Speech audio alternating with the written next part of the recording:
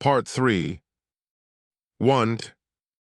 The Epanchin family, or at least the more serious members of it, were sometimes grieved because they seemed so unlike the rest of the world.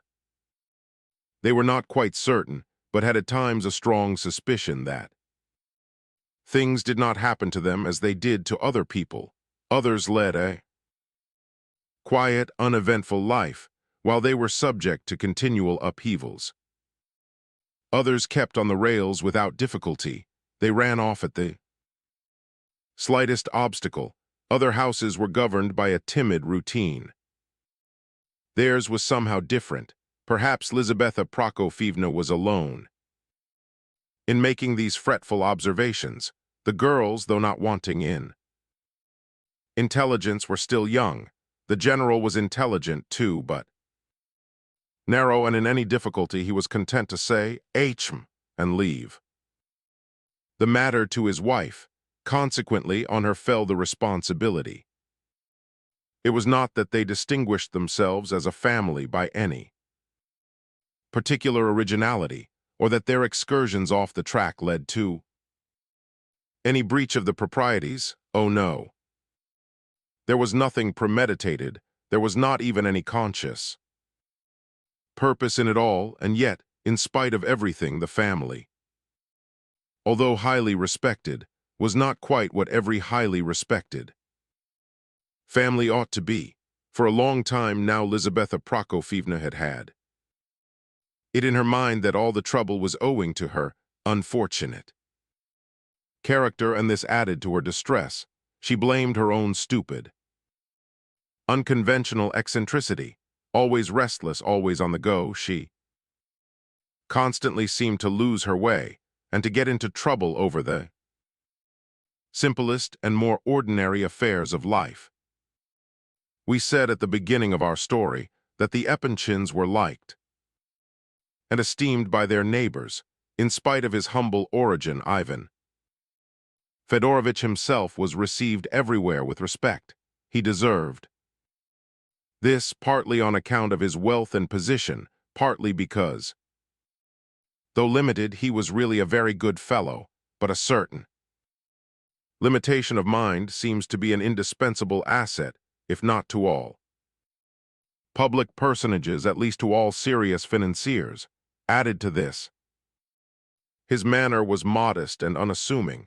He knew when to be silent, yet never allowed himself to be trampled upon. Also, and this was more important than all, he had the advantage of being under-exalted patronage. As to Lizaveta Prokofievna, she, as the reader knows, belonged to an aristocratic family. True, Russians think more of influential friends than of birth, but she had both. She was esteemed and even loved by people of consequence in society, whose example in receiving her was therefore followed by others. It seems hardly necessary to remark that her family worries and anxieties had little or no foundation, or that her imagination increased them to an absurd degree. But if you have a wart on your forehead or nose, you imagine that all the world is looking at it, and that people would make fun of you because of it. Even if you had discovered America, doubtless Lizaveta Prokofievna was considered eccentric in society, but she was none the less esteemed. The pity was that she was ceasing to believe in that esteem. When she thought of her daughters, she said to herself sorrowfully that she was a hindrance rather than a help to their future, that her character and temper were absurd, ridiculous, insupportable. Naturally, she put the blame on her surroundings, and from morning to night was quarreling with her husband and children, whom she really loved to the point of self-sacrifice, even one might say of passion. She was, above all, distressed by the idea that her daughters might grow up eccentric like herself.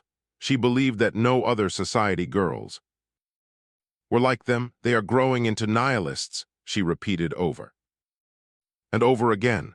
For years she had tormented herself with this idea, and with the question, why don't they get married?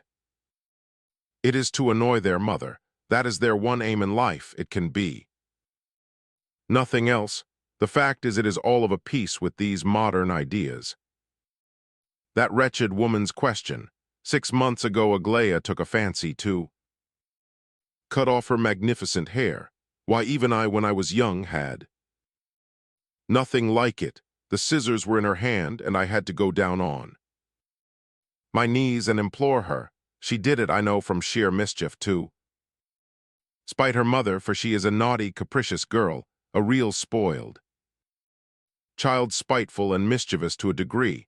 And then Alexandra wanted to shave her head, not from caprice or mischief, but like a little fool, simply because Aglaya persuaded her she would sleep better without her hair and not suffer from headache.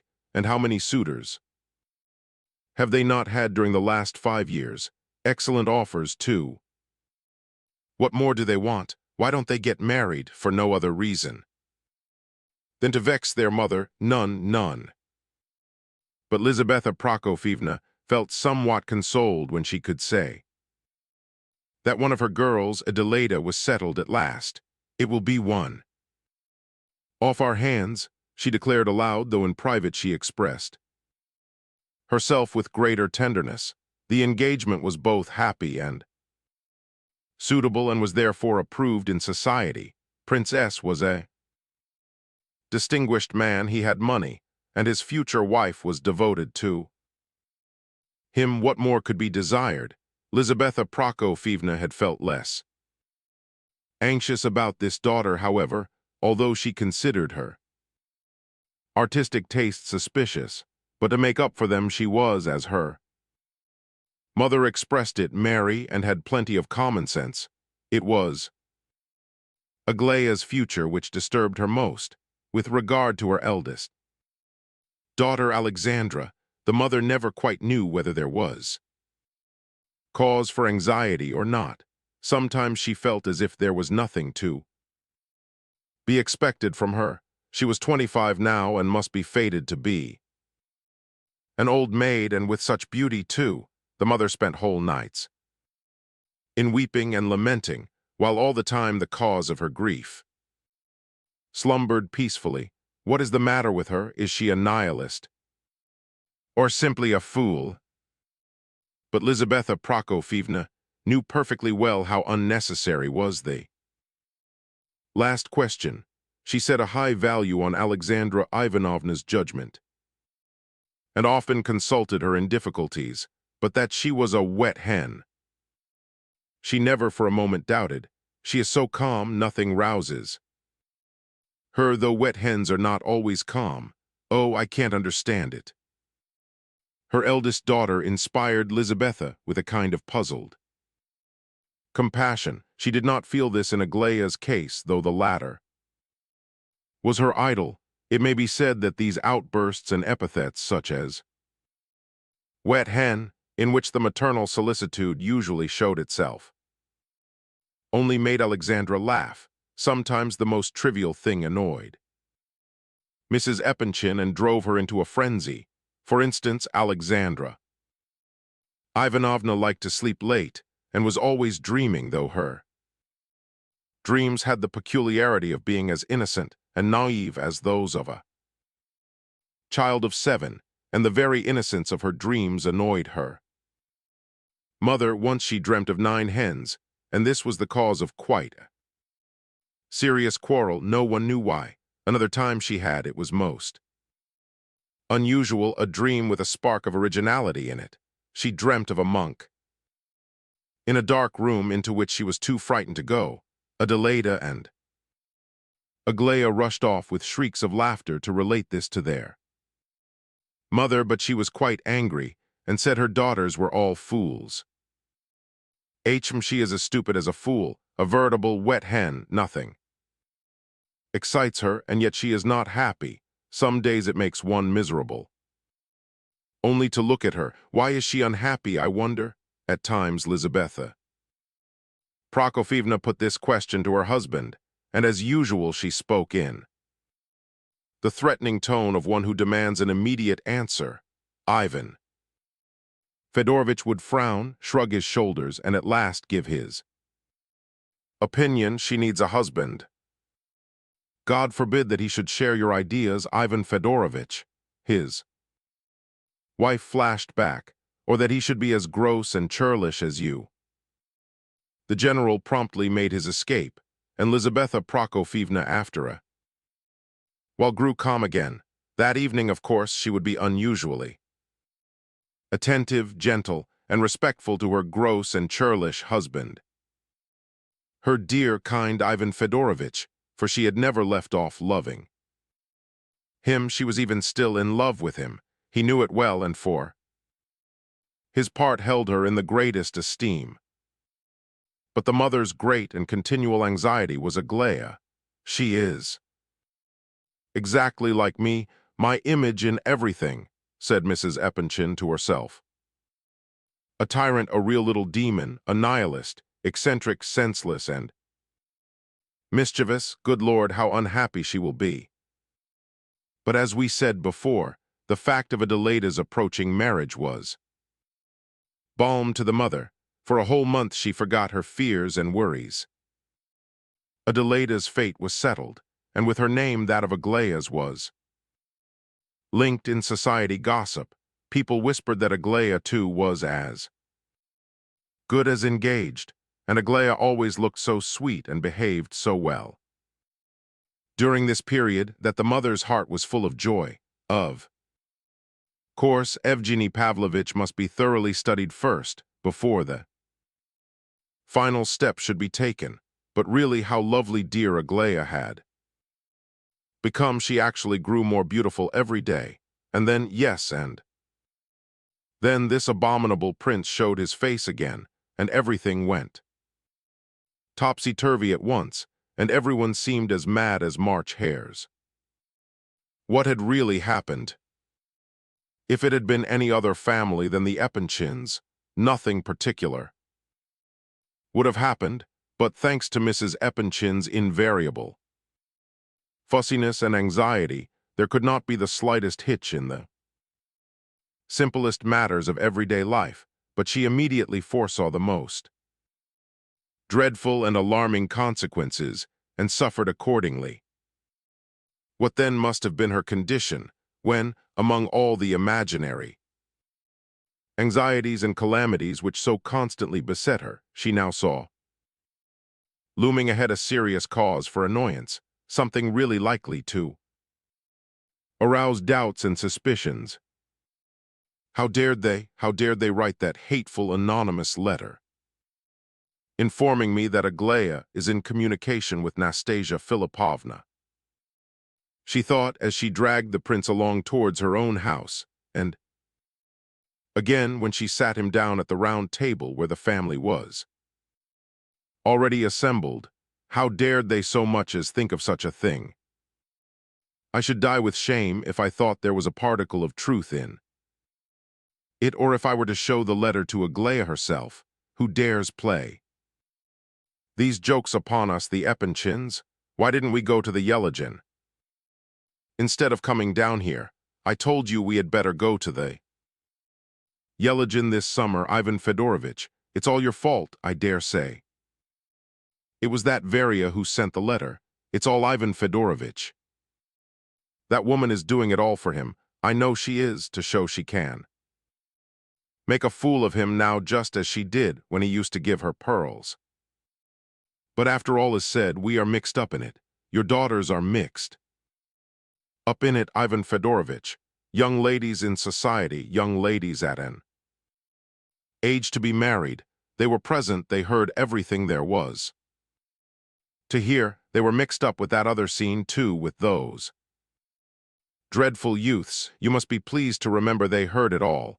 I cannot forgive that wretched prince. I never shall forgive him. And why, if you please, has Aglaya had an attack of nerves for these last 3 days? Why has she all but quarreled with her sisters, even with Alexandra, whom she respects so much that she always kisses her hands as though she were her mother? What are all these riddles of hers that we Have to guess, what has Gavrila Ardalionovich to do with it?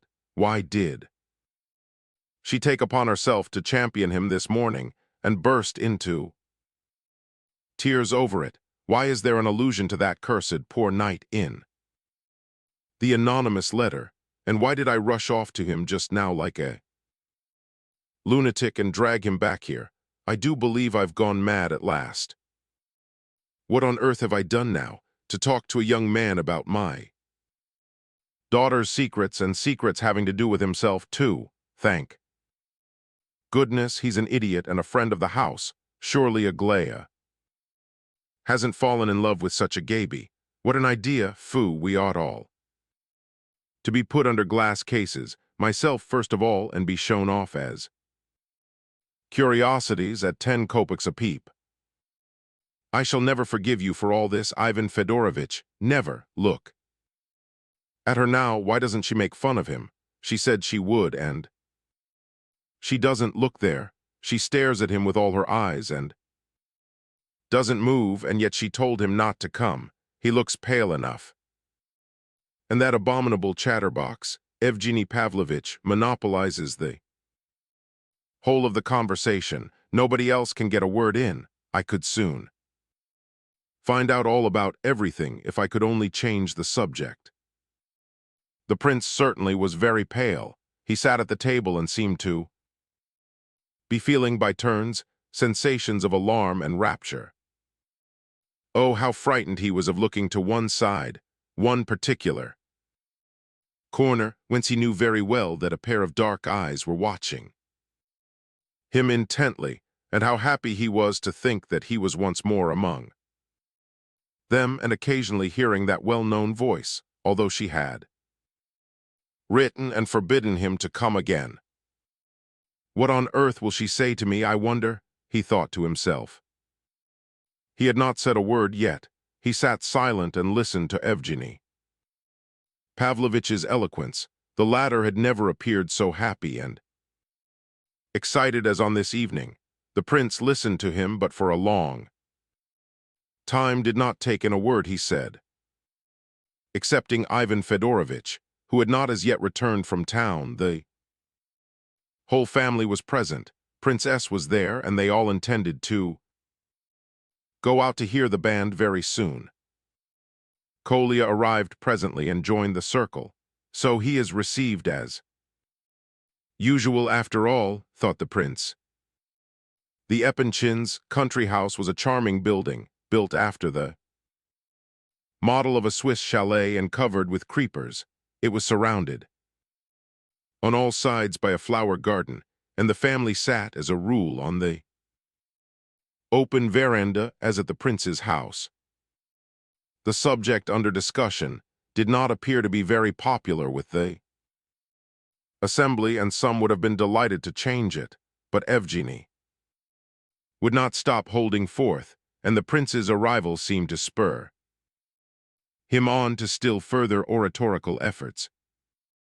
Lizaveta Prokofyevna frowned, but had not as yet grasped the subject, which seemed to have arisen out of a heated argument. Aglaya sat apart, almost in the corner, listening in stubborn silence. Excuse me, continued Evgeny Pavlovitch hotly, I don't say a word against liberalism. Liberalism is not a sin, it is a necessary part of a great whole, which whole would collapse and fall to pieces without it. Liberalism has just as much right to exist as has the most moral conservatism, but I am attacking Russian liberalism, and I attack it for the simple reason that a Russian liberal is not a Russian liberal. He is a non-Russian liberal. Show me a real Russian liberal, and I'll kiss him before you all with pleasure. If he cared to kiss you, that is, said Alexandra, whose cheeks were red with irritation and excitement. Look at that now, thought the mother to herself. She does nothing but sleep and eat for a year at a time, and then suddenly flies out in the most incomprehensible way. The prince observed that Alexandra appeared to be angry with Evgeny because he spoke on a serious subject in a frivolous manner, pretending to be in earnest, but with an undercurrent of irony.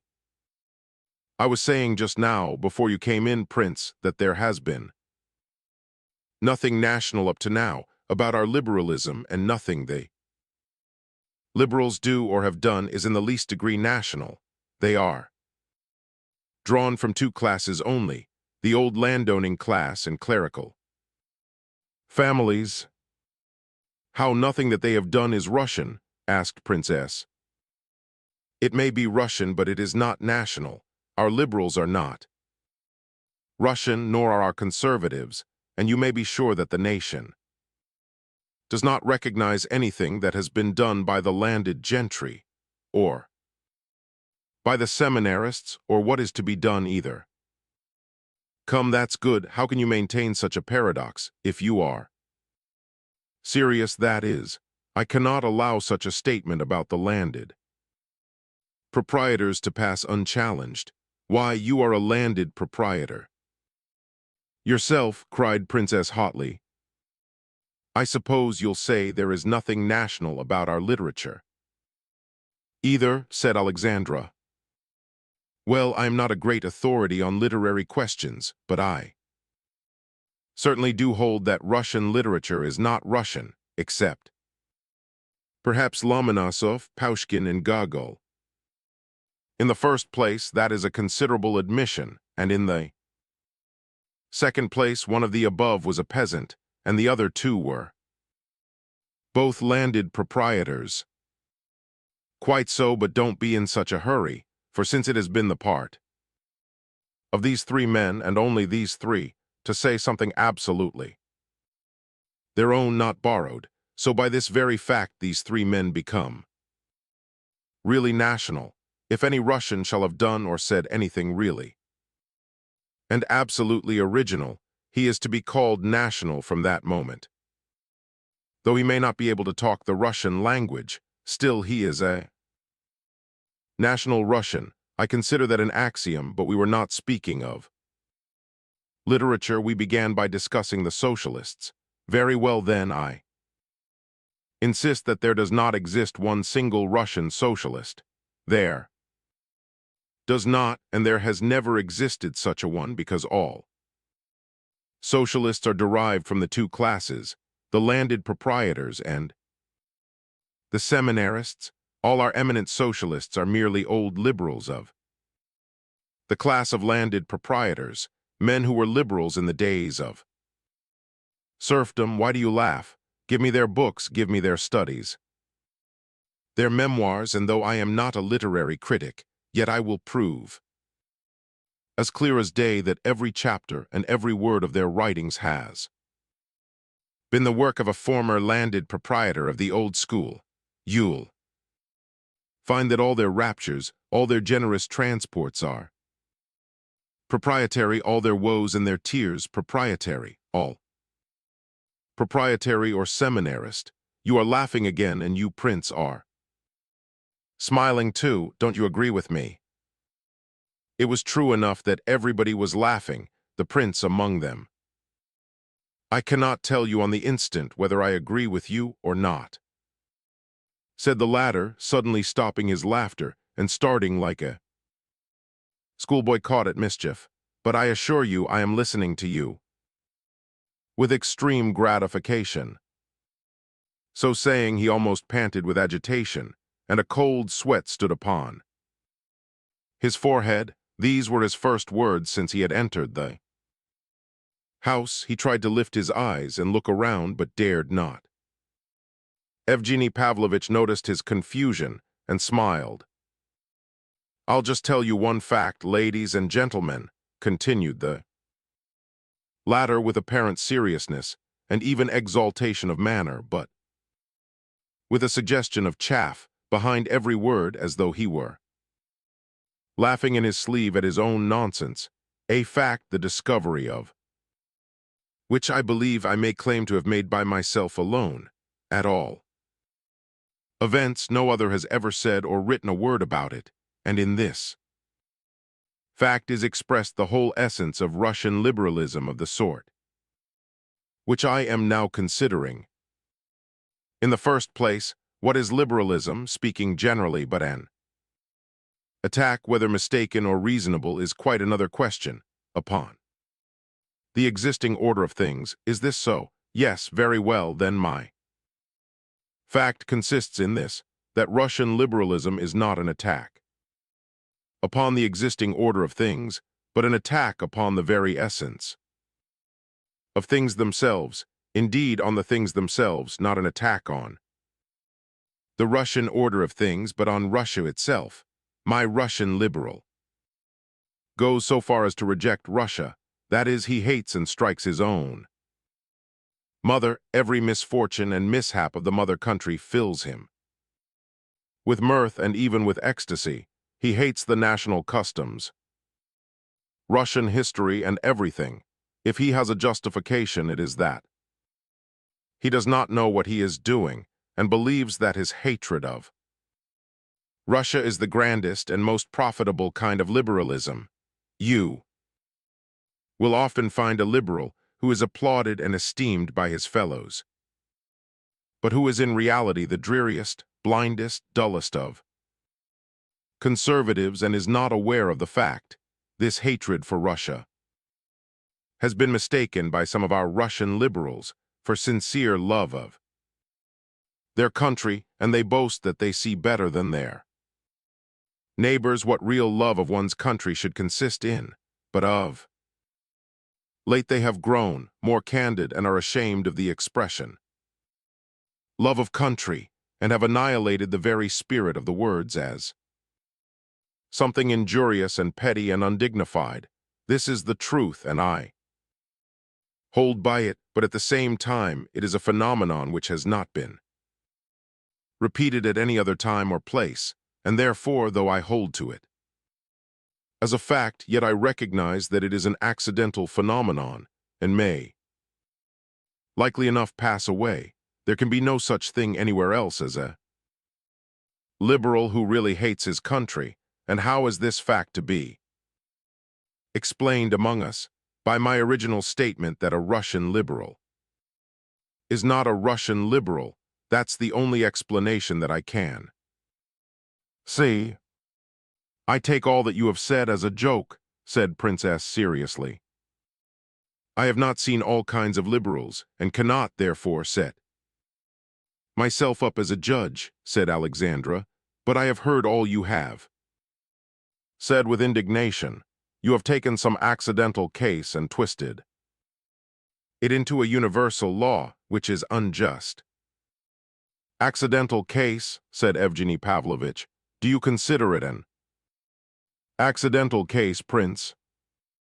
I must also admit, said the prince, that I have not seen much or been very far into the question, but I cannot help thinking that you are more or less right, and that Russian liberalism, that phase of it, which you are considering at least, really is sometimes inclined to hate Russia itself, and not only its existing order of things in general. Of course, this is only partially the truth. You cannot lay down the law for all. The prince blushed and broke off, without finishing what he meant to say. In spite of his shyness and agitation, he could not help being greatly interested in the conversation. A special characteristic of his was the naive candor with which he always listened to arguments which interested him, and with which he answered any questions put to him on the subject at issue. In the very expression of his face, this naivete was unmistakably evident, this disbelief in the insincerity of others, an unsuspecting disregard of irony or humor in their words. But though Evgeny Pavlovitch had put his questions to the prince with no other purpose but to enjoy the joke of his simple-minded seriousness, yet now, at his answer, he was surprised into some seriousness himself, and looked gravely at Muishkin as though he had not expected that sort of answer at all. Why, how strange, he ejaculated. You didn't answer me seriously. Surely did you? Did not you ask me the question seriously? Inquired the prince in amazement. Everybody laughed. Oh, trust him for that, said Adelaida. Evgeny Pavlovitch turns everything and everybody he can lay hold of to ridicule. You should hear the things he says sometimes, apparently in perfect seriousness. In my opinion, the conversation has been a painful one throughout, and we ought never to have begun it, said Alexandra. We were all going for a walk. Come along then, said Evgeny. It's a glorious evening, but to prove that this time I was speaking absolutely seriously, and especially to prove this to the prince, for you, prince, have interested me exceedingly, and I swear to you that I am not quite such an ass as I like to appear sometimes, although I am rather an ass, I admit, and, well, ladies and gentlemen, will you allow me to put just one more question to the prince out of pure curiosity? It shall be the last. This question came into my mind a couple of hours since, you see. Prince, I do think seriously at times, and I made my own decision upon it. Now I wish to hear what the prince will say to it. We have just used the expression accidental case. This is a significant phrase. We often hear it. Well, not long since everyone was talking and reading about that terrible murder of 6 people on the part of a young fellow, and of the extraordinary speech of the counsel for the defense, who observed that in the poverty-stricken condition of the criminal it must have come naturally into his head to kill these 6 people. I do not quote his words, but that is the sense of them, or something very like it. Now, in my opinion, the barrister who put forward this extraordinary plea was probably absolutely convinced that he was stating the most liberal, the most humane, the most enlightened view of the case that could possibly be brought forward in these days. Now, was this distortion, this capacity for a perverted way of viewing things, a special or accidental case, or is such a general rule? Everyone laughed at this. A special case, accidental, of course, cried Alexandra and Adelaida. Let me remind you once more, Evgeny, said Princess, that your joke is getting a little threadbare. What do you think about it, Prince? Asked Evgeny, taking no notice of the last remark, and observing Muishkin's serious eyes fixed upon his face. What do you think? Was it a special or a usual case, the rule, or an exception? I confess I put the question especially for you. No, I don't think it was a special case, said the prince quietly, but firmly. My dear fellow, cried Princess with some annoyance, don't you see that he is chaffing you? He is simply laughing at you and wants to make game of you. I thought Evgeny Pavlovitch was talking seriously, said the prince, blushing and dropping his eyes.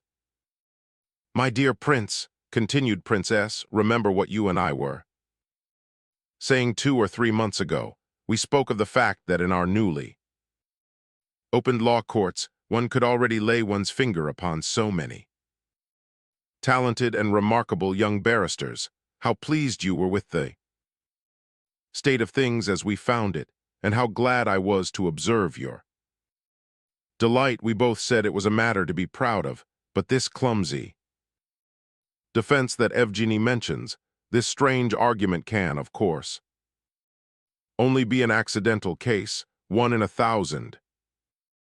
The prince reflected a little, but very soon he replied with absolute conviction in his tone, though he still spoke somewhat shyly and timidly.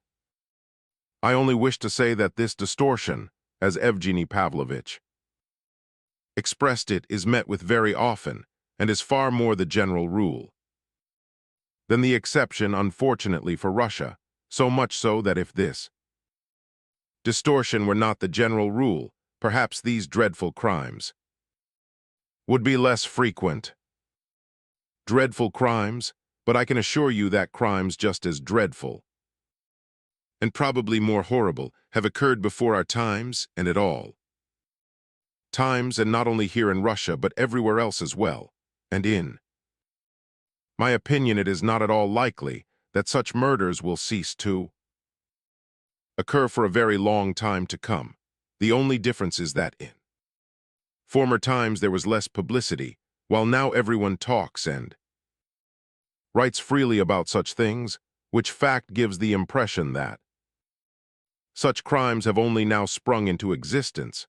That is where your mistake lies, an extremely natural mistake, I assure you, my fellow, said Princess. I know that there were just as many and just as terrible crimes before our times.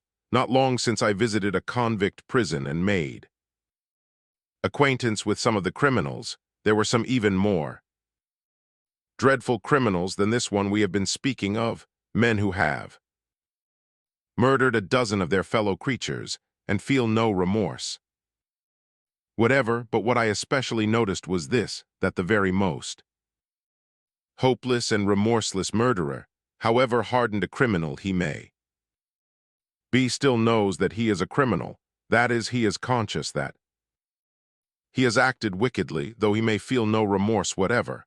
And they were all like this. Those of whom Evgeny Pavlovitch has spoken do not admit that they are criminals at all. They think they had a right to do what they did, and that they were even doing a good deed, perhaps. I consider there is the greatest difference between the two cases, and recollect it was a youth at the particular age which is most helplessly susceptible to the distortion of ideas. Princess was now no longer smiling. He gazed at the prince. Bewilderment. Alexandra, who had seemed to wish to put in her word when the prince began, now sat silent, as though some sudden thought had caused her to change her mind about speaking. Evgeny Pavlovitch gazed at him in real surprise, and this time his expression of face had no mockery in it whatever. "What are you looking so surprised about, my friend?" asked Mrs. Epanchin suddenly. "Did you suppose he was stupider than yourself and was incapable of forming his own opinions, or what?" "No, oh no, not at all," said Evgeny. "But how is it, Prince, that you excuse the question, will you? If you are capable of observing and seeing things as you evidently do, how is it that you saw nothing distorted or perverted in that claim upon your property, which you acknowledged a day or two since, and which was full of arguments, founded upon the most distorted views of right and wrong?" "I'll tell you what, my friend," cried Mrs. Epanchin of a sudden. "Here are we all sitting here and imagining we are very clever, and perhaps laughing at the prince, some of us, and meanwhile he has received a letter this very day in which that same claimant renounces his claim and begs the prince's pardon. There, we don't often get that sort of letter, and yet we are not ashamed to walk with our noses in the air before him." "And Hippolyte has come down here to stay," said Kolya suddenly. "What, has he arrived?" said the prince, starting up. "Yes, I brought him down from town just after you had left the house." "There now, it's just like him," cried Lizaveta Prokofievna, boiling over once more, and entirely oblivious of the fact that she had just taken the prince's part. "I dare swear that you went up to town yesterday on purpose to get the little wretch to do you the great honor of coming to stay at your house. You did go up to town, you know. You did, you said so yourself. Now then, did you or did you not go down on your knees and beg him to come, confess?" "No, he didn't, for I saw it all myself," said Kolya. "On the contrary, Hippolyte kissed his hand twice and thanked him, and all the prince said was that he thought Hippolyte might feel better here in the country." "Don't, Kolya, what is the use of saying all that?" cried the prince, rising and taking his hat. Where are you going to now? Cried Mrs. Epanchin. Never mind about him now, Prince, said Kolya. He is all right and taking a nap after the journey. He is very happy to be here, but I think perhaps it would be better if you let him alone for today. He is very sensitive now that he is so ill, and he might be embarrassed if you show him too much attention at first. He is decidedly better today and says he has not felt so well for the last 6 months and has coughed. Much less, too. The prince observed that Aglaya came out of her corner and approached the table at this point. He did not dare look at her, but he was conscious to the very tips of his fingers that she was gazing at him, perhaps angrily, and that she had probably flushed up with a look of fiery indignation in her black eyes. It seems to me, Mr. Kolya, that you were very foolish to bring your young friend down, if he is the same consumptive boy who wept so profusely and invited us all to his own funeral, remarked Evgeny Pavlovitch. He talked so eloquently about the blank wall outside his bedroom window that I'm sure he will never support life here without it. I think so too, said Mrs. Epanchin.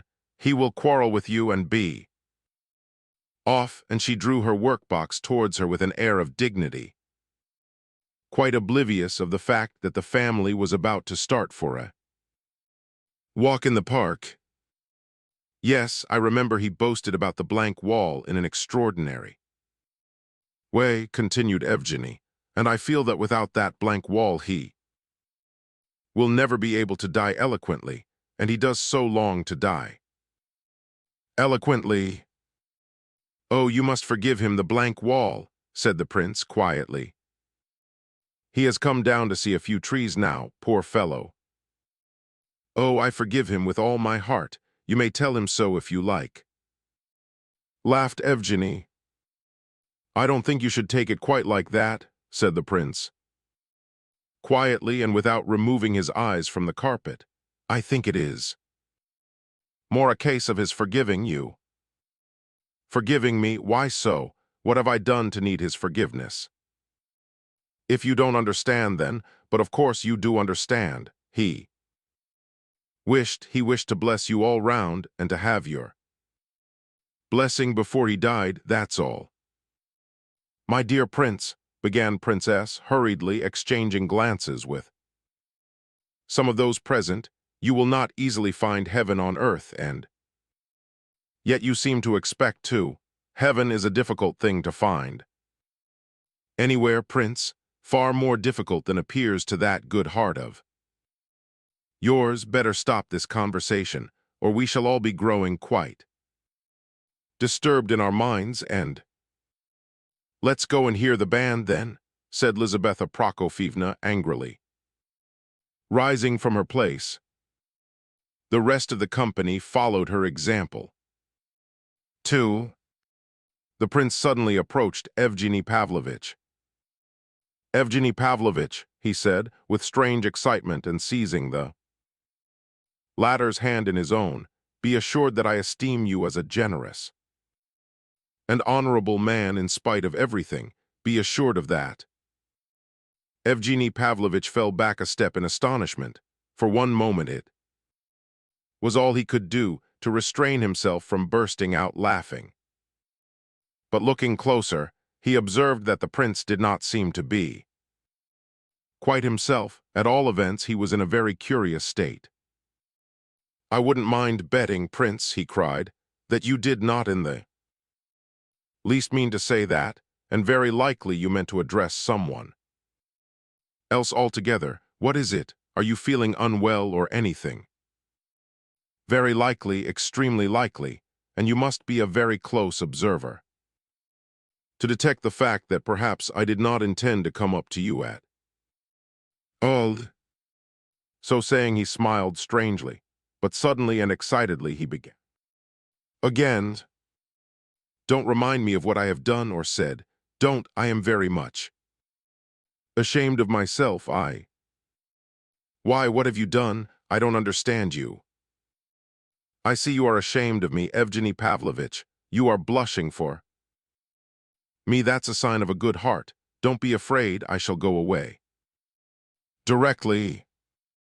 What's the matter with him? Do his fits begin like that? Said Lizaveta Prokofyevna, in a high state of alarm, addressing Kolya. No, no, Lizaveta Prokofyevna, take no notice of me.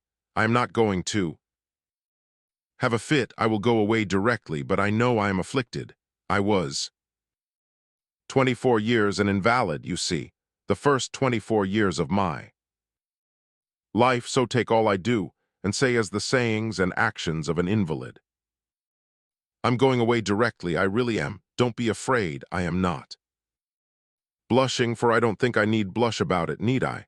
But I see that I am out of place in society. Society is better without me.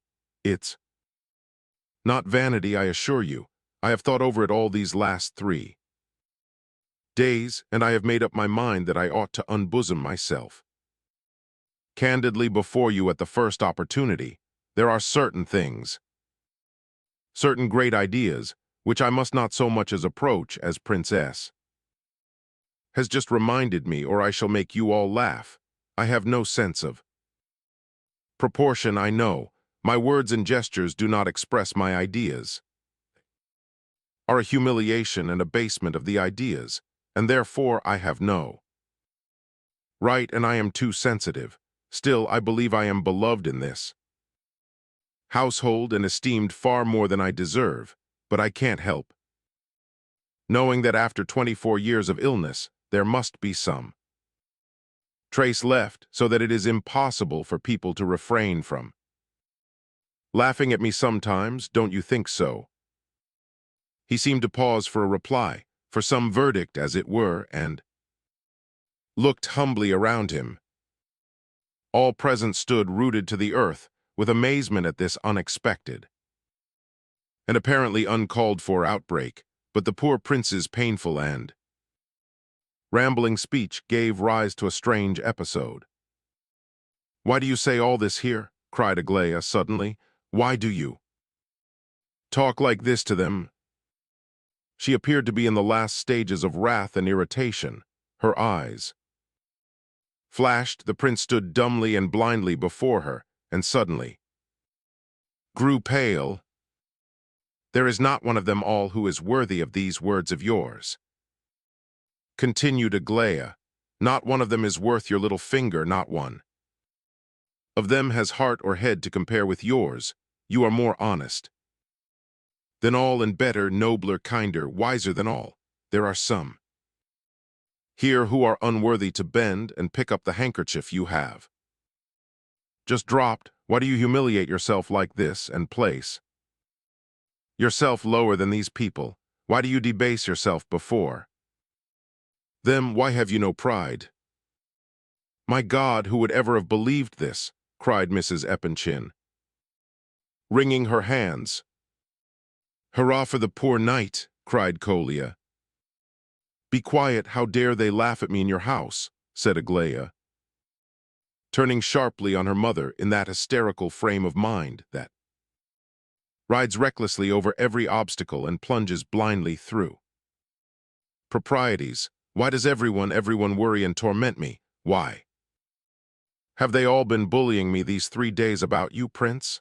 I will not marry you, never and under no circumstances. Know that once and for all, as if anyone could marry an absurd creature like you. Just look in the glass and see what you look like this very moment. Why do they torment me and say I am going to marry you? You must know it. You are in the plot with them. No one ever tormented you on the subject, murmured Adelaida, aghast. No one ever thought of such a thing. There has never been a word said about it, cried Alexandra. Who has been annoying her? Who has been tormenting the child? Who could have said such a thing to her? Is she raving? Cried Lizaveta Prokofyevna, trembling with rage, to the company in general. Every one of them has been saying it, every one of them, all these 3 days, and I will never, never marry him." So saying, Aglaia burst into bitter tears, and hiding her face in her handkerchief sank back into a chair. "But he has never even. I have never asked you to marry me, Aglaia Ivanovna," said the prince. Of a sudden. "What?" cried Mrs. Epanchin, raising her hands in horror. "What's that?" She could not believe her ears. "I only meant to say," said the prince, faltering. "I merely meant to explain to Aglaia Ivanovna, to have the honor to explain, as it were, that I had no intention, never had, to ask the honor of her hand. I assure you I am not guilty, Aglaia Ivanovna, I am not. Indeed, I never did wish to, I never thought of it at all, and never shall. You'll see it yourself, you may be quite assured of it. Some wicked person has been maligning me to you, but it's all right. Do worry about it." So saying, the prince approached Aglaia. She took the handkerchief from her face, glanced keenly at him, took in what he had said, and burst out laughing, such a merry, unrestrained laugh, so hearty and gay that Adelaida could not contain herself. She, too, glanced at the prince's panic-stricken countenance, then rushed at her sister, threw her arms round her neck, and burst into as merry a fit of laughter as Aglaia's own. They laughed together like a couple of schoolgirls. Hearing and seeing this, the prince smiled happily, and, in accents of relief and joy, he exclaimed, "Well, thank God, thank God." Alexandra now joined in, and it looked as though the 3 sisters were going to laugh on forever. "They are insane," muttered Lizaveta Prokofievna. "Either they frighten one out of one's wits, or else." But Princess was laughing now too, so was Evgeny Pavlovitch, so was Kolya, and so was the prince himself, who caught the infection as he looked round radiantly upon the others. "Come along, let's go out for a walk," cried Adelaida. "We'll all go together, and the prince must absolutely go with us. You needn't go away, you dear good fellow. Isn't he a dear, Aglaia, isn't he? Mother, I must really give him a kiss for his explanation to Aglaia. Just now, mother dear, I may kiss him, mayn't I? Aglaia, may I kiss your prince?" cried the young rogue, and sure enough she skipped up to the prince and kissed his forehead. He seized her hands and pressed them so hard that Adelaida nearly cried out. He then gazed with delight into her eyes, and raising her right hand to his lips with enthusiasm, kissed it 3 times. "Come along," said Aglaia. "Prince, you must walk with me, may he?" "Mother, this young cavalier who won't have me. You said you would never have me, didn't you, Prince? No, no, not like that, that's not the way to give your arm. Don't you know how to give your arm to a lady? Yet there, so. Now come along, you and I will lead the way. Would you like to lead the way with me alone, terte-a-terte?" She went on talking and chatting without a pause, with occasional little bursts of laughter between. Thank God," said Lizaveta Prokofievna to herself without quite knowing why she felt so relieved. "What extraordinary people they are," thought Princess, for perhaps the 100th time since he had entered into intimate relations with the family, but he liked these extraordinary people all the same. As for Prince Lev Nikolaevich himself, Princess did not seem quite to like him somehow. He was decidedly preoccupied and a little disturbed. As they all started off, Evgeny Pavlovitch seemed to be in a lively humor. He made Adelaida and Alexandra laugh all the way to the Vauxhall, but they both laughed so very readily and promptly that the worthy Evgeny began at last to suspect that they were not listening to him at all. At this idea he burst out laughing all at once, in quite unaffected mirth and without giving any explanation. The sisters, who also appeared to be in high spirits, never tired of glancing at Aglaya and the prince, who were walking in front. It was evident that their younger sister was a thorough puzzle to them both. Princess tried hard to get up a conversation with Mrs. Epanchin upon outside subjects, probably with the good intention of distracting and amusing her, but he bored her dreadfully. She was absent-minded to a degree and answered at cross purposes, and sometimes not at all. But the puzzle and mystery of Aglaya was not yet over for the evening. The last exhibition fell to the lot of the prince alone, when they had proceeded some 100 paces or so from the house. Aglaya said to her obstinately silent cavalier in a quick half-whisper, "Look to the right." The prince glanced in the direction indicated. "Look closer. Do you see that bench in the park there, just by those 3 big trees, that green bench?" The prince replied that he saw it. "Do you like the position of it, sometimes of a morning early at 7 o'clock, when all the rest are still asleep, I come out and sit there alone?" The prince muttered that the spot was a lovely one. "Now go away, I don't wish to have your arm any longer, or perhaps better continue to give me your arm and walk along beside me, but don't speak a word to me, I wish to think by myself." The warning was certainly unnecessary, for the prince would not have said a word all the rest of the time, whether forbidden to speak or not. His heart beat loud and painfully when Aglaya spoke of the bench. Could she but know, he banished the thought after an instant's deliberation. At Pavlovsk on weekdays, the public is more select than it is on Sundays and Saturdays, when the townsfolk come down to walk about and enjoy the park. The ladies dress elegantly on these days, and it is the fashion to gather round the band, which is probably the best of our pleasure garden bands, and plays the newest pieces. The behavior of the public is most correct and proper, and there is an appearance of friendly intimacy among the usual frequenters. Many come for nothing but to look at their acquaintances, but there are others who come for the sake of the music. It is very seldom that anything happens to break the harmony of the proceedings, though of course accidents happen everywhere. On this particular evening the weather was lovely, and there were large number of people present. All the places anywhere near the orchestra were occupied. Our friends took chairs near the side exit.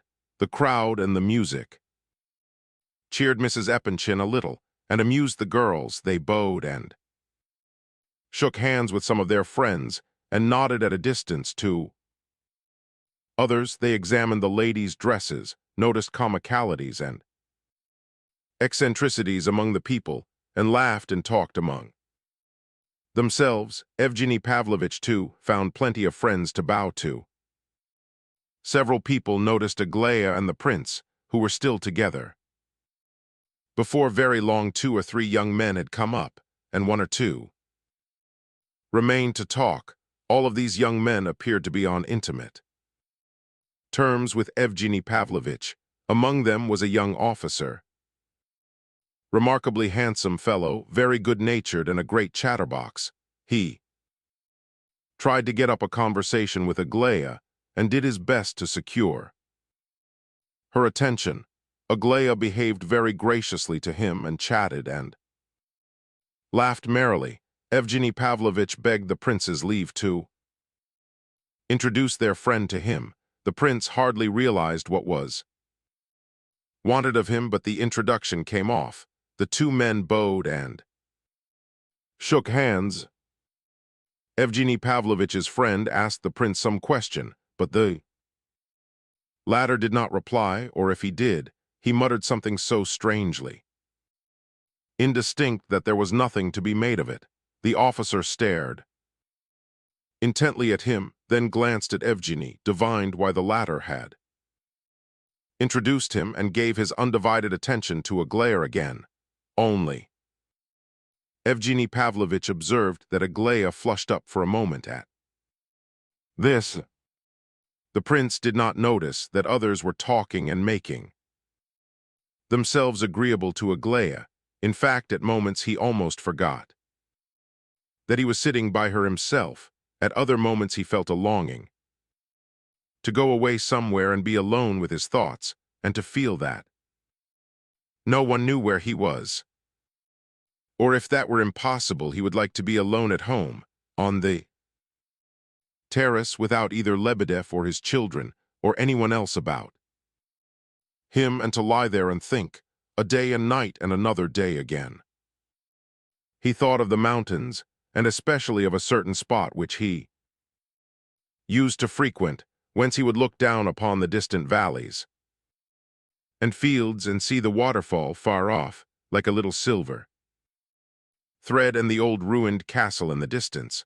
Oh, how he longed to be there now, alone with his thoughts, to think of one thing all his life, one thing. 1,000 years would not be too much time, and let everyone here forget him utterly. How much better it would have been if they had never known him, if all this could but prove to be a dream. Perhaps it was a dream.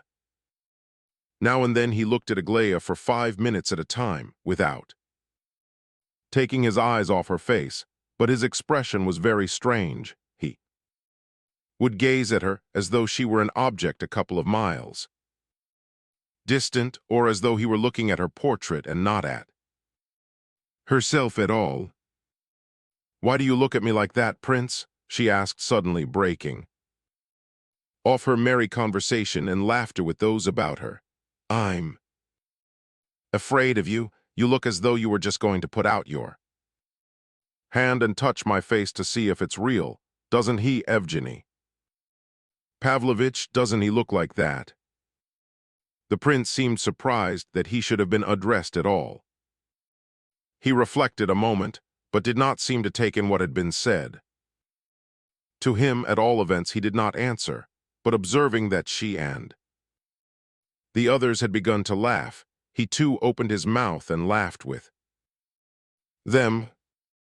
The laughter became general, and the young officer, who seemed a particularly lively sort of person, simply shook with mirth.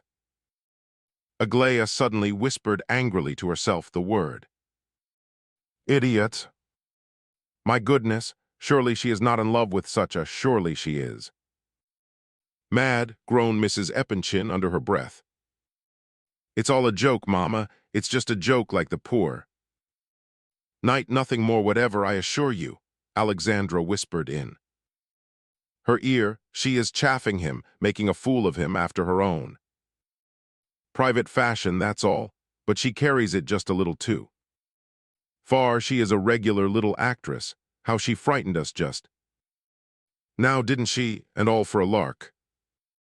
Well, it's lucky she has happened upon an idiot then, that's all I can say," whispered Lizaveta Prokofievna, who was somewhat comforted, however, by her daughter's remark.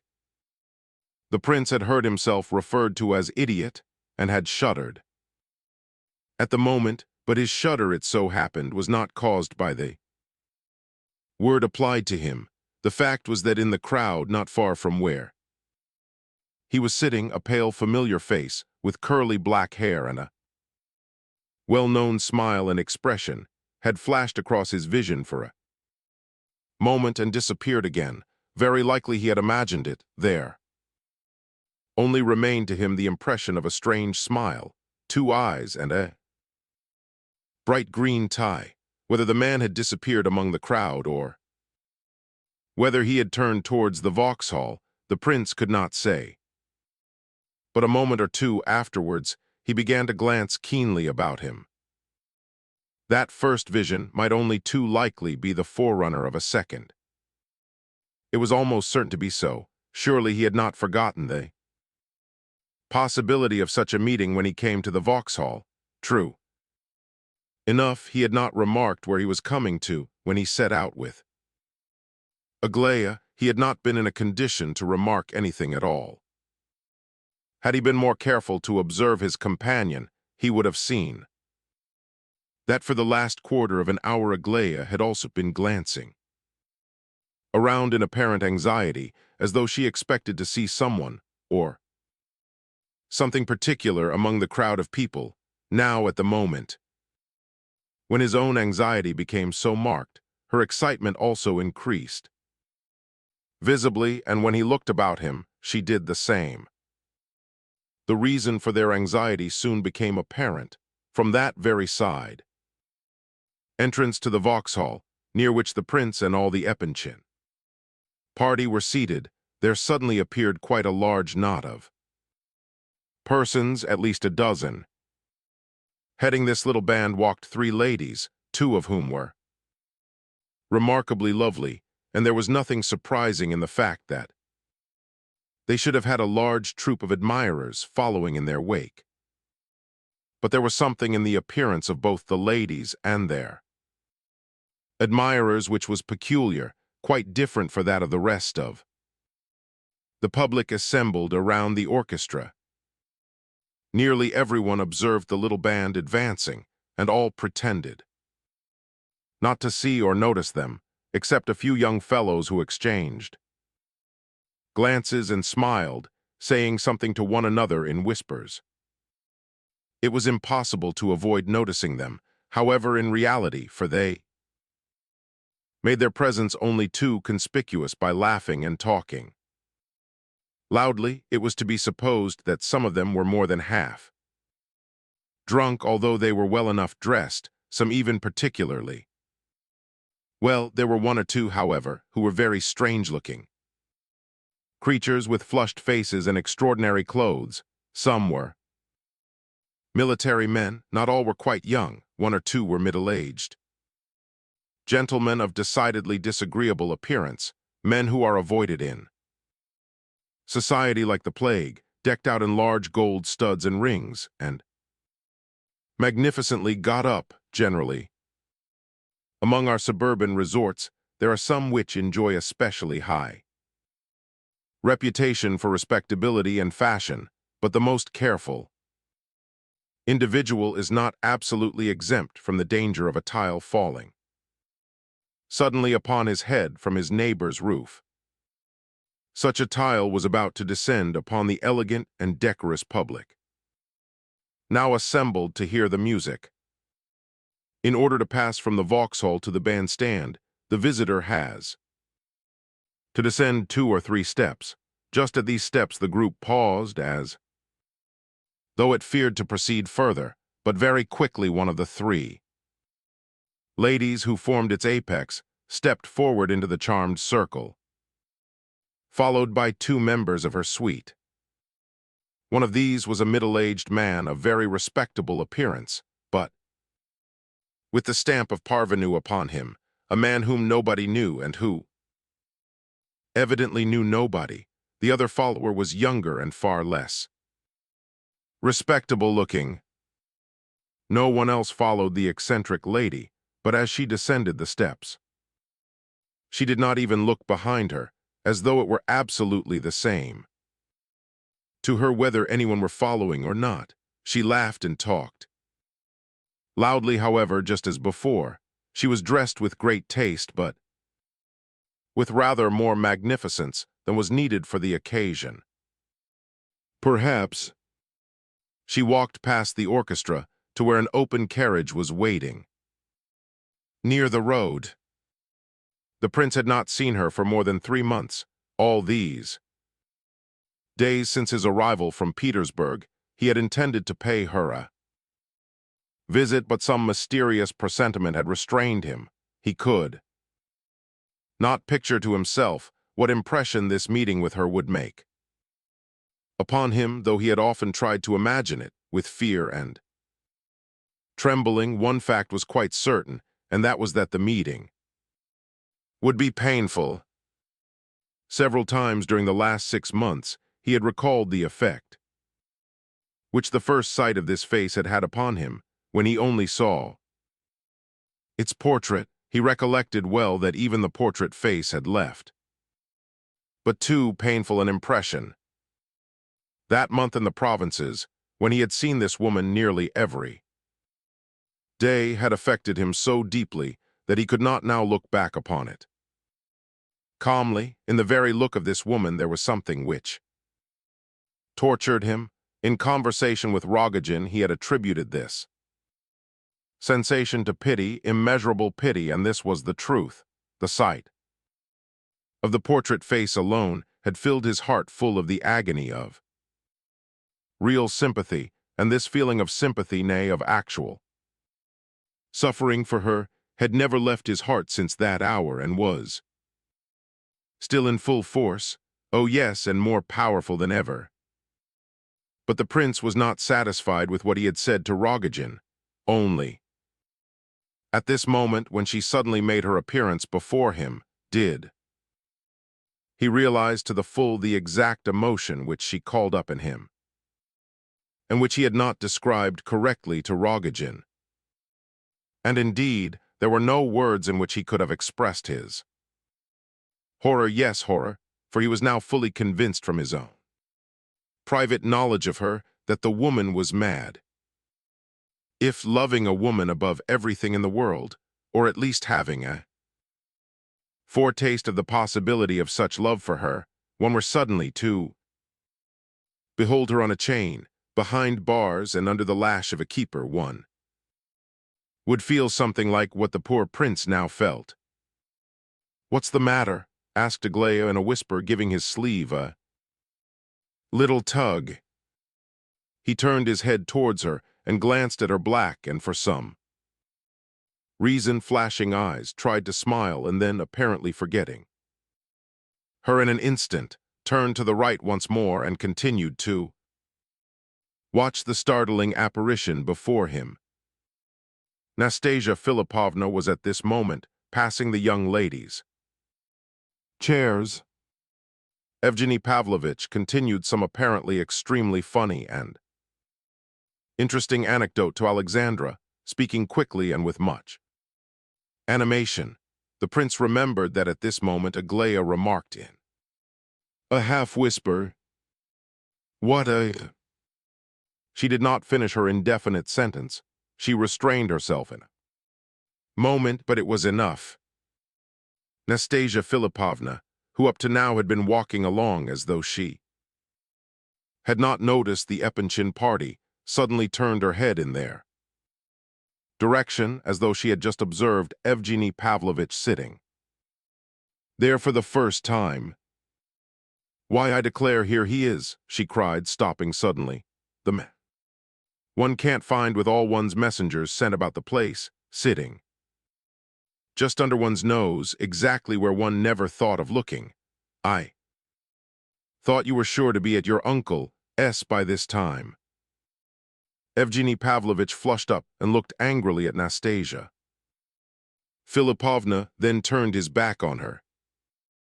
"What, don't you know about it yet? He doesn't know, imagine that. Why, he shot himself. Your uncle shot himself this very morning. I was told it too this afternoon. Half the town must know it by now, they say. There are 350,000 rubles, government money, missing, some say 500,000, and I was under the impression that he would leave you a fortune. He's whistled it all away, a most depraved old gentleman, really. Well, ta-ta, bon chance, surely you intend to be off there, don't you? Ha-ha, you've retired from the army. In good time, I see. Plain clothes. Well done, sly rogue. Nonsense. I see you knew it all before. I dare say you knew all about it yesterday. Although the impudence of this attack, this public proclamation of intimacy, as it were, was doubtless premeditated and had its special object, yet Evgeny Pavlovitch at first seemed to intend to make no show of observing either his tormentor or her words, but Nastasia's communication struck him with the force of a thunderclap. On hearing of His uncle's death he suddenly grew as white as a sheet and turned towards his informant. At this moment, Lizaveta Prokofyevna rose swiftly from her seat, beckoned her companions, and left the place almost at a run. Only the prince stopped behind for a moment, as though in indecision. And Evgeny Pavlovitch lingered too, for he had not collected his scattered wits, but the Epanchins had not had time to get more than 20 paces away when a scandalous episode occurred. The young officer, Evgeny Pavlovitch's friend who had been conversing with Aglaya, said aloud in a great state of indignation, "She ought to be whipped. That's the only way to deal with creatures like that. She ought to be whipped." This gentleman was a confidant of Evgeny S. and had doubtless heard of the carriage episode. Nastasia turned to him. Her eyes flashed. She rushed up to a young man standing near, whom she did not know in the least, but who happened to have in his hand a thin cane. Seizing this from him, she brought it with all her force across the face of her insulter. All this occurred, of course, in one instant of time. The young officer, forgetting himself, sprang towards her. Nastasia's followers were not by her at the moment, the elderly gentleman having disappeared altogether, and the younger man simply standing aside and roaring with laughter. In another moment, of course, the police would have been on the spot, and it would have gone hard with Nastasia. Filipovna had not unexpected aid appeared. Muishkin, who was but a couple of steps away, had time to spring forward and seize the officer's arms from behind.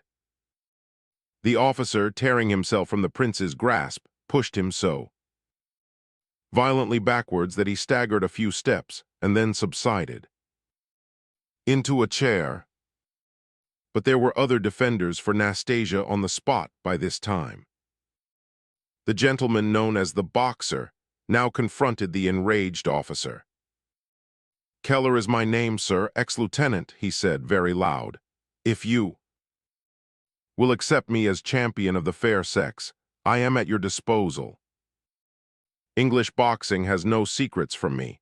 I sympathize with you for the insult you have received, but I can't permit you to raise your hand against a woman in public. If you prefer to meet me, as would be more fitting to your rank, in some other manner, of course you understand me, Captain." But the young officer had recovered himself and was no longer listening. At this moment Rogojin appeared, elbowing through the crowd. He took Nastasia's hand, drew it through his arm, and quickly led her away. He appeared to be terribly excited. He was trembling all over and was as pale as a corpse. As he carried Nastasia off, he turned and grinned horribly in the officer's face, and with low malice observed, "TFU, look what the fellow got. Look at the blood on his cheek. Ha! Ha!" Recollecting himself, however, and seeing at a glance the sort of people he had to deal with, the officer turned his back on both his opponents and courteously, but concealing his face with his handkerchief, approached the prince, who was now rising from the chair into which he had fallen. "Prince Muishkin, I believe, the gentleman to whom I had the honor of being introduced." "She is mad, insane, I assure you she is mad," replied the prince. Trembling tones, holding out both his hands mechanically towards the officer. "I cannot boast of any such knowledge, of course, but I wish to know your name." He bowed and retired without waiting for an answer. 5 seconds after the disappearance of the last actor in this scene, the police arrived.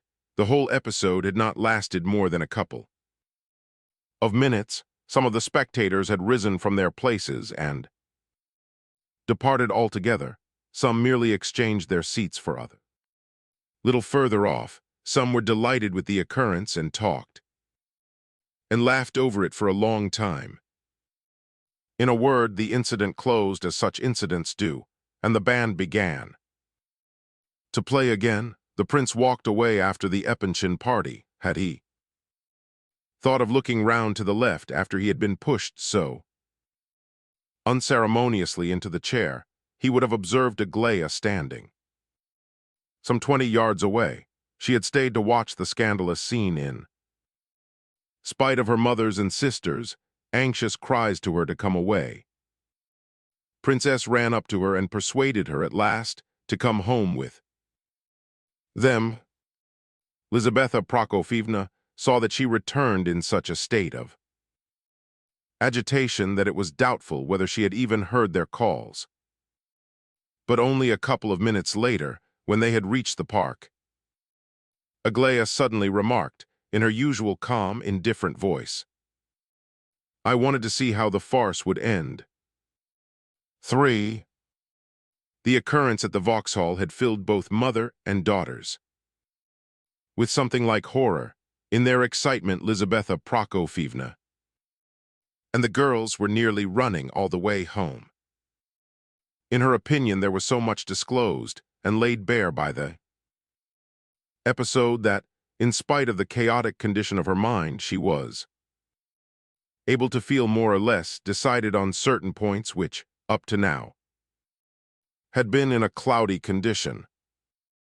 However, one and all of the party realized that something important had happened, and that, perhaps fortunately enough, something which had hitherto been enveloped in the obscurity of guesswork had now begun to come forth a little from the mists, in spite of Prince S.'s assurances and explanations. Evgeny Pavlovich's real character and position were at last coming to light. He was publicly convicted of intimacy with that creature, so thought Lizaveta Prokofyevna and her 2 elder daughters. But the real upshot of the business was that the number of riddles to be solved was augmented. The 2 girls, though rather irritated at their mother's exaggerated alarm and haste to depart from the scene, had been unwilling to worry her at first with questions. Besides, they could not help thinking that their sister Aglaya probably knew more about the whole matter than both they and their mother put together. Princess looked as black as night and was silent and moody. Mrs. Epanchin did not say a word to him all the way home, and he did not seem to observe the fact.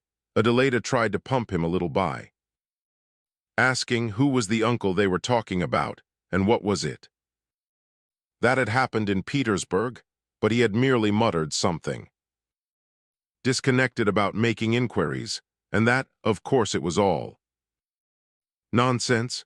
"Oh, of course," replied Adelaida, and asked no more questions. Aglaya, too, was very quiet, and the only remark she made on the way home was that they were walking much too fast to be pleasant. Once she turned and observed the prince hurrying after them. Noticing his anxiety to catch them up, she smiled ironically and then looked back no more. At length, just as they neared the house, General Epanchin came out and met them. He had only just arrived from town. His first word was to inquire after Evgeny Pavlovich, but Lizaveta stalked past him and neither looked at him nor answered his question. He immediately judged from the faces of his daughters and princess that there was a thunderstorm brewing, and he himself already bore evidences of unusual perturbation of mind. He immediately buttonholed Princess, and standing at the front door, engaged in a whispered conversation with him, by the troubled aspect of both of them when they entered the house and approached Mrs. Epanchin. It was evident that they had been discussing very disturbing news. Little by little, the family gathered together upstairs in Lizaveta Prokofyevna's apartments, and Prince Myushkin found himself alone on The veranda when he arrived, he settled himself in a corner and sat. Waiting, though he knew not what he expected, it never struck him that he had better go away with all this disturbance in the house. He seemed to have forgotten all the world, and to be ready to sit on where he was for years on end. From upstairs he caught sounds of excited conversation every now and then. He could not say how long he sat there. It grew late and became quite dark. Suddenly Aglaya entered the veranda. She seemed to be quite calm, though a little pale. Observing the prince, whom she evidently did not expect to see there. Alone in the corner, she smiled and approached him. "What are you doing there?" she asked. The prince muttered something, blushed, and jumped up, but Aglaya immediately sat down beside him, so he reseated himself. She looked suddenly but attentively into his face, then at the window, as though thinking of something else, and then again at him. "Perhaps she wants to laugh at me," thought the prince, but no, for if she did, she certainly would do so. "Would you like some tea?" "I'll order some," she said after a minute or two of silence. "And no thanks, I don't know." "Don't know? How can you not know? By the by, look here, if someone were to challenge you to a duel, what should you do? I wish to ask you this some time ago." "Why, nobody would ever challenge me to a duel." "But if they were to, would you be dreadfully frightened?" "I dare say I should be, much alarmed." "Seriously, then are you a coward?" "And no, I don't think so. A coward is a man who is afraid and runs away. The man who is frightened but does not run away is not quite a coward," said the prince with a smile after a moment's thought. "And you wouldn't run away?" "No, I don't think I should run away," replied the prince, laughing outright at last at Aglaya's questions. "Though I am a woman, I should certainly not run away for anything," said Aglaya in a slightly pained voice. "However, I see you are laughing at me and twisting your face up as usual in order to make yourself look more interesting. Now tell me, they generally shoot at 20 paces, don't they? At 10 sometimes. I suppose if at 10 they must be either wounded or killed, mustn't they?" "I don't think they often kill each other at duels." "They killed Pushkin that way." "That may have been an accident." "Not a bit of it. It was a duel to the death, and he was killed. The bullet struck so low down that probably his antagonist would never have aimed at that part of him. People never do. He would have aimed at his chest or head, so that probably the bullet hit him accidentally. I have been told this by competent authorities. Well, a soldier once told me that they were always ordered to aim at the middle of the body, so you see they don't aim at the chest or head. They aim lower on purpose. I asked some officer about this afterwards, and he said it was perfectly true. That is probably when they fire from a long distance." "Can you shoot at all?" "No, I have never shot in my life." "Can't you even load a pistol?"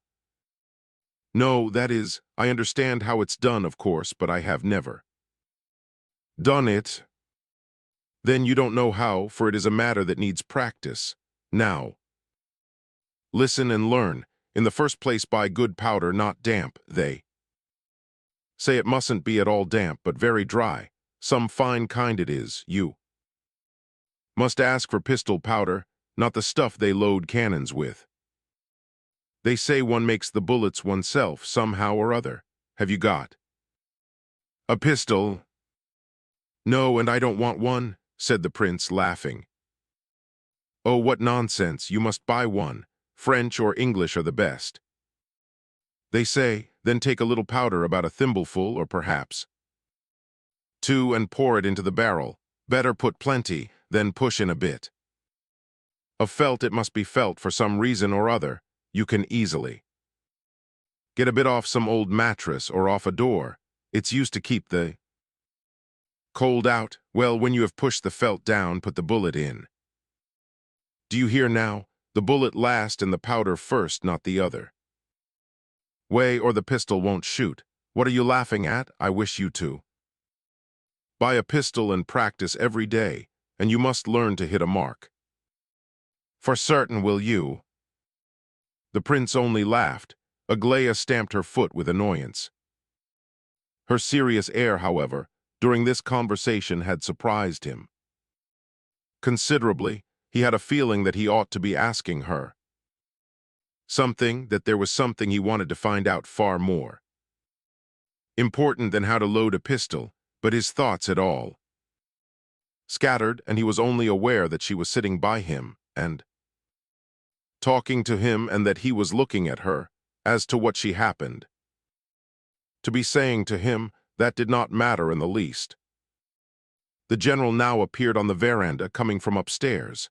He was on his way out, with an expression of determination on his face, and of preoccupation and worry also. "Ah, Lev Nikolaevich, it's you, is it? Where are you off to now?" he asked, oblivious of the fact that the prince had not showed the least sign of moving. "Come along with me, I want to say a word or two to you." "Au revoir, then," said Aglaya, holding out her hand to the prince. It was quite dark now, and Myushkin could not see her face clearly, but a minute or two later, when he and the general had left the villa, he suddenly flushed up and squeezed his right hand tightly. It appeared that he and the general were going in the same direction. In spite of the lateness of the hour, the general was hurrying away to talk to someone upon some important subject. Meanwhile he talked incessantly but disconnectedly to the prince, and continually brought in the name of Lizaveta Prokofyevna. If the prince had been in a condition to pay more attention to what the general was saying, he would have discovered that the latter was desirous of drawing some information out of him, or indeed of asking him some question outright, but that he could not make up his mind to come to the point. Myushkin was so absent that from the very first he could not attend to a word the other was saying, and when the general suddenly stopped before him with some excited question, he was obliged to confess ignominiously that he did not know in the least what he had been talking about. The general shrugged his shoulders. "How strange everyone, yourself included, has become of late," said he. "I was telling you that I cannot in the least understand Lizaveta Prokofyevna's ideas and agitations. She is in hysterics up there and moans and says that we have been shamed and disgraced. How? Why? When? By whom? I confess that I am very much to blame myself. I do not conceal the fact, but the conduct, the outrageous behavior of this woman must really be kept within limits, by the police if necessary. And I am just on my way now to talk the question over and make some arrangements. It can all be managed quietly and gently, even kindly, and without the slightest fuss or scandal. I foresee that the future is pregnant with events, and that there is much that needs explanation. There is intrigue in the wind, but if on one side nothing is known, on the other side nothing will be explained. If I have heard nothing about it, nor have you, nor he, nor she, who has heard about it, I should like to know, how can all this be explained except by the fact that half of it is mirage or moonshine, or some hallucination of that sort? She is insane, muttered the prince, suddenly recollecting all that had passed, with a spasm of pain at his heart. I too had that idea, and I slept in peace, but now I see that their opinion is more correct. I do not believe in the theory of madness.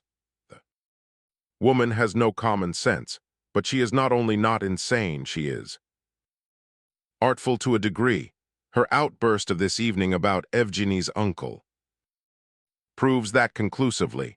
It was villainous, simply Jesuitical, and it was all for some special purpose. What about Evgeny's uncle? My goodness, Lev Nikolaevich, why, you can't have heard a single word I said. Look at me, I'm still trembling all over with the dreadful shock it is that kept me in town so late. Evgeny Pavlovich's uncle. Well, cried the prince, shot himself this morning at 7 o'clock. A respected, eminent old man of 70, and exactly point for point as she described it. A sum of money, a considerable sum of government money, missing. Why, how could she? What know of it? Ha ha ha. Why, there was a whole crowd round her. The moment she appeared on the scenes here, you know what sort of people surround her nowadays and solicit the honor of her acquaintance. Of course, she might easily have heard the news from someone coming from town. All Petersburg, if not all Pavlovsk, knows it by now. Look at the slyness of her observation about Evgeny's uniform. I mean her remark that he had retired just in time. There's a venomous hint for you if you like. No, there's no insanity there, of course. I refuse to believe that Evgeny Pavlovich could have known beforehand of the catastrophe, that is, that at such and such a day at 7 o'clock and all that, but he might well have had a presentiment of the truth, and all of us, Princess and everybody, believed that he was to inherit a large fortune from this uncle. It's dreadful, horrible, mind. I don't suspect Evgeny of anything, be quite clear on that point, but the thing is a little suspicious. Nevertheless, Princess can't get over it. Altogether, it is a very extraordinary combination of circumstances. What suspicion attaches to Evgeny Pavlovich? Oh, none at all. He has behaved very well indeed. I didn't mean to drop any sort of hint. His own fortune is intact, I believe. Lizabetha Prokofievna, of course, refuses to listen to anything. That's the worst of it all, these family catastrophes or quarrels, or whatever you like to call them. You know, Prince, you are a friend of the family, so I don't mind telling you. It now appears that Evgeny Pavlovich proposed to Aglaya a month ago and was refused. Impossible, cried the prince. Why, do you know anything about it? Look here, continued the general, more agitated than ever and trembling with excitement. Maybe I have been letting the cat out of the bag too freely with you. If so, it is because you are that sort of man, you know. Perhaps you have some special information. I know nothing about Evgeny Pavlovich, said the prince. Nor do I. They always try to bury me underground when there's anything going on. They don't seem to reflect that it is unpleasant to a man to be treated so. I won't stand it. We have just had a terrible scene. Mind, I speak to you as I would to my own son. Aglaya laughs at her mother. Her sisters guessed about Evgeny having proposed and been rejected, and told Lizabetha. I tell you, my dear fellow, Aglaya is such an extraordinary, such a self-willed, fantastical little creature, you wouldn't believe it. Every high quality, every brilliant trait of heart and mind are to be found in her, and with it all, so much caprice and mockery, such wild fancies. Indeed, a little devil.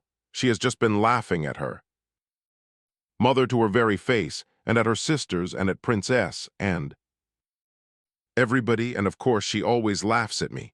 You know, I love the child. I love her even when she laughs at me, and I believe the wild little creature has a special fondness for me for that very reason. She is fonder of me than any of the others.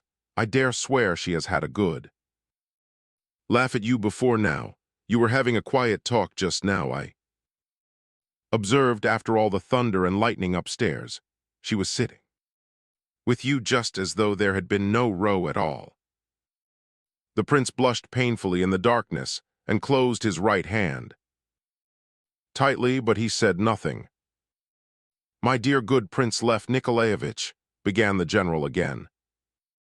"Suddenly both I and Lizaveta Prokofievna, who has begun to respect you once more and me through you, goodness knows why, we both love you very sincerely and esteem you, in spite of any appearances to the contrary, but you'll admit what a riddle it must have been for us when that calm, cold little spitfire Aglaya, for she stood up to her mother and answered her questions with inexpressible contempt, and mine. Still more so because, like a fool, I thought it my duty to assert myself as head of the family, when Aglaya stood up of a sudden and informed us that that madwoman, strangely enough she used exactly the same expression as you did, has taken it into her head to marry me to Prince Lev Nikolaevich, and therefore is doing her best to choke Evgeny Pavlovich off and rid the house of him. That's what she said. She would not give the slightest explanation. She burst out laughing, banged the door, and went away. We all stood there with our mouths open. Well, I was told afterwards of your little passage with Aglaya this afternoon, and dear Prince, you are a good, sensible fellow. Don't be angry if I speak out. She is laughing at you, my boy.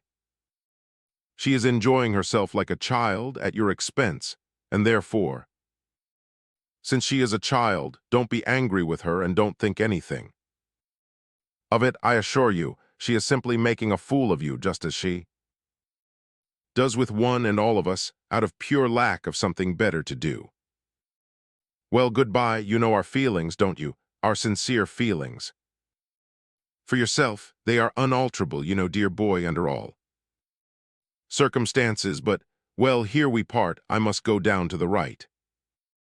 Rarely have I sat so uncomfortably in my saddle, as they say, as I now sit, and people talk of the charms of a country holiday. Left to himself at the crossroads, the prince glanced around him, quickly crossed the road towards the lighted window of a neighboring house, and unfolded a tiny scrap of paper which he had held clasped in his right hand during the whole of his conversation with the general. He read the note in the uncertain rays that fell from the window. It was as follows: "Tomorrow morning I shall be at the green bench in the park at 7, and shall wait there for you. I have made up my mind to speak to you about a most important matter which closely concerns yourself. P.S. I trust that you will not show this note to anyone, though I am ashamed of giving you such instructions. I feel that I must do so. Considering what you are, I therefore write the words and blush for your simple character. P.P.S. It is the same green bench that I showed you before there. Aren't you ashamed of yourself? I felt that it was necessary to repeat even that information. The note was written and folded anyhow, evidently in a great hurry, and probably just before Aglaya had come down to the veranda. In inexpressible agitation, amounting almost to fear, the prince slipped quickly away from the window, away from the light like a frightened thief, but as he did so he collided violently with some gentleman who seemed to spring from the earth at his feet. "I was watching for you, Prince," said the individual. "Is that you, Keller?" said the prince in surprise. "Yes, I've been looking for you. I waited for you at the Epanchin's house, but of course I could not come in.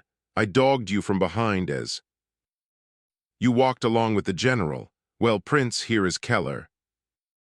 Absolutely at your service. Command him, ready to sacrifice himself, even to die in case of need." "But why?" "Oh, why, of course you'll be challenged. That was young Lieutenant Molovtsov, I know him, or rather of him, he won't pass an insult. He will take no notice of Rogojin and myself, and therefore you are the only one left to account for. You'll have to pay the piper, Prince. He has been asking about you, and undoubtedly his friend will call on you. Tomorrow perhaps he is at your house already. If you would do me the honor to have me for a second, Prince, I should be happy. That's why I have been looking for you now. Duel, you've come to talk about a duel too, the prince burst out. Laughing to the great astonishment of Keller, he laughed unrestrainedly, and Keller, who had been on pins and needles and in fever of excitement to offer himself as second, was very near being offended. You caught him by the arms, you know, Prince. No man of proper pride can stand that sort of treatment in public. Yes, and he gave me a fearful dig in the chest, cried the prince. Still laughing. What are we to fight about? I shall beg his pardon. That's all, but if we must fight, we'll fight. Let him have a shot at me by all means. I should rather like it. Ha ha ha, I know how to load a pistol now. Do you know how to load a pistol, Keller? First, you have to buy the powder, you know. It mustn't be wet, and it mustn't be that coarse stuff that they load cannons with. It must be pistol powder. Then you pour the powder in, and get hold of a bit of felt from some door, and then shove the bullet in. But don't shove the bullet before the powder, because the thing wouldn't go off. Do you hear? Keller, the thing wouldn't go off. Ha ha ha, isn't that a grand reason, Keller, my friend, eh? Do you know, my dear fellow, I really must kiss you and embrace you this very moment. Ha ha, how was it you so suddenly popped up in front of me as you did? Come to my house as soon as you can, and we'll have some champagne. We'll all get drunk. Do you know I have a dozen of champagne in Lebedev's cellar? Lebedev sold them to me the day after I arrived. I took the lot. We'll invite everybody. Are you going to do any sleeping tonight? As much as usual, Prince. Why? Pleasant dreams, then. Ha ha. The prince crossed the road and disappeared into the park, leaving the astonished Keller in a state of ludicrous wonder. He had never before seen the prince in such a strange condition of mind, and could not have imagined the possibility of it. Fever, probably, he said to himself, for the man is all nerves, and this business has been a little too much for him. He is not afraid. That's clear, that sort never funks. Champagne, that was an interesting item of news at all events. 12 bottles, dear me. That's a very respectable little stock indeed. I bet anything Lebedev lent somebody money on deposit of this dozen of champagne. He's a nice fellow, is this prince. I like this sort of man. Well, I need be wasting time here, and if it's a case of champagne, why, there's no time like the present. That the prince was almost in a fever was no more than the truth. He wandered about the park for a long while, and at last came to himself.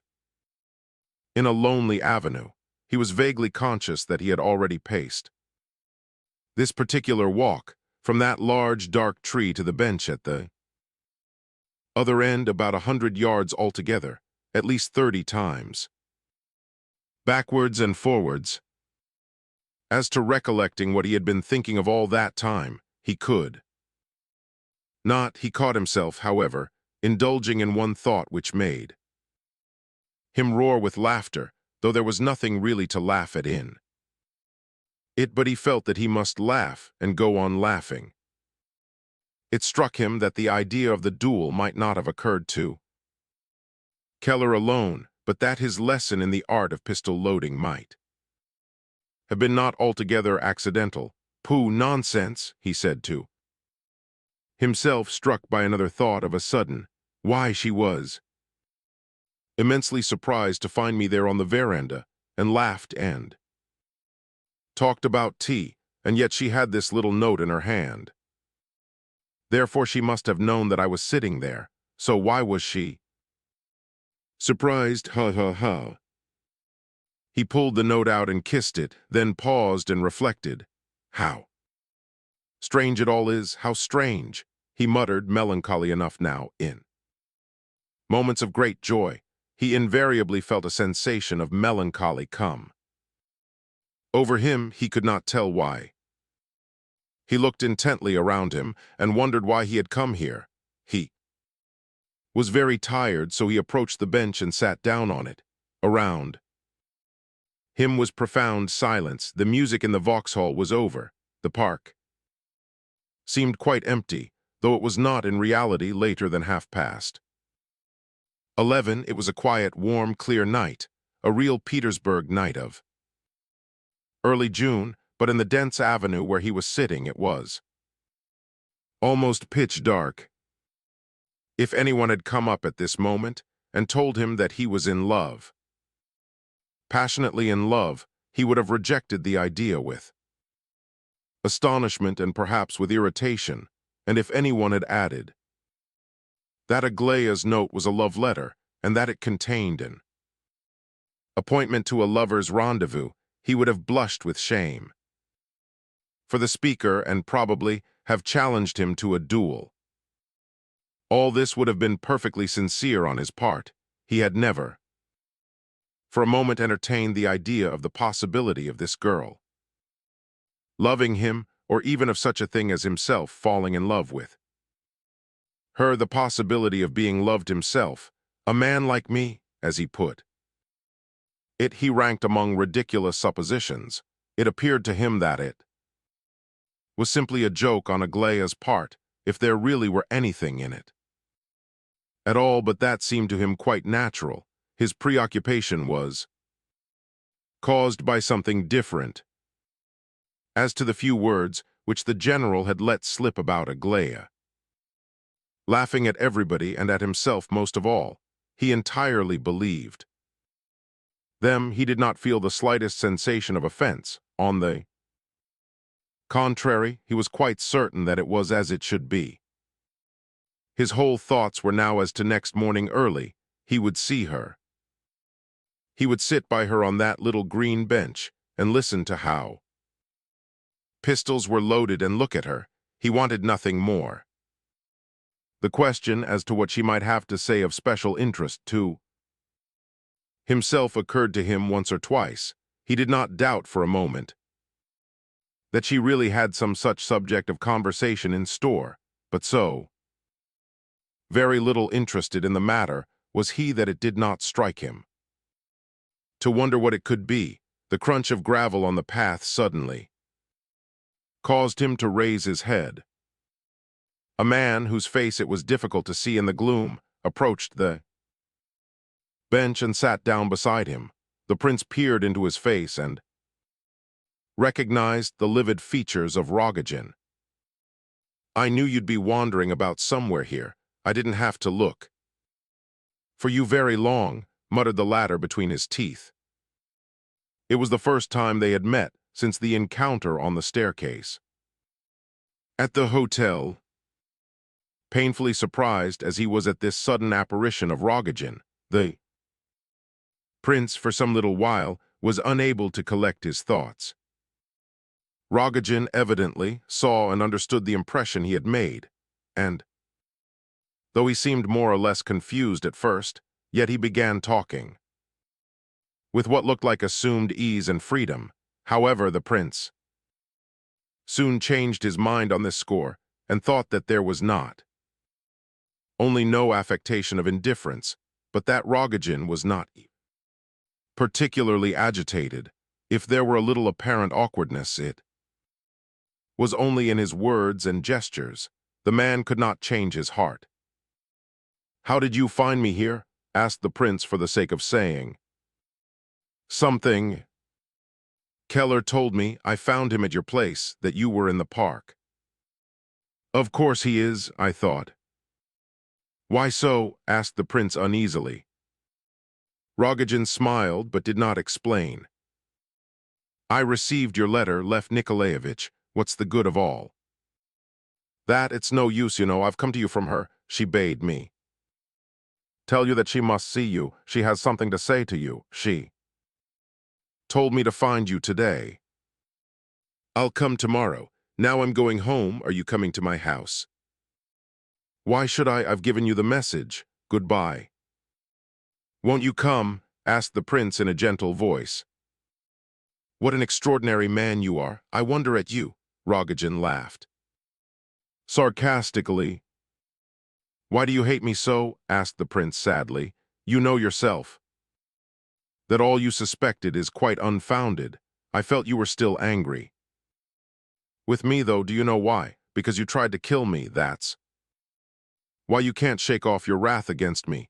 I tell you that I only remember the Parfin Rodion with whom I exchanged crosses and vowed brotherhood. I wrote you this in yesterday's letter in order that you might forget all that madness on your part and that you might not feel called to talk about it when we met.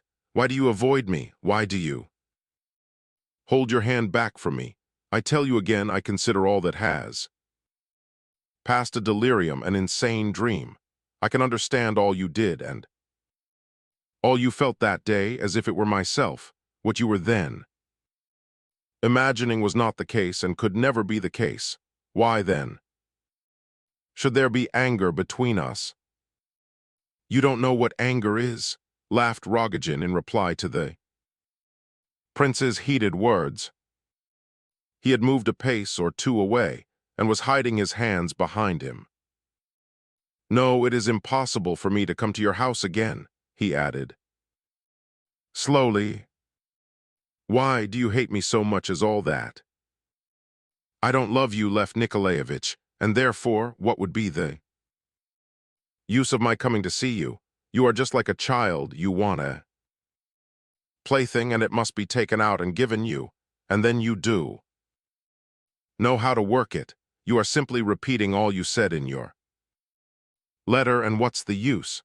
Of course I believe every word you say, and I know perfectly well that you neither did or ever can deceive me in any way, and yet I don't love you. You write that you forgot everything and only remember your brother Parfin, with whom you exchanged crosses, and that you don't remember anything about the Rodion who aimed a knife at your throat. What do you know about my feelings, eh? Rodion laughed disagreeably. Here you are holding out your brotherly forgiveness to me for a thing that I have perhaps never repented of in the slightest degree. I did not think of it again.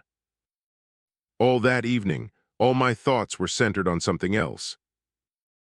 Not think of it again? Of course you did, cried the prince, and I dare swear that you came straight away down here to Pavlovsk to listen to the music and dog her about in the crowd and stare at her just as you did today. There's nothing surprising in that, if you hadn't been in that condition of mind that you could think of nothing but one subject. You would, probably, never have raised your knife against me. I had a presentiment of what you would do that day ever since I saw you first in the morning. Do you know yourself what you looked like? I knew you would try to murder me, even at the very moment when we exchanged crosses. What did you take me to your mother for? Did you think to stay your hand by doing so? Perhaps you did not put your thoughts into words, but you and I were thinking the same thing, or feeling the same thing looming over us at the same moment. What should you think of me now if you had not raised your knife to me? The knife which God averted from my throat, I would have been guilty of suspecting you all the same, and you would have intended the murder all the same. Therefore, we should have been mutually guilty in any case. Come, don't frown. You needn't laugh at me either. You say you haven't repented. You probably couldn't if you were to try. You dislike me too much for that. Why, if I were an angel of light and as innocent before you as a babe, you would still loathe me if you believed that she loved me instead of loving yourself. That's Jealousy, that is the real jealousy. But do you know what I have been thinking out during this last week? Parfin, I'll tell you, what if she loves you now better than anyone? And what if she torments you because she loves you, and in proportion to her love for you, so she torments you the more, she won't tell you. This, of course, you must have eyes to see. Why do you suppose she consents to marry you? She must have a reason, and that reason she will tell you someday. Some women desire the kind of love you give her, and she is probably one of these. Your love and your wild nature impress her. Do you know that a woman is capable of driving a man crazy almost with her cruelties and mockeries, and feels not one single pang of regret because she looks at him and says to herself, "There, torment this man nearly into his grave, and then, oh, how I'll compensate him for it all with my love." Rogojin listened to the end, and then burst out laughing.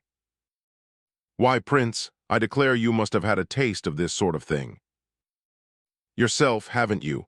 I have heard tell of something of the kind, you know, is it true?" What can you have heard?" said the prince, stammering. Rogojin continued to laugh loudly. He had listened to the prince's speech with curiosity and some satisfaction. The speaker's impulsive warmth had surprised and even comforted him. "Why, I've not only heard of it, I see it for myself," he said. "When have you ever spoken like that before? It wasn't like yourself, Prince. Why, if I hadn't heard this report about you, I should never have come all this way into the park, at midnight too. I don't understand you in the least, Parfin." "Oh, she told me all about it long ago, and tonight I saw for myself. I saw you at the music, you know, and whom you were sitting with. She swore to me yesterday and again today that you are madly in love with Aglaya Ivanovna, but that's all the same to me, Prince, and it's not my affair at all, for if you have ceased to love her, she has not ceased to love you. You know, of course, that she wants to marry you. To that girl, she's sworn to it. Ha ha, she says to me, until then I won't marry you. When they go to church, we'll go too, and not before." What on earth does she mean by it? I don't know, and I never did.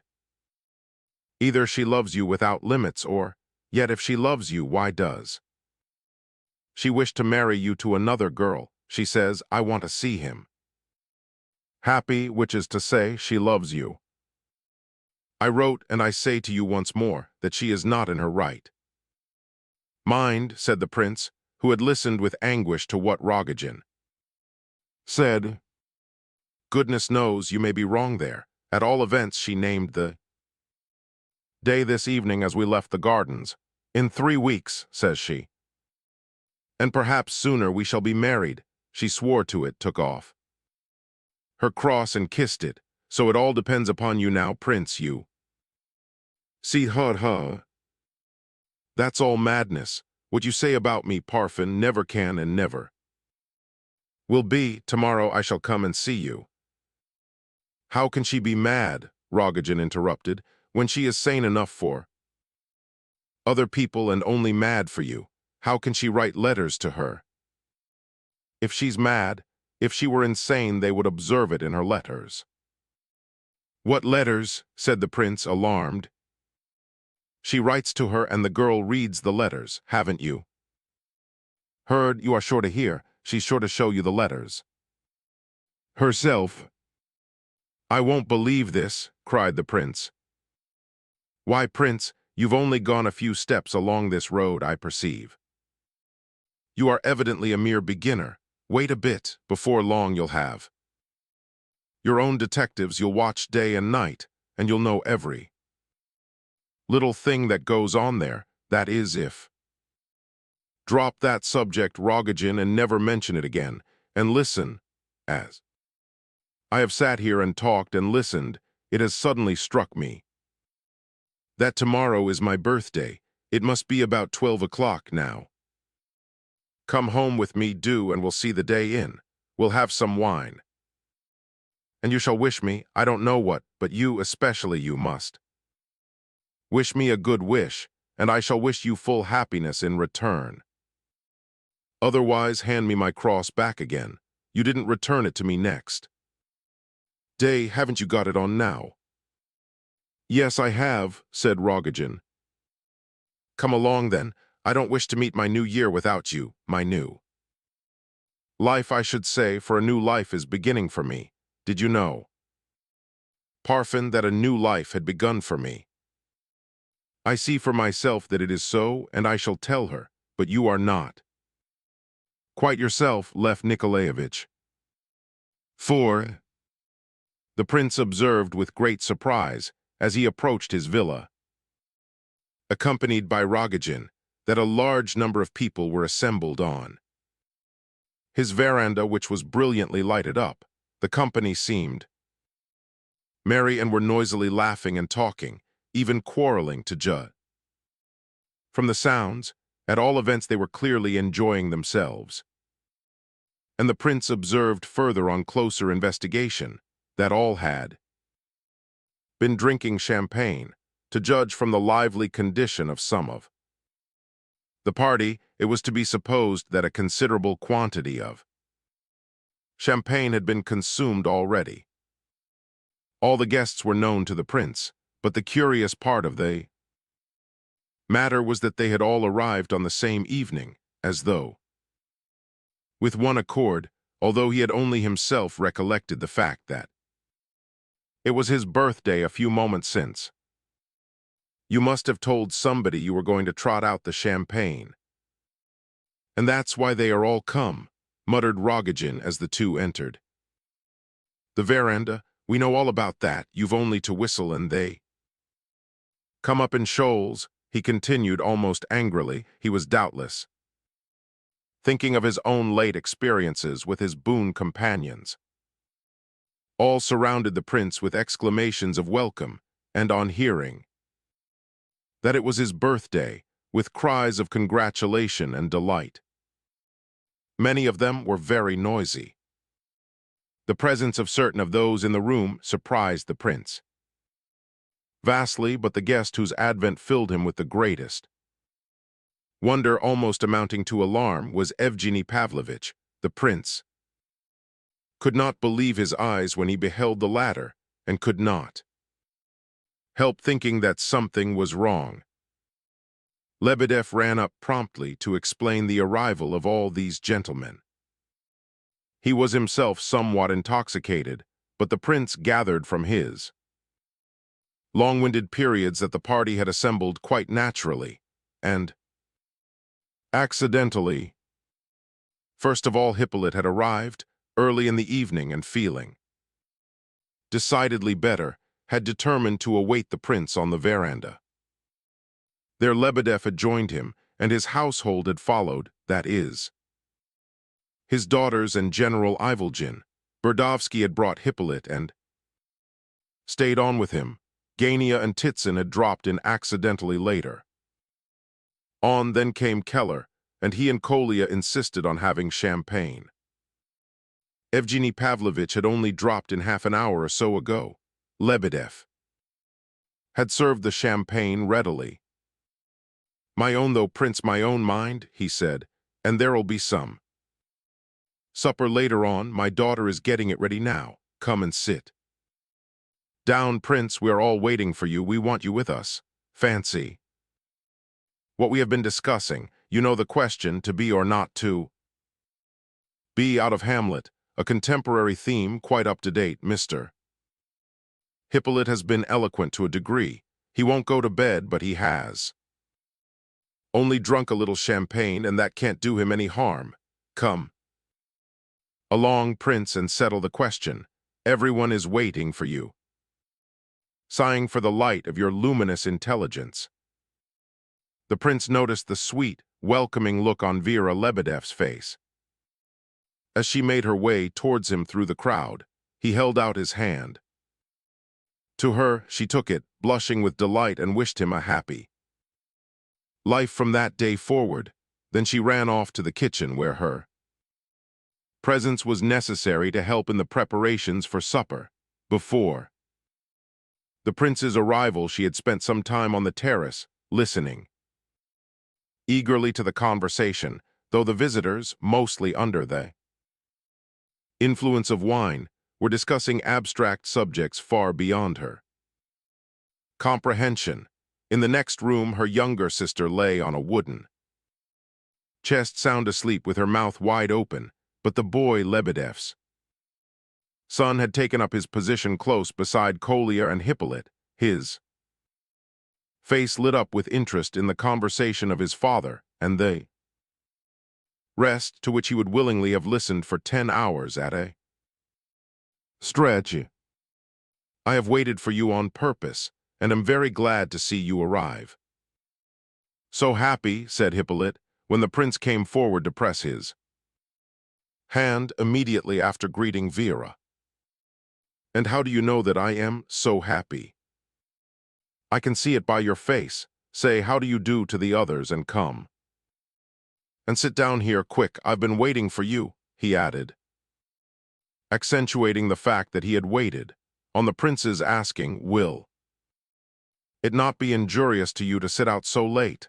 He replied that he could not believe that he had thought himself dying 3 days or so ago, for he never had felt better than this evening. Burdovsky next jumped up and explained that he had come in by accident. Having escorted Hippolyte from town, he murmured that he was glad he had written nonsense in his letter, and then pressed the prince's hand warmly and sat down again. The prince approached Evgeny Pavlovitch last of all. The latter immediately took his arm. I have a couple of words to say to you, he began, and those on very important matter. Let's go aside for a minute or two. Just a couple of words, whispered another voice in the prince's other ear, and another hand took his other arm. Mushkin turned and to his great surprise observed a red, flushed face and a droll-looking figure, which he recognized at once as that of Ferdishenko, goodness knows where he had turned up from. Do you remember Ferdishenko? He asked. Where have you dropped from? Cried the prince. He is sorry for his sins now, prince, cried Keller. He did not want to let you know he was here. He was hidden over there in the corner, but he repents now. He feels his guilt. Why, what has he done? I met him outside and brought him in. He's a gentleman who does often allow his friends to see him of late, but he's sorry now. Delighted, I'm sure. I'll come back directly, gentlemen. Sit down. There with the others, please. Excuse me one moment, said the host, getting away with difficulty in order to follow Evgeny. You are very gay here, began the latter, and I have had quite a pleasant half-hour while I waited for you. Now then, my dear Lev Nikolaevich, this is what's the matter. I've arranged it all with Molovtsov and have just come in to relieve your mind on that score. You need be under no apprehensions. He was very sensible, as he should be, of course, for I think he was entirely to blame himself. What Molovtsov? The young fellow whose arms you held, don't you know? He was so wild with you that he was going to send a friend to you tomorrow morning. What nonsense! Of course it is nonsense, and in nonsense it would have ended.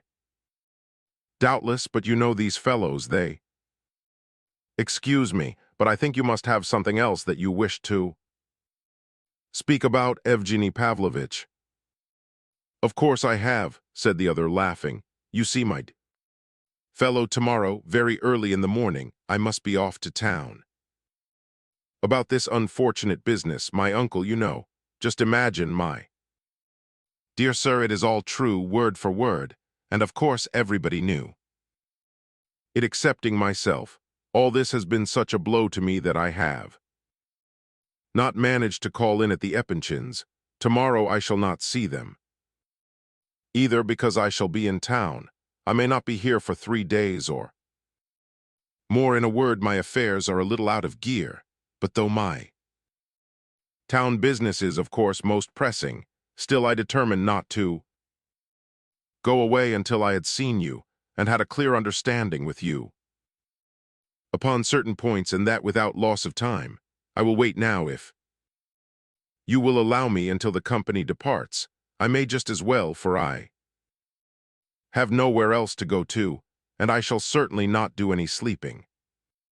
Tonight I'm far too excited, and finally I must confess that though I know it is bad form to pursue a man in this way, I have come to beg your friendship, my dear prince. You are an unusual sort of a person. You don't lie at every step as some men do. In fact, you don't lie at all, and there is a matter in which I need a true and sincere friend. For I really may claim to be among the number of bona fide unfortunates. Just now, he laughed again. But the trouble is, said the prince after a slight pause for reflection, that goodness only knows when this party will break up. Hadn't we better stroll into the park? I'll excuse myself, there's no danger of their going away. No, no, I have my reasons for wishing them not to suspect us of being engaged in any specially important conversation. There are gentry present who are a little too much interested in us. You are not aware of that, perhaps, Prince. It will be a great deal better if they see that we are friendly just in an ordinary way. They'll all go in a couple of hours, and then I'll ask you to give me 20 minutes, half an hour at most. By all means, I assure you I am delighted. You need not have entered into all these explanations. As for your remarks about friendship with me, thanks very much indeed. You must excuse my being a little absent this evening. Do you know, I cannot somehow be attentive to anything just now. I see, said Evgeny, smiling gently. His mirth seemed very near the surface this evening. What do you see? Said the prince, startled. I don't want you to suspect that I have simply come here to deceive you and pump information out of you, said Evgeny, still smiling and without making any direct reply to the question. Oh, but I haven't the slightest doubt that you did come to pump me, said the prince, laughing himself at last, and I dare say you are quite prepared to deceive me too, so far as that goes. But what of that? I'm not afraid of you. Besides, you'll hardly believe it, I feel as though I really didn't care a scrap one way or the other, just now, and as you are a capital fellow, I am convinced of that. I dare say we really shall end by being good friends. I like you very much, Evgeny Pavlovitch. I consider you a very good fellow indeed. Well, in any case, you are a most delightful man to have to deal with. Be the business what it may, concluded Evgeny. Come along now, I'll drink a glass to your health. I'm charmed to have entered into alliance with you. By the by, he added suddenly, has this young Hippolyte come down to stay with you? Yes. He's not going to die at once, I should think, is he? Why? Oh, I don't know. I've been half an hour here with him, and Hippolyte had been waiting for the prince all this time, and had never ceased looking at him and Evgeny Pavlovitch as they conversed in the corner. He became much excited when they approached the table once more. He was disturbed in his mind, it seemed. Perspiration stood in large drops on his forehead. In his gleaming eyes it was easy to read impatience and agitation. His gaze wandered from face to face of those present and from object to object in the room, apparently without aim. He had taken a part, and an animated one, in the noisy conversation of the company, but his animation was clearly the outcome of fever. His talk was almost incoherent. He would break off in the middle of a sentence which he had begun with great interest, and forget what he had been saying. The prince discovered to his dismay that Hippolyte had been allowed to drink 2 large glasses of champagne, the one now standing by him being the third. All this he found out afterwards. At the moment he did not notice anything, very particularly. "Do you know I am specially glad that today is your birthday?" cried Hippolyte. "Why? You'll soon see. Do you know I had a feeling that there would be a lot of people here tonight.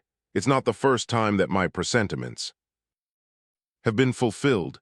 I wish I had known it was your birthday. I'd have brought you a present. Perhaps I have got a present for you, who knows?" "Ha ha, how long is it now before daylight?" "Not a couple of hours," said Titsin, looking at his watch. "What? The good of daylight now. One can read all night in the open." "Without it," said someone. "The good of it? Well, I want just to see a ray of the sun," said Hippolyte. "Can one drink to the sun's health, do you think, Prince?" "Oh, I dare say one can, but you had better be calm and lie down." "Hippolyte, that's much more important. You are always preaching about resting. You are a regular nurse to me." "Prince, as soon as the sun begins to resound in the sky." "What poet said that the sun resounded in the sky? It is beautiful, though." "There's no sense in it. Then we will go to bed. Lebedev, tell me, is the sun the source of life? What does the source or spring of life really mean in the apocalypse? You have heard of the star that is called wormhood, Prince?" "I have heard that Lebedev explains it as the railroads that cover Europe like a net." Everybody laughed, and Lebedev got up abruptly. "No, allow me, that is not what we are discussing," he cried, waving his hand to impose silence. "Allow me with these gentlemen, all.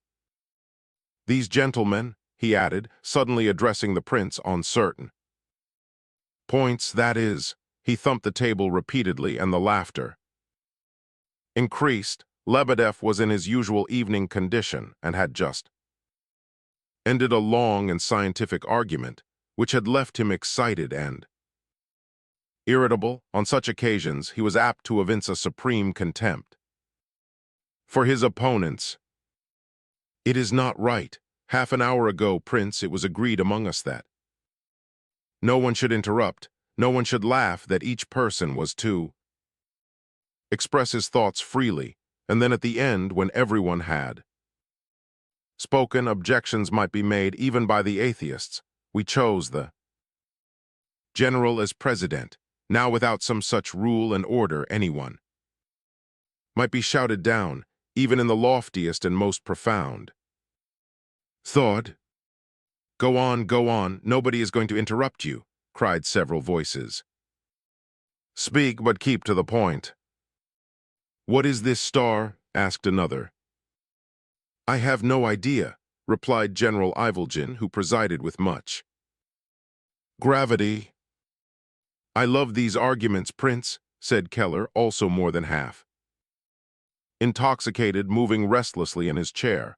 "Scientific and political." Then, turning suddenly towards Evgeny Pavlovitch, who was seated near him, "Do you know, I simply adore reading the accounts of the debates in the English Parliament. Not that the discussions themselves interest me. I am not a politician, you know, but it delights me to see how they address each other. The noble lord who agrees with me, my honorable opponent who astonished Europe with his proposal, the noble Viscount sitting opposite, all these expressions, all this parliamentarism of a free people has an enormous attraction. For me, it fascinates me, Prince. I have always been an artist in the depths of my soul, I assure you, Evgeny Pavlovitch." "Do you mean to say," cried Gania from the other corner, "do you mean to say that railways are accursed inventions, that they are a source of ruin to humanity? a poison poured upon the earth to corrupt the springs of life. Gavrila Ardalionovitch was in high spirits that evening, and it seemed to the prince that his gaiety was mingled with triumph. Of course he was only joking with Lebedev, meaning to egg him on, but he grew excited himself at the same time. "Not the railways, oh dear, no," replied Lebedev with a mixture of violent anger and extreme enjoyment. "Considered alone, the railways will not pollute the springs of life, but as a whole they are accursed. The whole tendency of our latest centuries, in its scientific and materialistic aspect, is most probably accursed." "Is it certainly accursed, or do you only mean it might be? That is an important point," said Evgeny Pavlovitch. "It is accursed, certainly accursed," replied the clerk vehemently. "Don't go so fast, Lebedev. You are much milder in the morning," said Titsin, smiling. "But on the other hand, more frank in the evening. In the evening." "Sincere and frank," repeated Lebedev earnestly.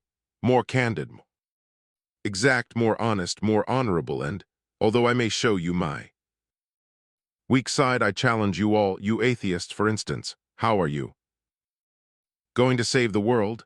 How find a straight road of progress, you men of science, of industry, of cooperation, of trades unions, and all the rest? How are you going to save it, I say? By what? By credit. What is credit? To what will credit lead you?" "You are too inquisitive," remarked Evgeny Pavlovitch. "Well, anyone who does not interest himself in questions such as this is, in my opinion, a mere fashionable dummy. But it will lead at least to solidarity and balance of interests," said Titsin. "You will reach that with nothing to help you but credit, without recourse to any moral principle, having for your foundation only individual selfishness and the satisfaction of material desires, universal peace and the happiness of mankind as a whole being the result. Is it really so, that I may understand you, sir? But the universal necessity of living, of drinking, of eating. Short, the whole scientific conviction that this necessity can only be satisfied by universal cooperation, and the solidarity of interests is, it seems to me, a strong enough idea to serve as a basis, so to speak, and a spring of life for humanity in future centuries," said Gavrila Ardalionovitch, now thoroughly roused.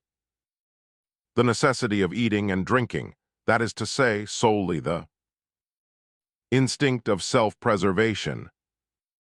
Is not that enough? The instinct of self-preservation is the normal law of humanity." "Who told you that?" broke in Evgeny Pavlovitch.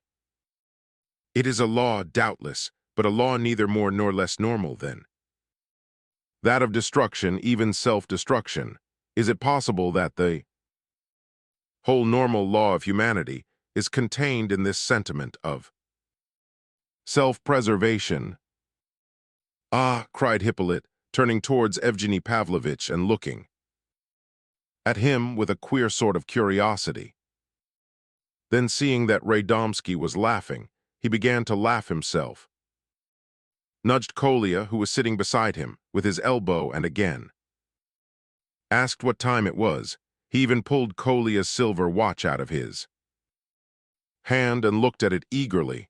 Then, as if he had forgotten everything, he stretched himself out on the sofa, put his hands behind his head, and looked up at the sky. After a minute or two, he got up and came back to the table to listen to Lebedev's outpourings, as the latter passionately commentated on Evgeny Pavlovitch's paradox. "That is an artful and traitorous idea, a smart notion," vociferated the clerk, thrown out as an apple of discord.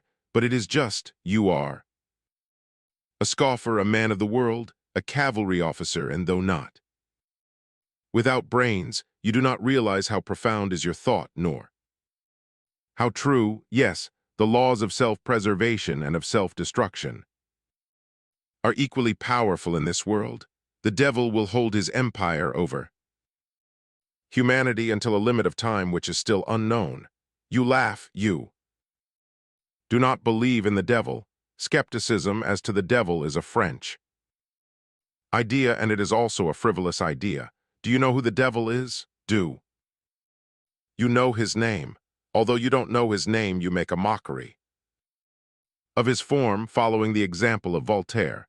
You sneer at his hoofs, at his tail, at his horns, all of them the produce of your imagination. In reality, the devil is a great and terrible spirit, with neither hoofs nor tail nor horns. It is you who have endowed him with these attributes, but he is not the question just now. How do you know he is not the question now? Cried Hippolyte, laughing hysterically. Another excellent idea and worth considering, replied Lebedev. But again, that is not the question. The question at this moment is whether we have not weakened the springs of life by the extension of railways, put in Kolya eagerly. Not railways, properly speaking, presumptuous youth, but the general tendency of which railways may be considered as the outward expression and symbol. We hurry and push and hustle for the good of humanity. The world is becoming too noisy, too commercial, groans some solitary thinker. Undoubtedly it is, but the noise of wagons bearing bread to starving humanity is of more value than tranquility of soul, replies another triumphantly, and passes on with an air of pride. As for me, I don't believe in these wagons bringing bread to humanity, for founded on no moral principle, these may well, even in the act of carrying bread to humanity, coldly exclude a considerable portion of humanity from enjoying it. That has been seen more than once. What these wagons may coldly exclude, repeated someone. That has been seen already, continued Lebedev, not deigning to notice the interruption. Malthus was a friend of humanity, but with ill-founded moral principles. The friend of humanity is the devourer of humanity without mentioning his pride, for touch the vanity of one of these numberless philanthropists, and to avenge his self-esteem, he will be ready at once to set fire to the whole globe, and to tell the truth. We are all more or less like that. I perhaps might be the first to set a light to the fuel and then run away, but again I must repeat, that is not the question. What is it then, for goodness sake? He is boring us. The question is connected with the following anecdote of past times. For I am obliged to relate a story, in our times and in our country, which I hope you love as much as I do, for as far as I am concerned, I am ready to shed the last drop of my blood. Go on, go on. In our dear country, as indeed in the whole of Europe, a famine visits humanity about 4 times a century, as far as I can remember, once in every 25 years. I won't swear to this being the exact figure, but anyhow they have become comparatively rare. Comparatively to what? To the 12th century, and those immediately preceding and following it. We are told by historians that widespread famines occurred in those days every 2 or 3 years, and such was the condition of things that men actually had recourse to cannibalism, in secret, of course. One of these cannibals, who had reached a good age, declared of his own free will that during the course of his long and miserable life he had personally killed and eaten, in the most profound secrecy, 60 monks, not to mention several children. The number of the latter, he thought, was about 6, an insignificant total when compared with the enormous mass of ecclesiastics consumed by him. As to adults, laymen, that is, to say he had never touched them. The president joined in the general outcry. "That's impossible," said he in an aggrieved tone. "I am often discussing subjects of this nature with him, gentlemen, but for the most party talks nonsense enough to make one deaf. This story has no pretense of being true. General, remember the siege of Kars, and you, gentlemen, I assure you. My anecdote is the naked truth. I may remark that reality, although it is governed by invariable law, has at times a resemblance to falsehood. In fact, the truer a thing is, the less true it sounds." "But could anyone possibly eat 60 monks?" objected the scoffing listeners. "It is quite clear that he did not eat them all at once, but in a space of 15 or 20 years. From that point of view, the thing is comprehensible and natural." "Natural and natural," repeated Lebedev with pedantic obstinacy. "Besides, a Catholic monk is by nature excessively curious. It would be quite easy, therefore, to entice him into a wood or some secret place on false pretenses, and there to deal with him as said. But I do not dispute in the least that the number of persons consumed appears to denote a spice of greediness." "It is perhaps true, gentlemen," said the prince quietly. He had been listening in silence up to that moment, without taking part in the conversation, but laughing heartily with the others from time to time. Evidently, he was delighted to see that everybody was amused, that everybody was talking at once, and even that everybody was drinking.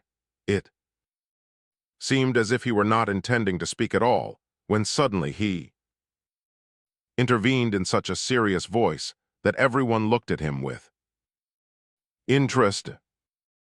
"It is true that there were frequent famines at that time, gentlemen. I have often heard of them, though I do not know much history, but it seems to me that it must have been so. When I was in Switzerland, I used to look with astonishment at the many ruins of feudal castles perched on the top of steep and rocky heights, half a mile at least above sea level, so that to reach them one had to climb many miles of stony tracks. A castle, as you know, is a kind of mountain of stones. Dreadful, almost an impossible labor. Doubtless the builders were all poor men, vassals, and had to pay heavy taxes, and to keep up the priesthood. How then could they provide for themselves, and when had they time to plow and sow their fields, the greater number must literally have died of starvation. I have sometimes asked myself how it was that these communities were not utterly swept off the face of the earth, and how they could possibly survive. Lebedev is not mistaken, in my opinion, when he says that there were cannibals in those days, perhaps in considerable numbers, but I do not understand why he should have dragged in the monks, nor what he means by that. It is undoubtedly because, in the 12th century, monks were the only people one could eat. They were the fat among many lean, said Gavrila Ardalionovitch. "A brilliant idea and most true," cried Lebedev, "for he never even touched the laity. 60 monks and not a single layman. It is a terrible idea, but it is historic, it is statistic.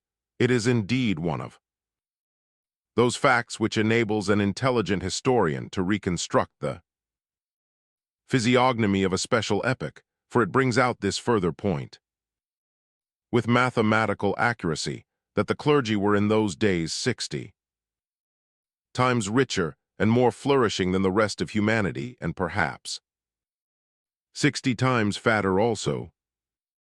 You are exaggerating, Lebedev," cried his hearers amid laughter. "I admit that it is an historic thought, but what is your conclusion?" asked the prince. He spoke so seriously in addressing Lebedev that his tone contrasted quite comically with that of the others. They were very nearly laughing.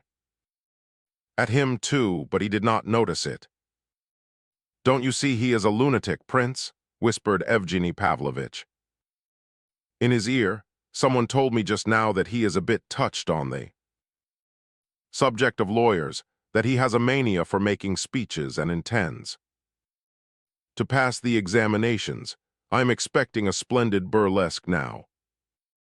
"My conclusion is vast," replied Lebedev in a voice like thunder. "Let us examine first the psychological and legal position of the criminal. We see that in spite of the difficulty of finding other food, the accused, or as we may say, my client, has often during his peculiar life exhibited signs of repentance and of wishing to give up this clerical diet. Incontrovertible facts prove this assertion. He has eaten 5 or 6 children, a relatively insignificant number, no doubt, but remarkable enough from another point of view. It is manifest that, pricked by remorse, for my client is religious in his way and has a conscience, as I shall prove later, and desiring to extenuate his sin as far as possible, he has tried 6 times at least to substitute lay nourishment for clerical. That this was merely an experiment we can hardly doubt, for if it had been only a question of gastronomic variety, 6 would have been too few. Why only 6? Why not 30? But if we regard it as an experiment, inspired by the fear of committing new sacrilege, then this number 6 becomes intelligible. 6 attempts to calm his remorse and the pricking of his conscience would amply suffice, for these attempts could scarcely have been happy ones. In my humble opinion, a child is too small, I should say not sufficient, which would result in 4 or 5 times more lay children than monks being required in a given time. The sin, lessened on the one hand, would therefore be increased on the other, in quantity, not in quality. Please understand, gentlemen, that in reasoning thus I am taking the point of view which might have been taken by a criminal of the Middle Ages. As for myself, a man of the late 19th century, I of course should reason differently.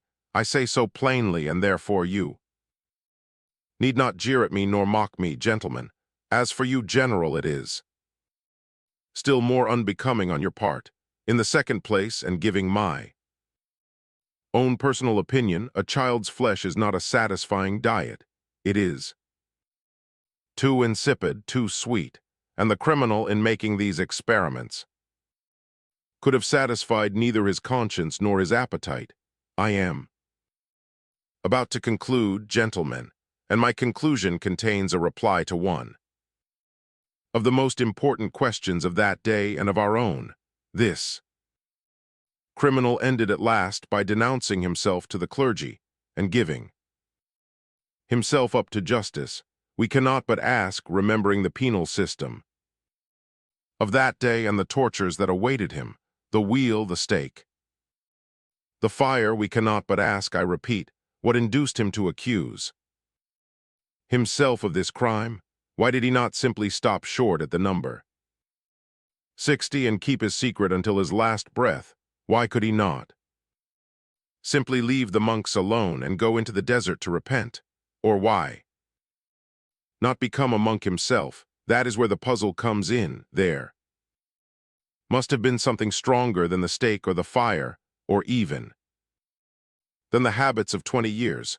There must have been an idea more powerful than all the calamities and sorrows of this world, famine or torture, leprosy or plague, an idea which entered into the heart, directed and enlarged the springs of life, and made even that hell supportable to humanity. Show me a force, a power like that in this our century of vices and railways. I might say perhaps in our century of steamboats and railways, but I repeat, in our century of vices and railways, because I am drunk but truthful. Show me a single idea which unites men nowadays with half the strength that it had in those centuries, and dare to maintain that the springs of life have not been polluted and weakened beneath this star, beneath this networking, which men are entangled. Don't talk to me about your prosperity, your riches, the rarity of famine, the rapidity of the means of transport. There is more of riches but less of force. The idea uniting heart and soul to heart and soul exists no more. All is loose, soft, limp, we are. All of us limp. Enough, gentlemen, I have done. That is not the question. No, the question is now, Excellency, I believe, to sit down to the banquet you are about to provide for us. Lebedev had roused great indignation in some of his auditors. It should be remarked that the bottles were constantly uncorked during his speech, but this unexpected conclusion calmed even the most turbulent spirits. That's how a clever barrister makes a good point, said he. When speaking of his peroration later on, the visitors began to laugh and chatter once again. The committee left their seats and stretched their legs on the terrace. Keller alone was still disgusted with Lebedev and his speech. He turned from one to another, saying in a loud voice, he attacks education. He boasts of the fanaticism of the 12th century. He makes absurd grimaces, and added to that he is by no means the innocent he makes himself out to be. How did he get the money to buy this house, allow me to ask? In another corner was the general, holding forth to a group of hearers, among them Titsin, whom he had buttonholed. I have known, said he, a real interpreter of the apocalypse, the late Gregory Semyonovich Burmistrov, and he pierced the heart like a fiery flash. He began by putting on his spectacles, then he opened a large black book, his white beard and his 2 medals on his breast, recalling acts of charity, all added to his impressiveness. He began in a stern voice, and before him generals, hard men of the world, bowed down, and ladies fell to the ground fainting. But this one here, he ends by announcing a banquet. That is not the real thing. Titsin listened and smiled, then turned as if to get his hat, but if he had intended to leave, he changed his mind. Before the others had risen from the table, Gania had suddenly left off drinking and pushed away his glass. A dark shadow seemed to come over his face. When they all rose, he went and sat down by Rodion. It might have been believed that quite friendly relations existed between them. Rodion, who had also seemed on the point of going away, now sat motionless, his head bent, seeming to have forgotten his intention. He had drunk no wine and appeared absorbed in reflection. From time to time he raised his eyes and examined everyone present. One might have imagined that he was expecting something very important to himself, and that he had decided to wait for it. The prince had taken 2 or 3 glasses of champagne and seemed cheerful. As he rose, he noticed Evgeny Pavlovitch and, remembering the appointment he had made with him, smiled pleasantly. Evgeny Pavlovitch made a sign with his head towards Hippolyte, whom he was attentively watching. The invalid was fast asleep, stretched out on the sofa. Tell me, Prince, why on earth did this boy intrude himself upon you? He asked with such annoyance and irritation in his voice that the prince was quite surprised. I wouldn't mind laying odds that he is up to some mischief. I have observed, said the prince, that he seems to be an object of very singular interest to you, Evgeny Pavlovitch. Why is it? You may add that I have surely enough to think of on my own account without him, and therefore it is all the more surprising that I cannot tear my eyes and thoughts away from his detestable physiognomy. Oh, come, he has a handsome face, Why, look at him now. The prince glanced again at Evgeny Pavlovitch with considerable surprise. 5.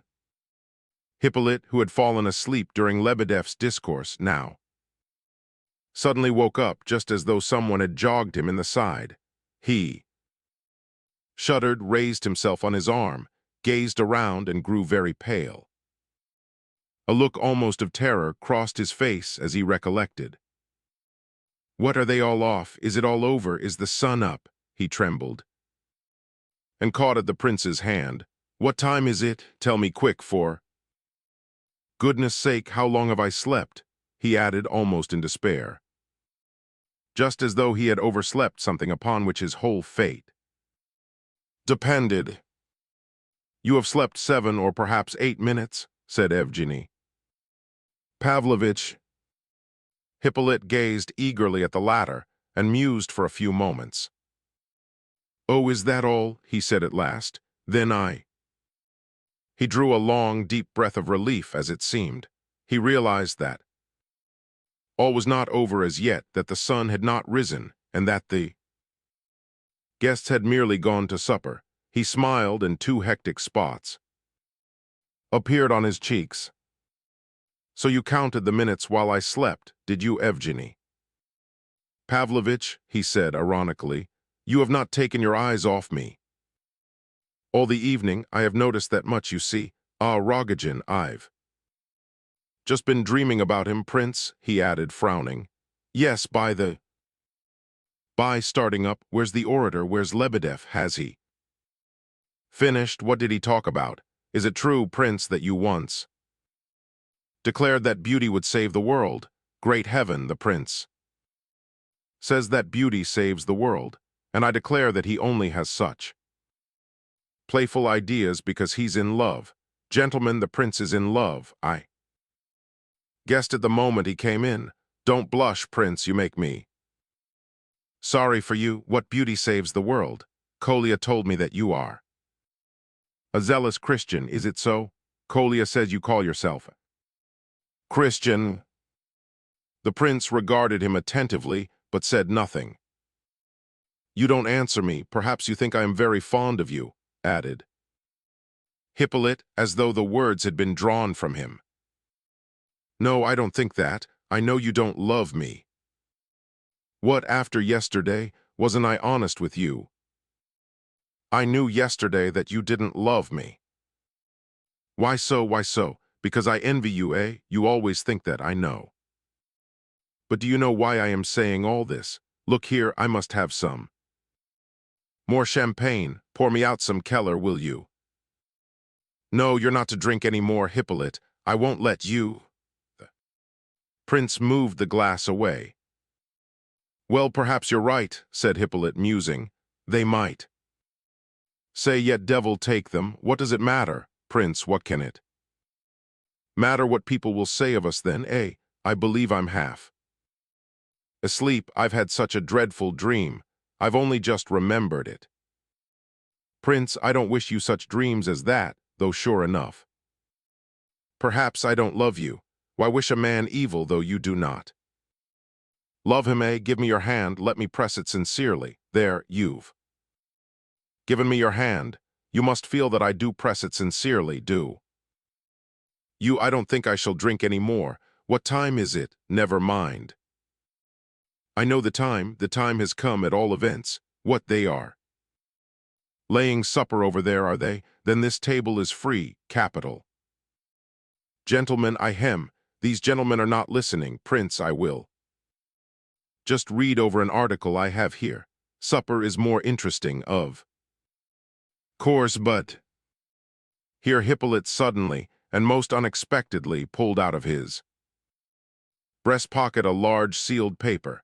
This imposing-looking document he placed upon the table before him. The effect of this sudden action upon the company was instantaneous. Evgeny Pavlovitch almost bounded off his chair in excitement.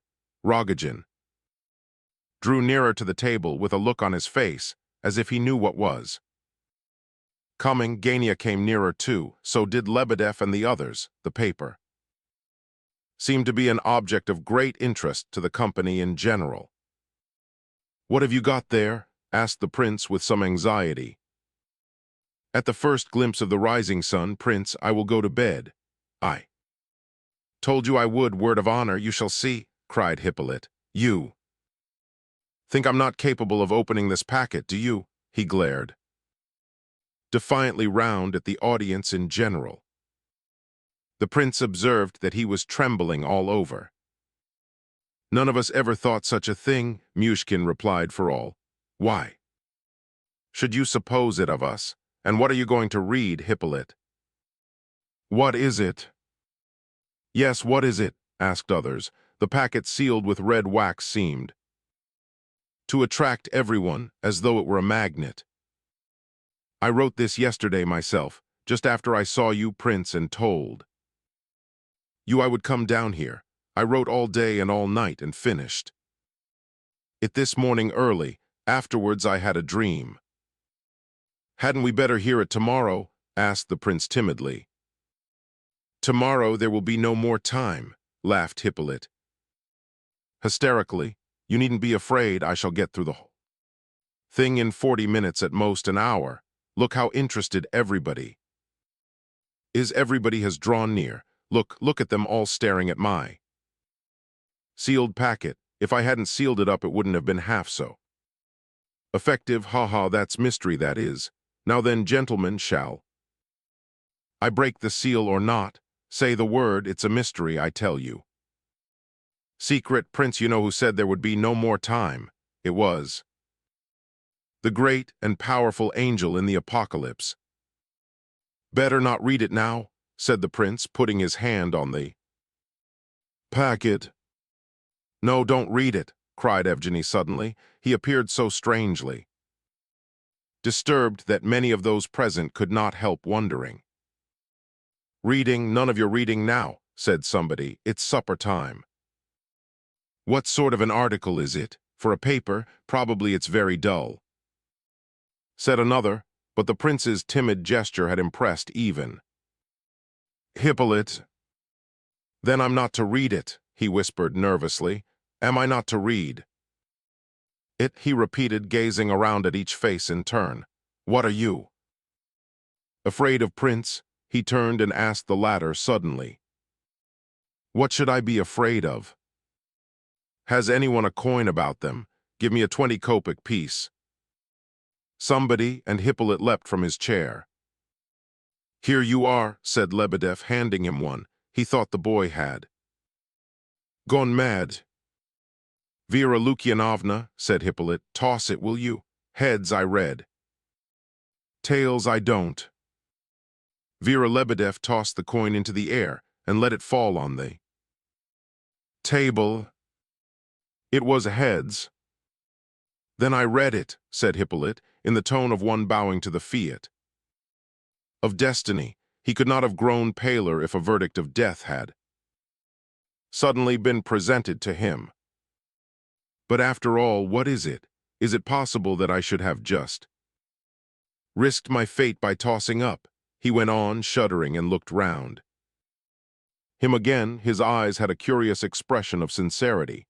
"That is an astonishing psychological fact," he cried, suddenly addressing the prince in a tone of the most intense surprise. It is something quite inconceivable, Prince," he repeated with growing animation, like a man regaining consciousness. "Take note of it, Prince, remember it. You collect, I am told, facts concerning capital punishment. They told me so. Ha, my God, how absurd." He sat down on the sofa, put his elbows on the table, and laid his head on his hands. "It is shameful, though what does it matter to me if it is shameful? Gentlemen, I am about to break the seal," he continued with determination. Of course, I don't insist upon anyone listening. If they do not wish to." With trembling fingers, he broke the seal and drew out several sheets of paper, smoothed them out before him, and began sorting them. What on earth does all this mean? What's he going to read? Muttered. Several voices. Others said nothing, but one and all sat down and watched with curiosity. They began to think something strange might really be about to happen. Vera stood and trembled behind her father's chair, almost in tears with fright. Kolya was nearly as much alarmed as she was. Lebedev jumped up and put a couple of candles nearer to Hippolyte so that he might see better. "Gentlemen, you'll soon see what this is," began Hippolyte, and suddenly commenced his reading. It's headed, "A Necessary Explanation," with the motto, "Après moi le deluge." Oh, deuce take it all. Surely I can never have seriously written such a silly motto as that. Look here, gentlemen, I beg to give notice that all this is very likely terrible nonsense. It is only a few ideas of mine. If you think that there is anything mysterious coming, in a word, better read on without any more beating about the bush, said Gania. Affectation, remarked someone else. Too much talk, said Rodion, breaking the silence for the first time. Hippolyte glanced at him suddenly, and when their eyes met, Rodion showed his teeth in a disagreeable smile and said the following. Strange words. That's not the way to settle this business, my friend. That's not the way at all. Of course, nobody knew what Rodion meant by this, but his words made a deep impression upon all. Everyone seemed to see in a flash the same idea. As for Hippolyte, their effect upon him was astounding. He trembled so that the prince was obliged to support him, and would certainly have cried out, but that his voice seemed to have entirely left him for the moment. For a minute or two he could not speak at all, but panted and stared at Rodion. At last he managed to ejaculate. Then it was you who came? You. Came where? What do you mean? Asked Rodion, amazed, but Hippolyte, panting and choking with excitement, interrupted him violently. You came to me last week in the night at 2 o'clock, the day I was with you in the morning. Confess it was you. Last week in the night. Have you gone cracked, my good friend? Hippolyte paused and considered a moment. Then a smile of cunning, almost triumph, crossed his lips. It was you, he murmured, almost in a whisper, but with absolute conviction. Yes, it was you who came to my room and sat silently on a chair at my window for a whole hour, more. It was between 1 and 2 at night. You rose and went out at about 3.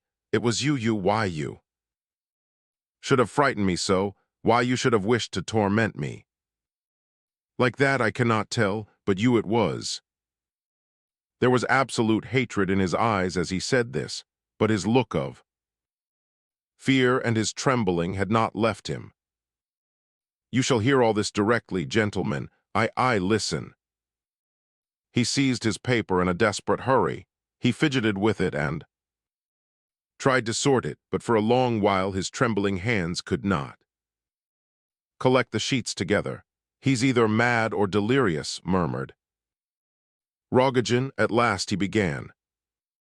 For the first 5 minutes the reader's voice continued to tremble, and he read disconnectedly and unevenly, but gradually his voice strengthened. Occasionally a violent fit of coughing stopped him, but his animation grew with the progress of the reading, as did also the disagreeable impression which it made upon his audience, until it reached the highest pitch of excitement. Here is the article. My necessary explanation. Après moi le déluge. Yesterday morning the prince came to see me. Among other things, he asked me to come down to his villa. I knew he would come and persuade me to this step, and that he would adduce the argument that it would be easier for me to die among people and green trees, as he expressed But today he did not say die, he said live. It is pretty much the same to me in my position, which he says. When I asked him why he made such a point of his green trees, he told me, to my astonishment, that he had heard that last time I was in Pavlovsk, I had said that I had come to have a last look at the trees, when I observed that it was all the same whether one died among trees or in front of a blank brick wall as here, and that it was not worth making any fuss over a fortnight. He agreed at once, but he insisted that the good air at Pavlovsk and the greenness would certainly cause a physical change for the better, and that my excitement and my dreams would be perhaps relieved. I remarked to him with a smile that he spoke like a materialist, and he answered that he had always been one, as he never tells a lie. There must be something in his words. His smile is a pleasant one. I have had a good look at him. I don't know whether I like him or not, and I have no time to waste over the question. The hatred which I felt for him for 5 months has become considerably modified, I may say, during the last month. Who knows, perhaps I am going to Pavlovsk on purpose to see him, but why do I leave my chamber? Those who are sentenced to death should not leave their cells. If I had not formed a final resolve, but had decided to wait until the last minute, I should not leave my room or accept his invitation to come and die at Pavlovsk. I must be quick and finish this explanation before tomorrow. I shall have no time to read it over and correct it, for I must read it tomorrow to the prince and 2 or 3 witnesses whom I shall probably find there. As it will be absolutely true, without a touch of falsehood, I am curious to see what impression it will make upon me myself at the moment when I read it out. This is my last and solemn, but why need I call it that? There is no question about the truth of it, for it is not worthwhile lying for a fortnight. A fortnight of life is not itself worth having, which is a proof that I write nothing here but pure truth. N.B. Let me remember to consider, am I mad at this moment or not? Or rather, at these moments, I have been told that consumptives sometimes do go out of their minds for a while in the last stages of the malady. I can prove this tomorrow when I read it out, by the impression it makes upon the audience. I must settle this question once and for all. Otherwise, I can't go on with anything. I believe I have just written dreadful nonsense, but there's no time for correcting, as I said before. Besides that, I have made myself a promise not to alter a single word of what I write in this paper, even though I find that I am contradicting myself every 5 lines. I wish to verify the working of the natural logic of my ideas tomorrow during the reading, whether I am capable of detecting logical errors, and whether all that I have meditated over during the last 6 months be true or nothing but delirium. If 2 months since I had been called upon to leave my room and the view of Mayer's wall opposite, I verily believe I should have been sorry, but now I have no such feeling, and yet I am leaving this room and Mayer's brick wall forever, so that my conclusion that it is not worthwhile indulging in grief or any other emotion fortnight has proved stronger than my very nature and has taken over the direction of my feelings. But is it so? Is it the case that my nature is conquered entirely? If I were to be put on the rack now, should certainly cry out, I should not say that it is not worthwhile to yell and feel pain because I have but a fortnight to live. But is it true that I have but a fortnight of life left to me? I know. I told some of my friends that Dr. B had informed me that this was the case, but I now confess that I lied. B has not even seen me. However, a week ago, I called in a medical student, Kislorodov, who is a nationalist, an atheist, and a nihilist, by conviction, and that is why I had him. I needed a man who would tell me the bare truth without any humbug or ceremony, and so he did, indeed, almost with pleasure, which I thought was going a little too far. Well, he plumped out that I had about a month left me. It might be a little more, he said, under favorable circumstances, but it might also be considerably less. According to his opinion, I might die quite suddenly tomorrow, for instance. There had been such cases, only a day or two since a young lady at Kolomna who suffered from consumption and was about on a par with myself in the march of the disease, was going out to market to buy provisions, when she suddenly felt faint, lay down on the sofa, gasped once, and died. Kislorodov told me all this with a sort of exaggerated devil-may-care negligence, and as though he did me great honor by talking to me so, because it showed that he considered me the same sort of exalted, nihilistic being as himself, to whom death was a matter of no consequence whatever either way. At all events, the fact remained, a month of life and no more, that he is right in his estimation. I am absolutely persuaded. It puzzles me much to think how on earth the prince guessed yesterday that I have had bad dreams. He said to me, "Your excitement and dreams will find relief at Pavlovsk." Why did he say dreams? Either he is a doctor or else he is a man of exceptional intelligence and wonderful powers of observation, but that he is an idiot at bottom there can be no doubt whatever. It so happened that just before he arrived I had a delightful little dream, one of a kind that I have hundreds of just now. I had fallen asleep about an hour before he came in and dreamed that I was in some room not my own. It was a large room, well furnished, with a cupboard, chest of drawers, sofa, and my bed, a fine, wide bed covered with a silken counterpane. But I observed in the room a dreadful-looking creature, a sort of monster.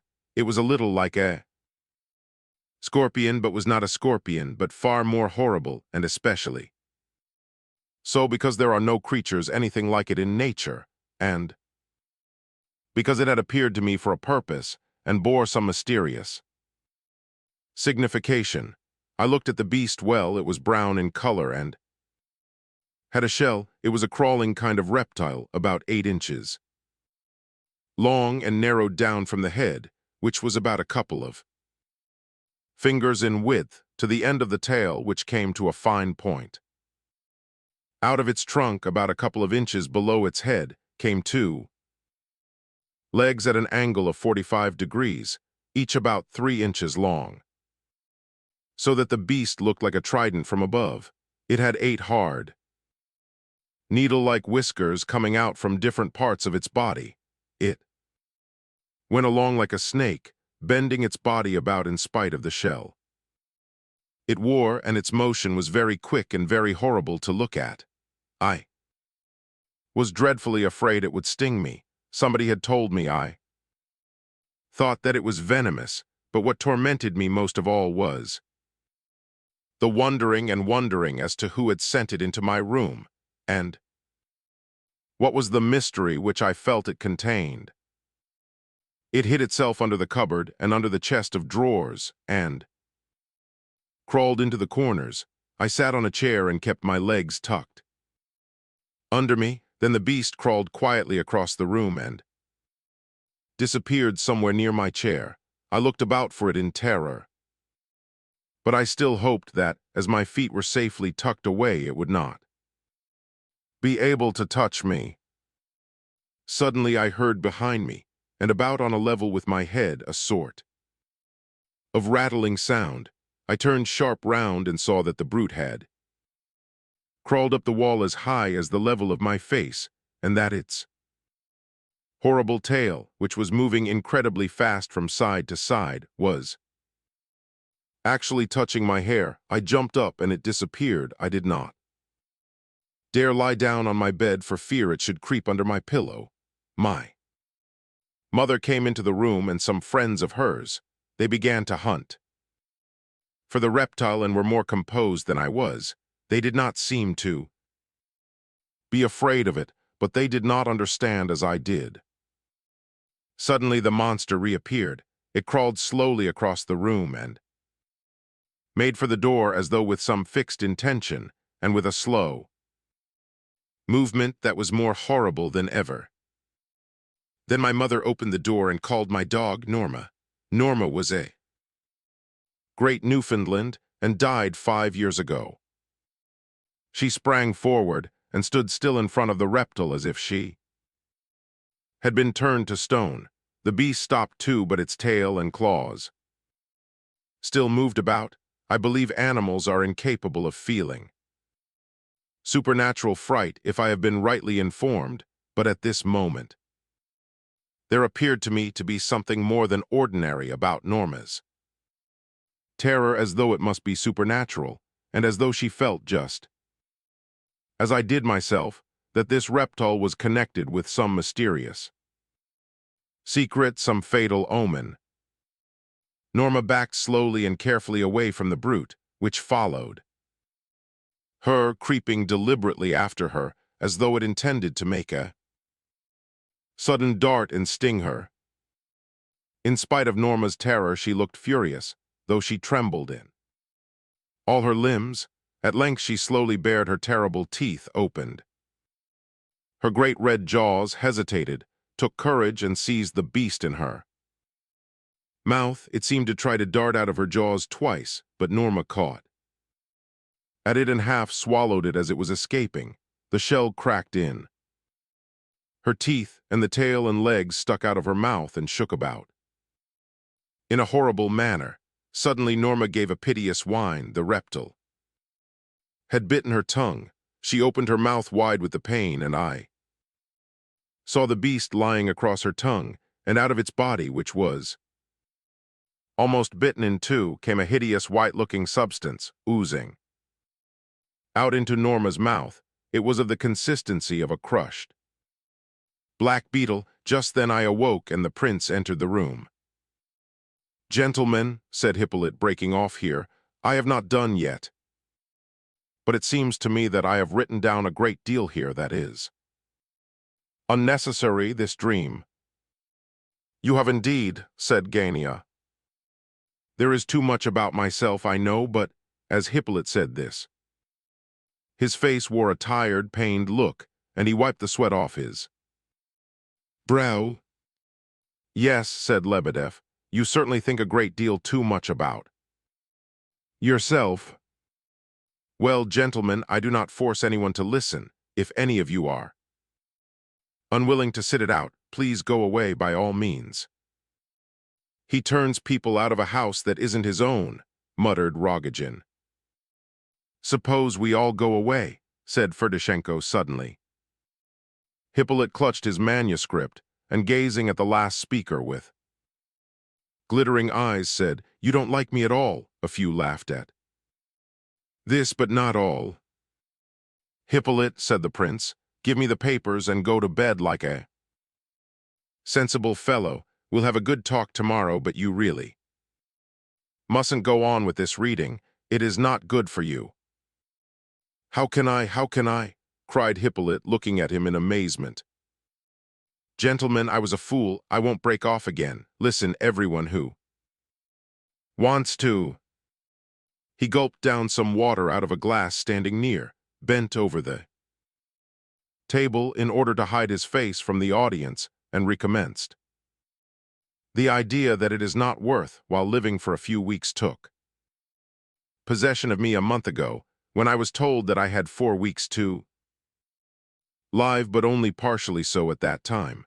The idea quite overmastered me 3 days since, that evening at Pavlovsk.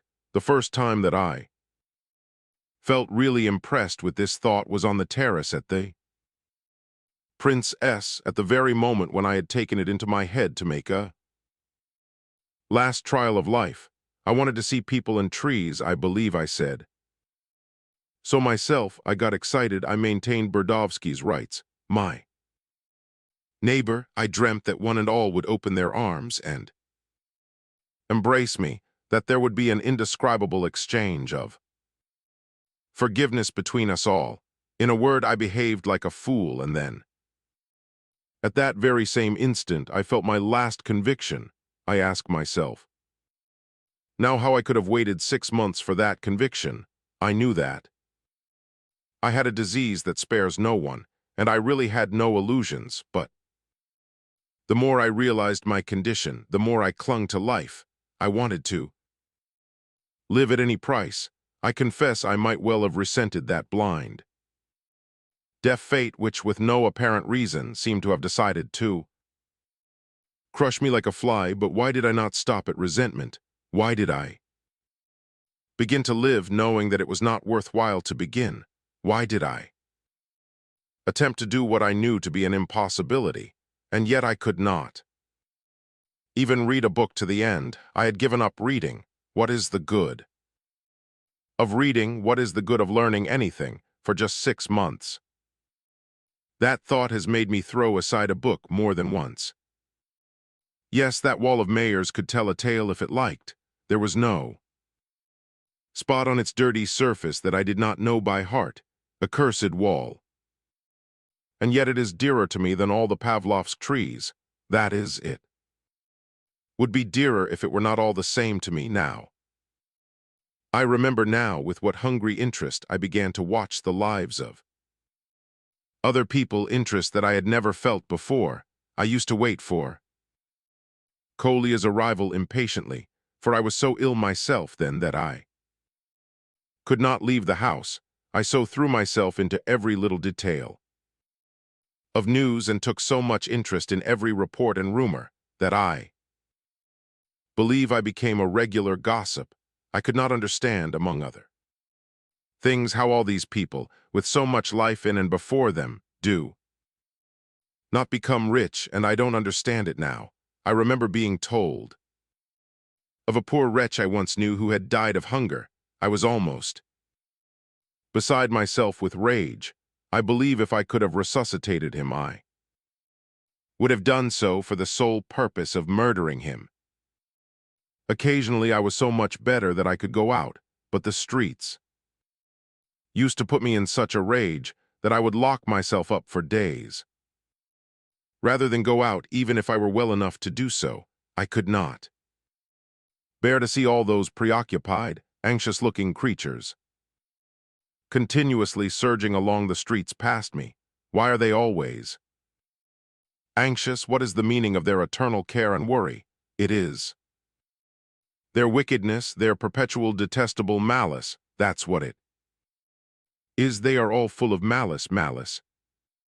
Whose fault is it that they are all miserable, that they don't know how to live, though they have 50 or 60 years of life before them? Why did that fool allow himself to die of hunger with 60 years of unlived life before him? And every one of them shows his rags, his toil-worn hands, and yells in his wrath, here are we, working like cattle all our lives and always as hungry as dogs, and there are others who do not work and are fat and rich, the eternal refrain, and side by side with them trots along some wretched fellow who has known better days, doing light porter's work from morn to night for a living, always blubbering and saying that his wife died because he had no money to buy medicine with, and his children dying of cold and hunger, and his eldest daughter gone to the bad, and so on. Oh, I have no pity and no patience for these fools of people. Why can't they be Rothschilds? Whose fault is it that a man has not got millions of money like Rothschild? If he has life, all this must be in his power. Whose fault is it that he does not know how to live his life? Oh, it's all the same to me now, but at that time I would soak my pillow at night with tears of mortification, and tear at my blanket. In my rage and fury, Oh, how I longed at that time to be turned. Out me, 18 years old, poor, half-clothed, turned out into the street, quite alone, without lodging, without work, without a crust of bread, without relations, without a single acquaintance in some large town, hungry, beaten, if you like, but in good health, and then I would show them. What would I show them? Oh, don't think that I have no sense of my own humiliation. I have suffered already in reading so far. Which of you all does not think me a fool at this moment, a young fool who knows nothing of life, forgetting that to live as I have lived these last 6 months is to live longer than gray-haired old men? Well, let them laugh and say it is all nonsense if they please. They may say it is all fairy tales if they like, and I have spent whole nights telling myself fairy tales. I remember them all, but how can I tell fairy tales now? The time for them is over. They amused me when I found that there was not even time for me to learn the Greek grammar as I wanted to do.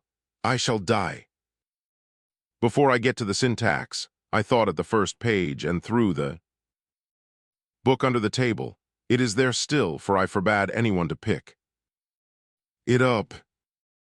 If this explanation gets into anybody's hands, and they have patience to read it through, they may consider me a madman or schoolboy, or more likely, a man condemned to die who thought it only natural to conclude that all men, excepting himself, esteem life far too lightly, live it far too carelessly and lazily, and are therefore one and all unworthy of it. Well, I affirm that my reader is wrong. Again, for my convictions have nothing to do with my sentence of death.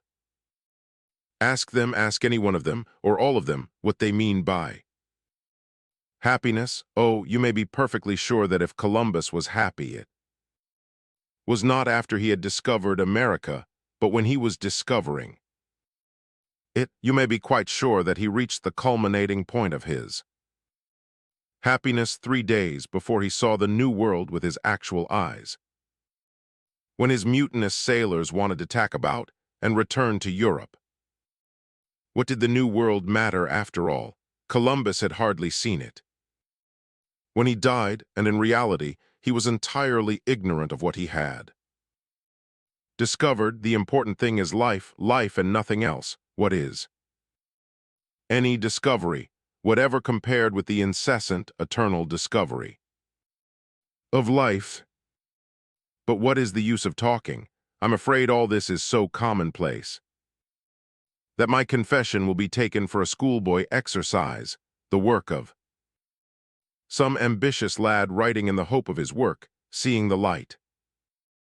Or perhaps my readers will say that I had perhaps something to say, but did not know how to express it.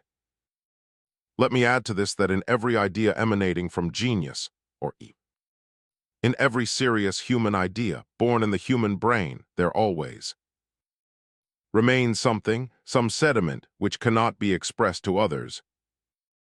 Though one wrote volumes and lectured upon it for 35 years, there is always a something, a remnant, which will never come out from your brain, but will remain there with you, and you alone, for ever and ever, and you will die, perhaps, without having imparted what may be the very essence of your idea to a single living soul.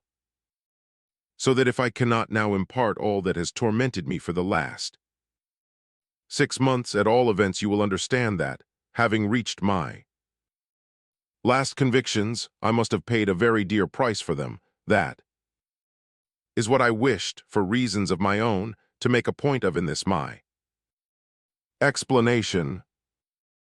But let me resume. 6. I will not deceive you. Reality got me so entrapped in its meshes, now and again during the past 6 months, that I forgot my sentence. Or perhaps I did not wish to think of it, and actually busied myself with affairs. A word as to my circumstances. When 8 months since I became very I threw up all my old connections and dropped all my old companions, as I was always a gloomy, morose sort of individual. My friends easily forgot me. Of course, they would have forgotten me all the same without that excuse. My position at home was solitary enough. 5 months ago, I separated myself entirely from the family, and no one dared enter my room except at stated times, to clean and tidy it, and so on, and to bring me my meals. My mother dared not disobey me. She kept the children quiet for my sake, and beat them if they dared to make any noise and disturb me. I so often complained of them that I should think they must be very fond indeed of me by this time. I think I must have tormented my faithful Kolya, as I called him. Good deal too. He tormented me of late. I could see that he always bore my tempers as though he had determined to spare the poor invalid. This annoyed me, naturally. He seemed to have taken it into his head to imitate the prince in Christian meekness. Surikov, who lived above us, annoyed me too. He was so miserably poor, and I used to prove to him that he had no one to blame but himself for his poverty. I used to be so angry that I think I frightened him eventually, for he stopped coming to see me. He was a most meek and humble fellow, was Surikov. N.B. They say that meekness is a great power. I must ask the prince about this, for the expression is his. But I remember one day, March, when I went up to his lodgings to see whether it was true that one of his children had been starved and frozen to death. I began to hold forth to him about his poverty being his own fault, and in the course of my remarks, I accidentally smiled at the corpse of his child.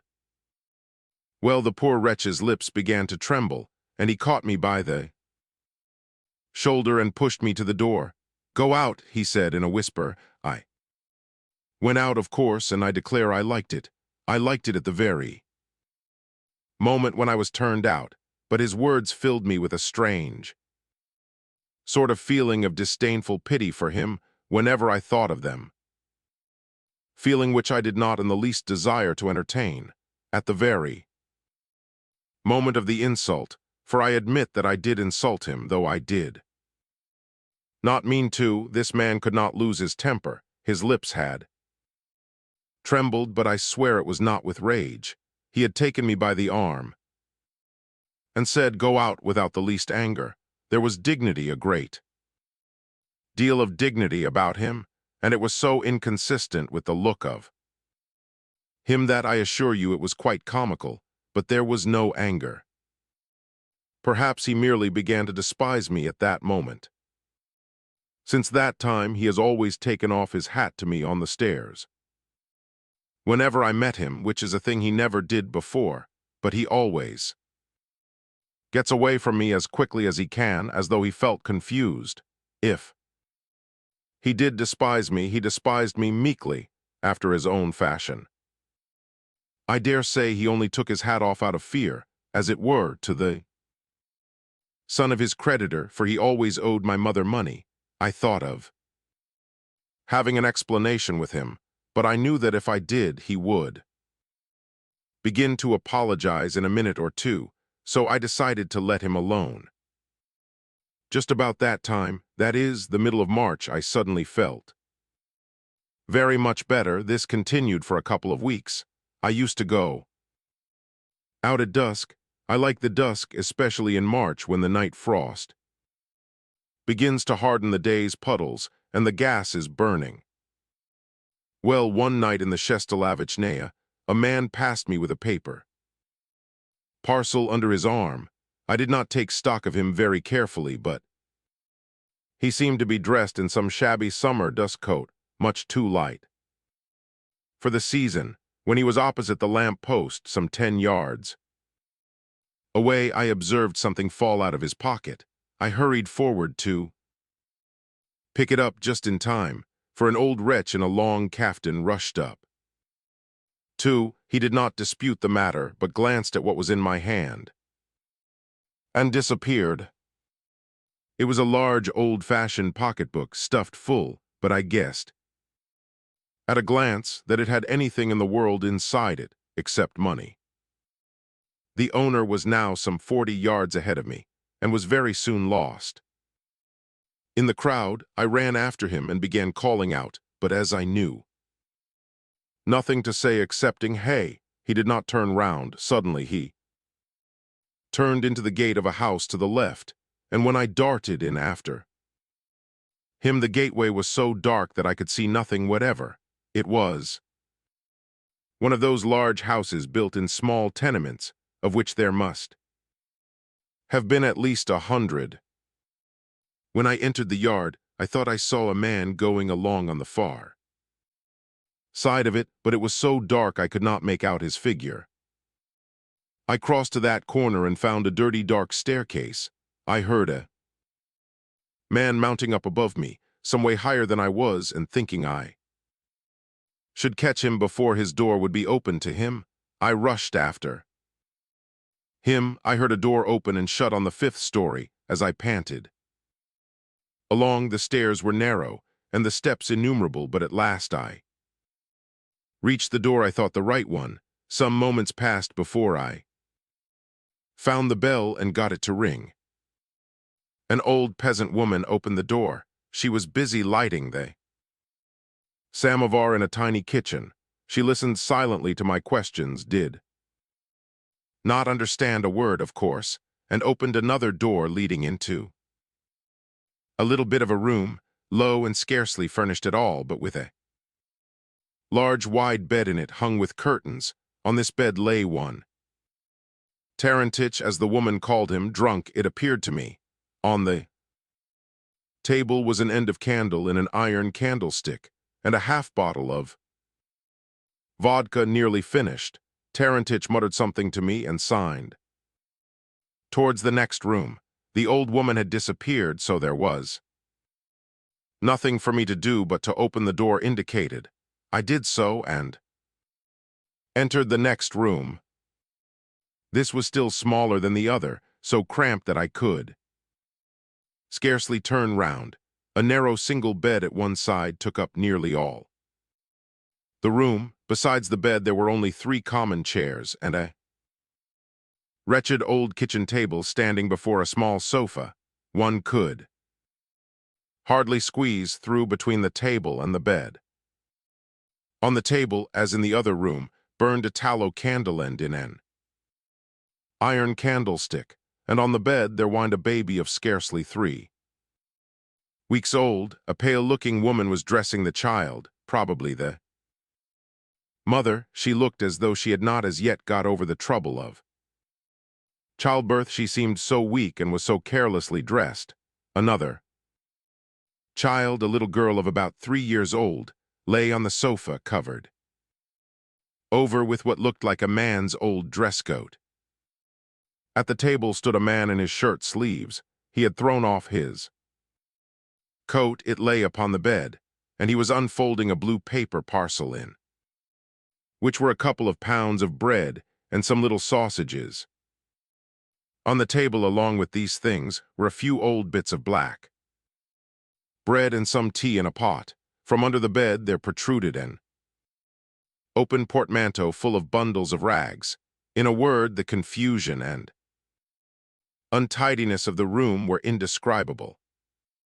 It appeared to me at the first glance that both the man and the woman were respectable people, but brought to that pitch of poverty where untidiness seems to get the better of every effort to cope with it, till at last they take a sort of bitter satisfaction in it. When I entered the room, the man who had entered but a moment before me and was still unpacking his parcels was saying something to his wife in an excited manner. The news was apparently bad, as usual, for the woman began whimpering. The man's face seemed to me to be refined and even pleasant. He was dark-complexioned and about 28 years of age. He wore black whiskers, and his lip and chin were shaved. He looked morose, but with a sort of pride of expression. A curious scene followed. There are people who find satisfaction in their own touchy feelings, especially when they have just taken the deepest offense at such moments they feel that they would rather be offended than not. These easily ignited natures, if they are wise, are always full of remorse. Afterwards, when they reflect that they have been 10 times as angry as they need have been.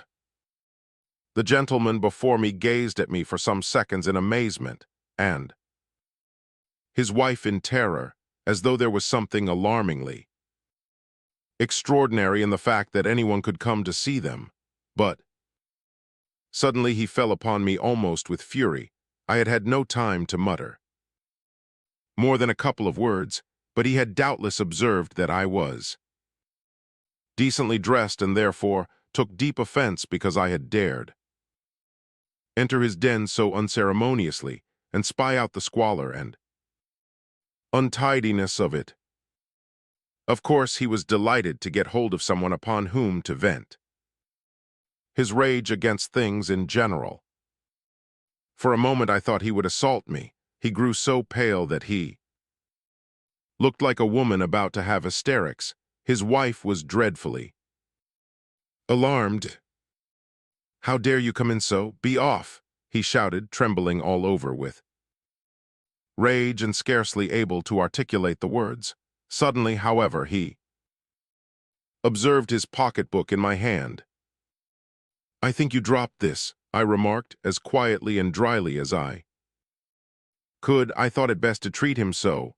For some while he stood before me in downright terror and seemed unable to understand.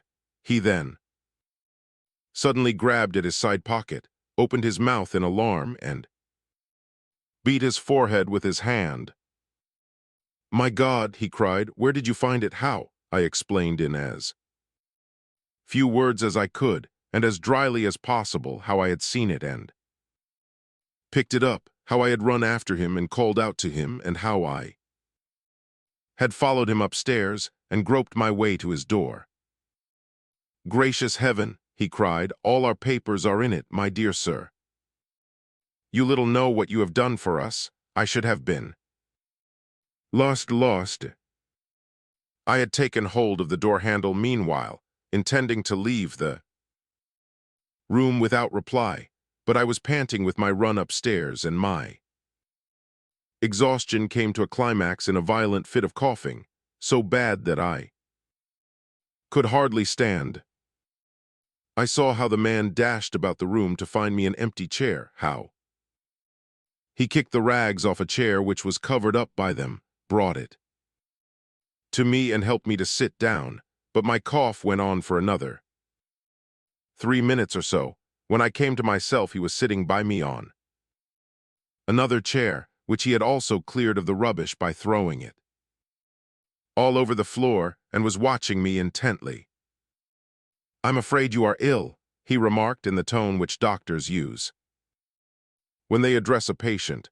I am myself a medical man. He did not say doctor, with which words he waved his hands towards the room and its contents as though in protest at his present condition. "I see that. I'm in consumption," I said laconically, rising from my seat. He jumped up too. "Perhaps you are exaggerating if you were to take proper measures." "Perhaps." He was terribly confused and did not seem able to collect his scattered senses. The pocketbook was still in his left hand. "Oh, don't mind me," I said. "Dr. B saw me last week. I lugged him in again, and my hash is quite settled. Pardon me." I took hold of the door handle again. I was on the point of opening the door and leaving my grateful but confused medical friend to himself and his shame, when my damnable cough got hold of me again. My doctor insisted on my sitting down again to get my breath. He now said something to his wife who, without leaving her place, addressed a few words of gratitude and courtesy to me. She seemed very shy over it, and her sickly face flushed up with confusion. I remained, but with the air of a man who knows he is intruding and is anxious to get away. Doctor's remorse at last seemed to need a vent, I could see. He began, breaking off abruptly every other moment and starting another sentence. I am so very grateful to you, and I am so much to blame in your eyes, I feel sure. You see. He pointed to the room again. At this moment I am in such a position. Oh, I said, there's nothing to see. It's quite a clear case. You've lost your post and have come up to make explanations and get another. If you can. How do you know that? He asked in amazement. Oh, it was evident at the first glance, I said ironically, but not intentionally so. There are lots of people who come up from the provinces full of hope and run about town and have to live as best they can. He began to talk at once excitedly, and with trembling lips, he began complaining and telling me his story. He interested me, I confess. I sat there nearly an hour. His story was a very ordinary one. He had been a provincial doctor. He had a civil appointment and had no sooner taken it up than intrigues began. Even his wife was dragged into these. He was proud and flew into a passion. There was a change of local government which acted in favor of his opponents. His position was undermined. Complaints were made against him. He lost his post and came up to Petersburg with his last remaining money in order to appeal to higher authorities. Of course, nobody would listen to him for a long time. He would come and tell his story one day and be refused promptly. Another day he would be fed on false promises. Again he would be treated harshly. Then he would be told to sign some documents. Then he would sign the paper and hand it in, and they would refuse to receive it and tell him to file a formal petition. In a word, he had been driven about from office to office for 5 months and had spent every farthing he had. His wife's last rags had just been pawned, and meanwhile a child had been born to them, and today I have a final refusal to my petition, and I have hardly a crumb of bread left. I have nothing left. My wife has had a baby lately, and I. He sprang up from his chair and turned away. His wife was crying in the corner. The child had begun to moan again. I pulled out my notebook and began writing in it. When I had finished and rose from my chair, he was standing before me with an expression of alarmed curiosity. I have jotted down your name, I told him, and all the rest of it, the place you served at, the district, the date, and all. I have friend Bakhmatov, whose uncle is a counselor of state and has to do with these matters, one Peter Matveyevich Bakhmatov. Peter Matveyevich Bakhmatov, he cried, trembling all over. Excitement? Why, nearly everything depends on that very man. It is very curious, this story of the medical man and my visit and the happy termination to which I contributed by accident. Everything fitted in as in a novel. I told the poor people not to put much hope in me because I was but a poor schoolboy myself. I am not really, but I humiliated myself as much as possible in order to make them less hopeful, but that I would go at once to the Vasily Ostrov and see my friend, and that as I knew for certain that his uncle adored him and was absolutely devoted to him as the last hope and branch of the family, perhaps the old man might do something to oblige his nephew. If only they would allow me to explain all to His Excellency, if I could but be permitted to tell my tale to him, he cried, trembling with feverish agitation and his eyes flashing with excitement. I repeated once more that I could not hold out much hope, that it would probably end in smoke, and if I did not turn up next morning they must make up their minds that there was no more to be done in the matter. They showed me out with bows and every kind of respect. They seemed quite beside themselves. I shall never forget the expression of their faces. I took a droshky and drove over to the Vasily Ostrov at once. For some years I had been at enmity with this young Bakhmatov at school. We considered him an aristocrat. At all events, I called him one. He used to dress smartly and always drove to school in a private trap. He was a good companion and was always merry and jolly, sometimes even witty, though he was not very intellectual, in spite of the fact that he was always top of the class. I myself was never top in anything. All his companions were very fond of him, excepting myself. He had several times during those years come up to me and tried to make friends, but I had always turned sulkily away and refused to have anything to do with him. I had not seen him for a whole year now. He was at the university. When at 9 o'clock or so this evening I arrived and was shown up to him with great ceremony, he first received me with astonishment and not too affably, but he soon cheered up and suddenly gazed intently at me and burst out laughing. "Why, what on earth can have possessed you to come and see me, Terentief?" he cried with his usual pleasant, sometimes audacious, but never offensive familiarity, which I liked in reality, but for which I also detested him. "Why, what's the matter?" he cried in alarm. "Are you ill?" That confounded cough of mine had come on again. I fell into a chair and with difficulty recovered my breath. "It's all right, it's only consumption," I said. "I have come to you with a petition." He sat down in amazement, and I lost no time in telling him the medical man's history, and explained that he, with the influence which he possessed over his uncle, might do some good to the poor fellow. I'll do it, of course," he said. "I shall attack my uncle about it tomorrow morning, and I'm very glad you told me the story. But how was it that you thought of coming to me about it, Terentief?" "So much depends upon your uncle," I said, "and besides we have always been enemies, Bakhmatov, and as you are a generous sort of fellow, I thought you would not refuse my request because I was your enemy," I added with irony. "Like Napoleon going to England, eh?" cried he, laughing. "I'll do it.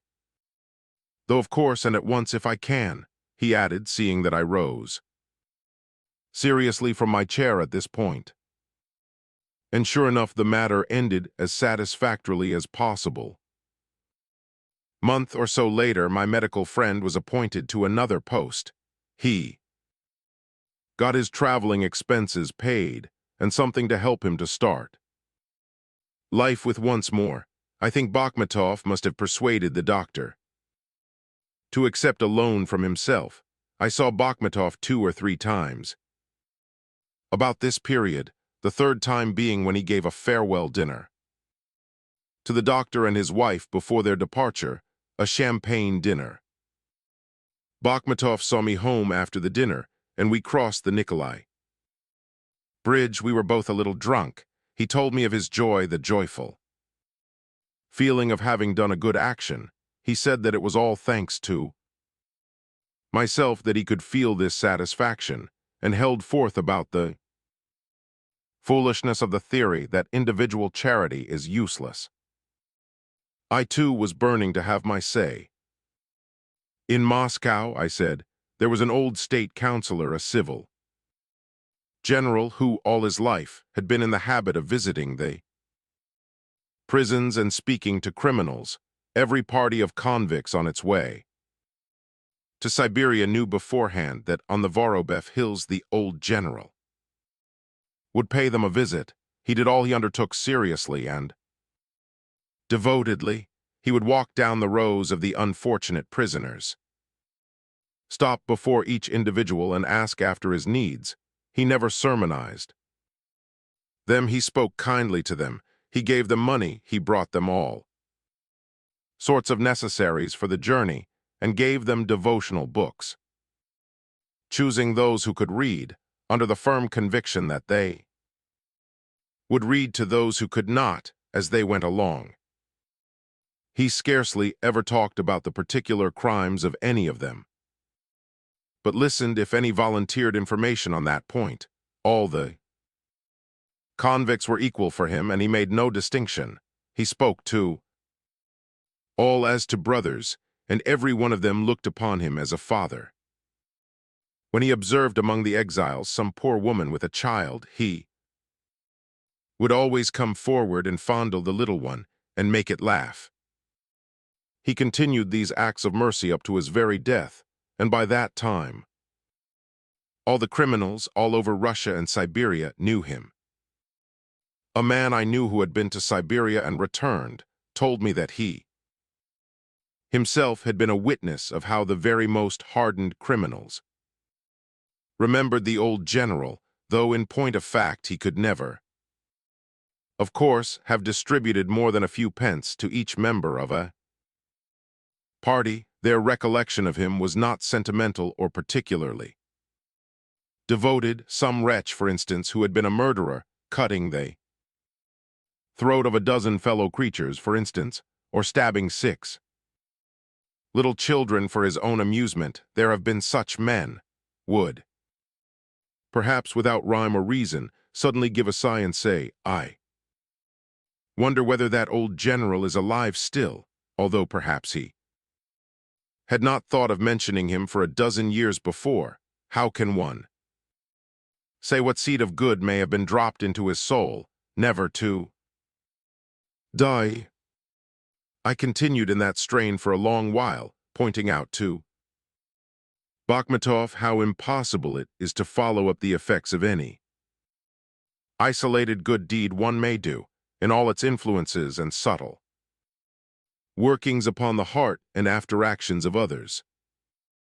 "And to think that you are to be cut off from life," remarked Bakhmatov in a tone of reproach, as though he would like to find someone to pitch into on my account. We were leaning over the balustrade of the bridge, looking into the Neva at this moment. "Do you know what has suddenly come into my head?" said I, suddenly leaning further and further over the rail. "Surely not to throw yourself into the river," cried Bakhmatov in alarm. Perhaps he read my thought in my face. "No, not yet. At present nothing but the following consideration. You see, I have some 2 or 3 months left me to live, perhaps 4. Well, supposing that when I have but a month or 2 more, I take a fancy for some good deed that needs both trouble and time, like this business of our doctor friend, for instance, why, I shall have to give up the idea of it and take to something else, some little good deed within my means. Is that an amusing idea?" Poor Bakhmatov was much impressed, painfully so. He took me all the way home, not attempting to console me, but behaving with the greatest delicacy. On taking leave, he pressed my hand warmly and asked permission to come and see me. I replied that if he came to me as a comforter, so to speak, for he would be in that capacity whether he spoke to me in a soothing manner or only kept silence, as I pointed out to him, he would but remind me each time of my approaching death. He shrugged his shoulders but quite agreed with me, and we parted better friends than I had expected. But that evening and that night were sown the first seeds of my last conviction. I seized greedily on my new idea. I thirstily drank in all its different aspects. I did not sleep a wink that night, and the deeper I went into it, the more my being seemed to merge itself in it, and the more alarmed I became. A dreadful terror came over me at last, and did not leave me all next day. Sometimes, thinking over this, I became quite numb with the terror of it, and I might well have deduced from this fact that my last Conviction was eating into my being too fast and too seriously, and would undoubtedly come to its climax before long, and for the climax I needed greater determination than I yet possessed. However, within 3 weeks my determination was taken, owing to a very strange circumstance. Here on my paper, I make a note of all the figures and dates that come into my explanation. Of course, it is all the same to me, but just now, and perhaps only at this moment, I desire that all those who are to judge of my action should see clearly out of how logical a sequence of deductions has at length preceded my last conviction.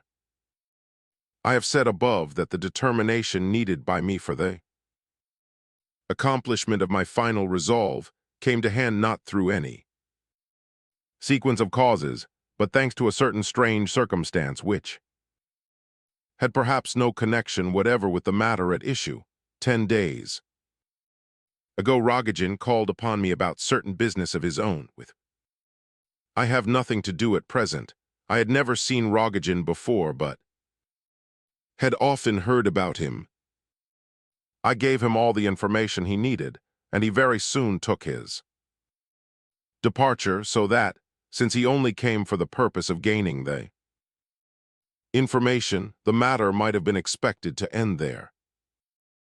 But he interested me too much, and all that day I was under the influence of strange thoughts connected with him, and I determined to return his visit the next day.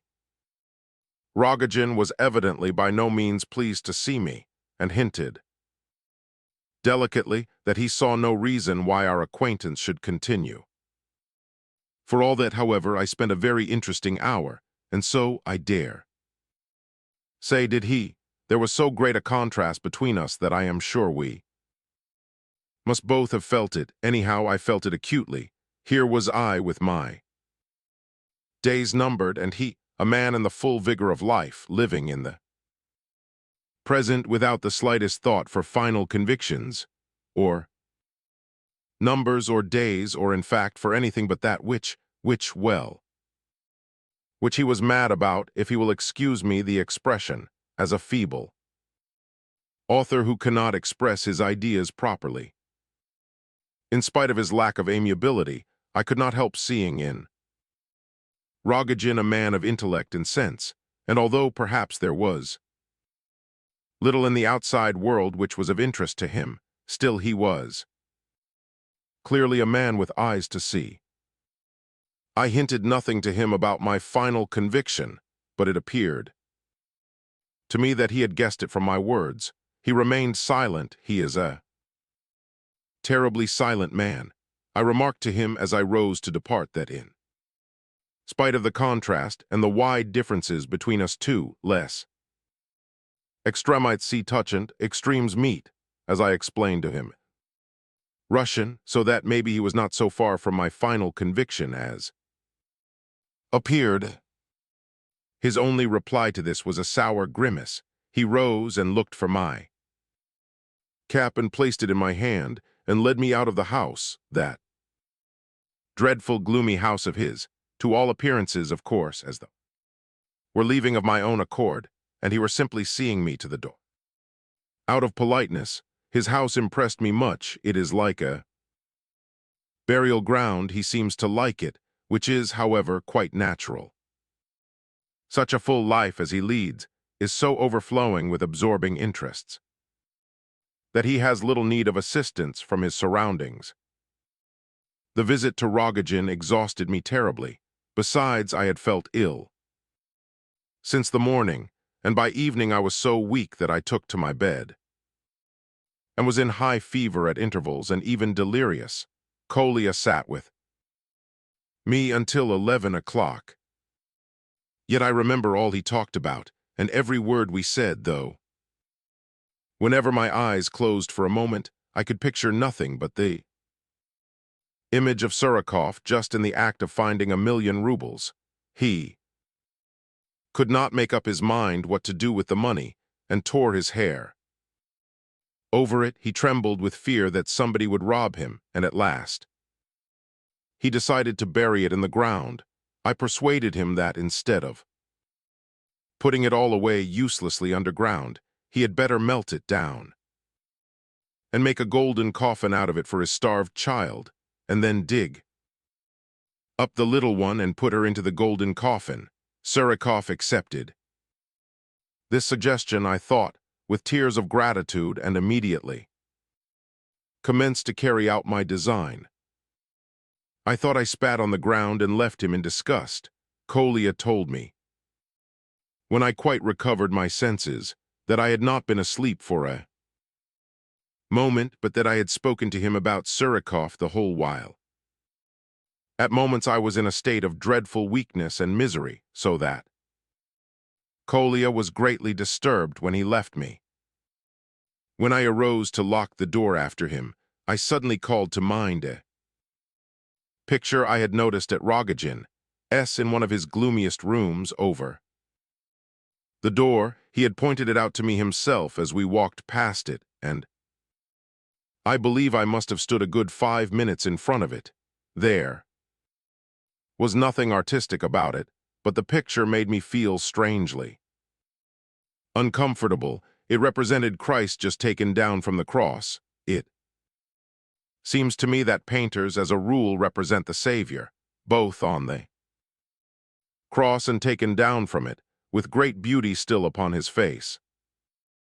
This marvelous beauty they strive to preserve even in his moments of deepest agony and passion, but there was no such beauty in Rodion's picture. This was the presentment of a poor mangled body which had evidently suffered unbearable anguish even before its crucifixion, full of wounds and bruises, marks of the violence of soldiers and people, and of the bitterness of the moment when he had fallen with the cross, all this combined with the anguish of the actual crucifixion.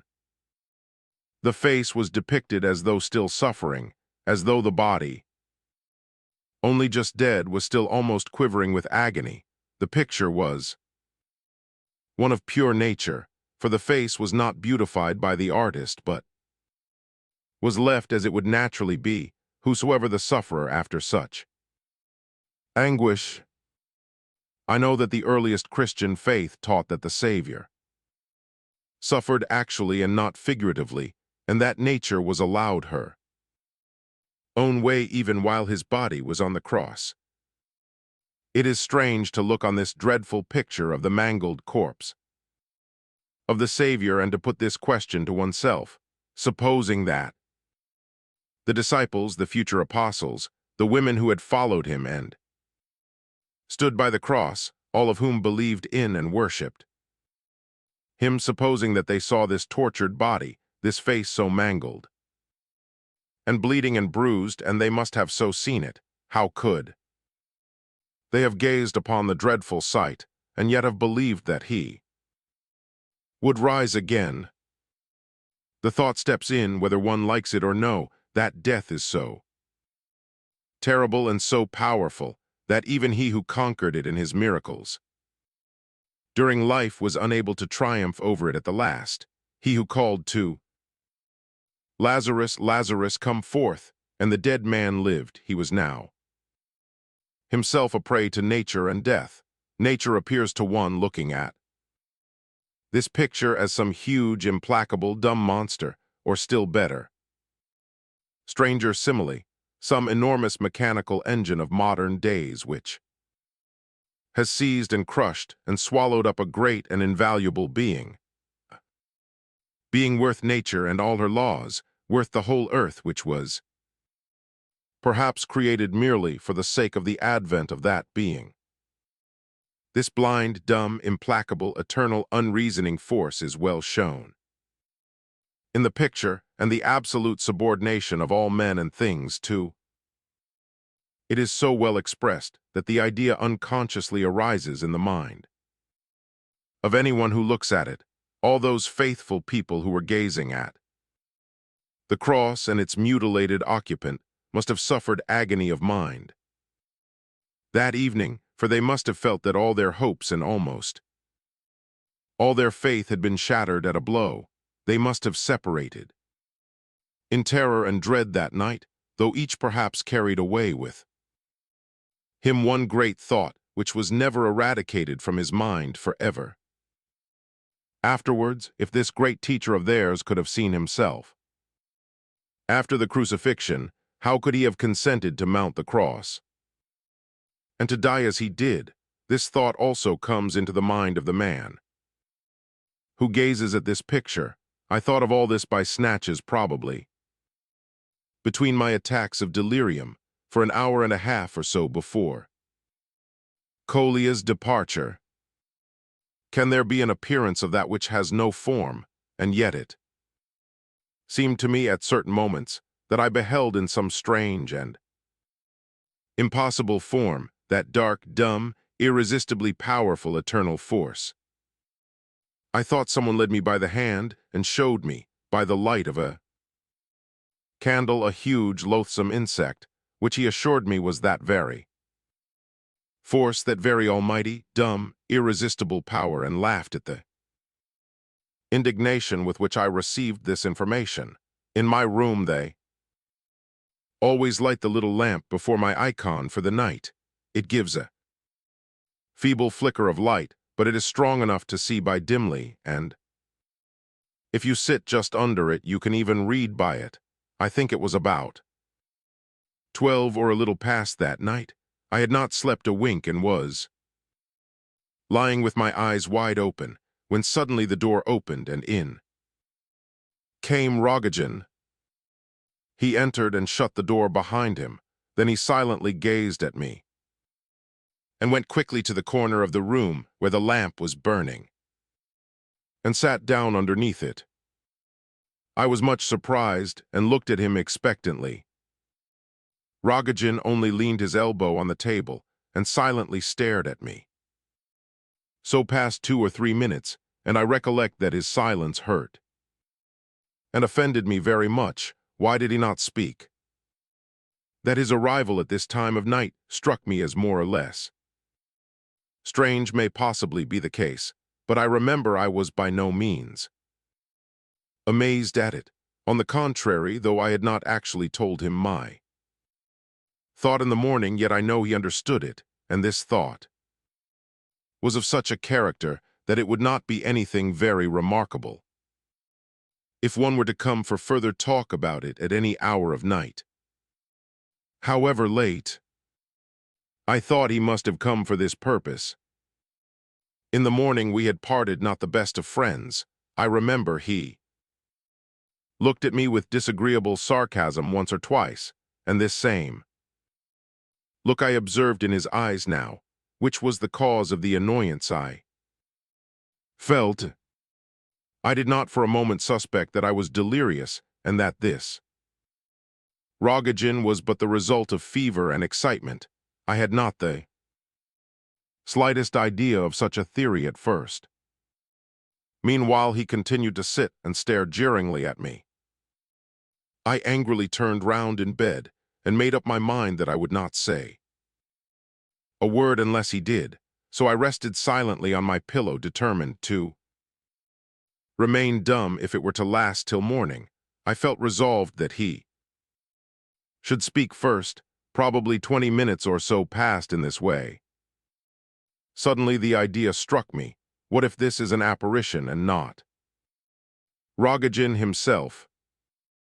Neither during my illness nor at any previous time had I ever seen an apparition, but I had always thought, both when I was a little boy and even now, that if I were to see one I should die on the spot, though I don't believe in ghosts. And yet now, when the idea struck me that this was a ghost and not Rodion at all, I was not in the least alarmed. Nay, the thought actually irritated me. Strangely enough, the decision of the question as to whether this were a ghost or Rodion did not, for some reason or other, interest me nearly so much as it ought to have done. I think I began to muse about something altogether different. For instance, I began to wonder why Rodion, who had been in dressing gown and slippers when I saw him at home, had now put on a dress coat and white waistcoat and tie. I also thought to myself, Remember, if this is a ghost, and I am not afraid of it, why don't I approach it and verify my suspicions? Perhaps I am afraid, and no. Sooner did this last idea enter my head than an icy blast blew over me. I felt a chill down my backbone and my knees shook. At this very moment, as though divining my thoughts, Rodion raised his head from his arm and began to part his lips as though he were going to laugh, but he continued to stare at me as persistently as before. I felt so furious with him at this moment that I longed to rush at him, but as I had sworn that he should speak first, I continued to lie. Still, and the more willingly, as I was still by no means satisfied as to whether it really was Rodion or not. I cannot remember how long this lasted. I cannot recollect either whether consciousness forsook me at intervals or not, but at last Rodion rose, staring at me as intently as ever, but not smiling any longer, and walking very softly, almost on tiptoes, to the door. He opened it, went out, and shut it behind him. I did not rise from my bed, and I don't know how long I lay with my eyes open, thinking. I don't know what I thought about nor how I fell asleep or became insensible, but I awoke next morning after 9 o'clock when they knocked at my door.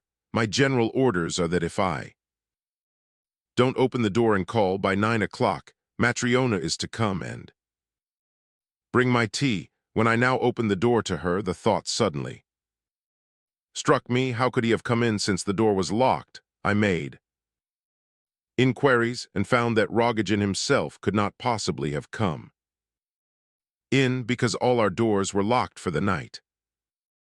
Well, this strange circumstance, which I have described with so much detail, was the ultimate cause which led me to taking my final determination, so that no logic or logical deductions had anything to do with my resolve. It was simply a matter of disgust. It was impossible for me to go on living when life was full of such detestable, strange, tormenting forms. This ghost had humiliated me, nor could I bear to be subordinate to that dark, horrible force which was embodied in the form of the loathsome insect. It was only towards evening, when I had quite made up my mind on this point, that I began to feel easier. 7. I had a small pocket pistol. I had procured it while still a boy at that droll age when the stories of duels and highwaymen begin to delight one, and when one imagines oneself nobly standing fire at some future day in a duel. There were a couple of old bullets in the bag which contained the pistol, and powder enough in an old flask for 2 or 3 charges. The pistol was a wretched thing, very crooked, and wouldn't carry farther than 15 paces at the most. However, it would send your skull flying well enough if you pressed the muzzle of it against your temple. I determined to die at Pavlovsk at sunrise in the park, so as to make no commotion in the house. This explanation will make the matter clear enough to the police. Students of psychology, and anyone else who likes, may make what they please of it. I should not like this paper, however, to be made public. I request the prince to keep a copy himself, and to give a copy to Aglaya Ivanovna Epanchin. This is my last will and testament. As for my skeleton, I bequeath it to the Medical Academy for the benefit of science. I recognize no jurisdiction over myself, and I know that I am now beyond the power of laws and judges. A little while ago, a very amusing idea struck me. What if I were now to commit some terrible crime, murder 10 fellow creatures, for instance, or anything else that is thought most shocking and dreadful? In this world, what a dilemma my judges would be in with a criminal who only has a fortnight to live in any case, now that the rack and other Forms of torture are abolished. Why I should die comfortably in there. Own hospital in a warm, clean room with an attentive doctor, probably. Much more comfortably than I should at home. I don't understand why people in my position do not oftener indulge in such ideas, if only for a joke. Perhaps they do, who knows, there are plenty of merry souls among us. But though I do not recognize any jurisdiction over myself, still I know that I shall be judged when I am nothing but a voiceless lump of clay. Therefore I do not wish to go before I have left a word of reply, the reply of a free man, not one forced to justify himself. Oh no. I have no need to ask forgiveness of anyone. I wish to say a word merely because I happen to desire it of my own free will. Here in the first place comes a strange thought. Who, in the name of what law, would think of disputing my full personal right over the fortnight of life left to me? What jurisdiction can be brought to bear upon the case? Who would wish me not only to be sentenced, but to endure the sentence to the end? Surely there exists no man who would wish such a thing. Why should anyone desire it? For the sake of morality? Well, I can understand that if I were to make an attempt upon my own life, while in the enjoyment of full health and vigor, my life which might have been useful, etc., etc., morality might reproach me according to the old routine for disposing of my life without permission, or whatever its tenet may be. But now, when my sentence is out and my days numbered, how can morality have need of my last breaths, and why should I die listening to the consolations offered by the prince, who without doubt would not omit to demonstrate that death is actually a benefactor to me? Christians, like him, always end up with that. It is their pet theory. And what do they want with their ridiculous Pavlovsk trees to sweeten my last hours? Cannot they understand that the more I forget myself, the more I let myself become attached to these last illusions of life and love, by means of which they try to hide from me Mayor's wall and all that is so plainly written on it, the more unhappy they make me? What is the use of all your nature to me, all your parks and trees, your sunsets and sunrises, your blue skies and your self-satisfied faces, when all this wealth of beauty and happiness begins with the fact that it accounts me, only me, one too many? What is the good of all this beauty and glory to me, when every second, every moment, I cannot but be aware that this little fly which buzzes around my head in the sun's rays, even this little fly is a sharer and participator in all the glory of the universe, and knows its place and is happy in it, while I am an outcast and have been blind to the fact hitherto, thanks to my simplicity. Oh, I know well how the prince and others would like me, instead of indulging in all these wicked words of my own, to sing, too, the glory and triumph of morality, that well-known verse of Gilbert's. Oh, puissant voir longtemps votre beauté sacrée. Tant d'amis sourds à mes adieux. Quils murent pleins de jours, que leur mort soit pleurée. Quan ami leur ferme les yeux.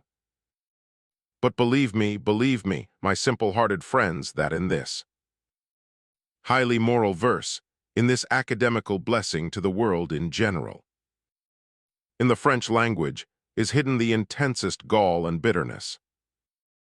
But so well concealed is the venom that I dare say the poet actually persuaded himself that his words were full of the tears of pardon and peace instead of the bitterness of disappointment and malice, and so died in the delusion.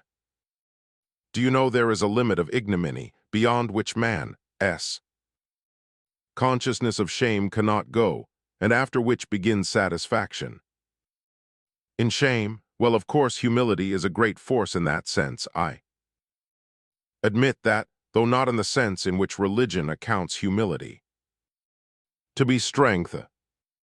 Religion, I admit eternal life, and perhaps I always did admit it.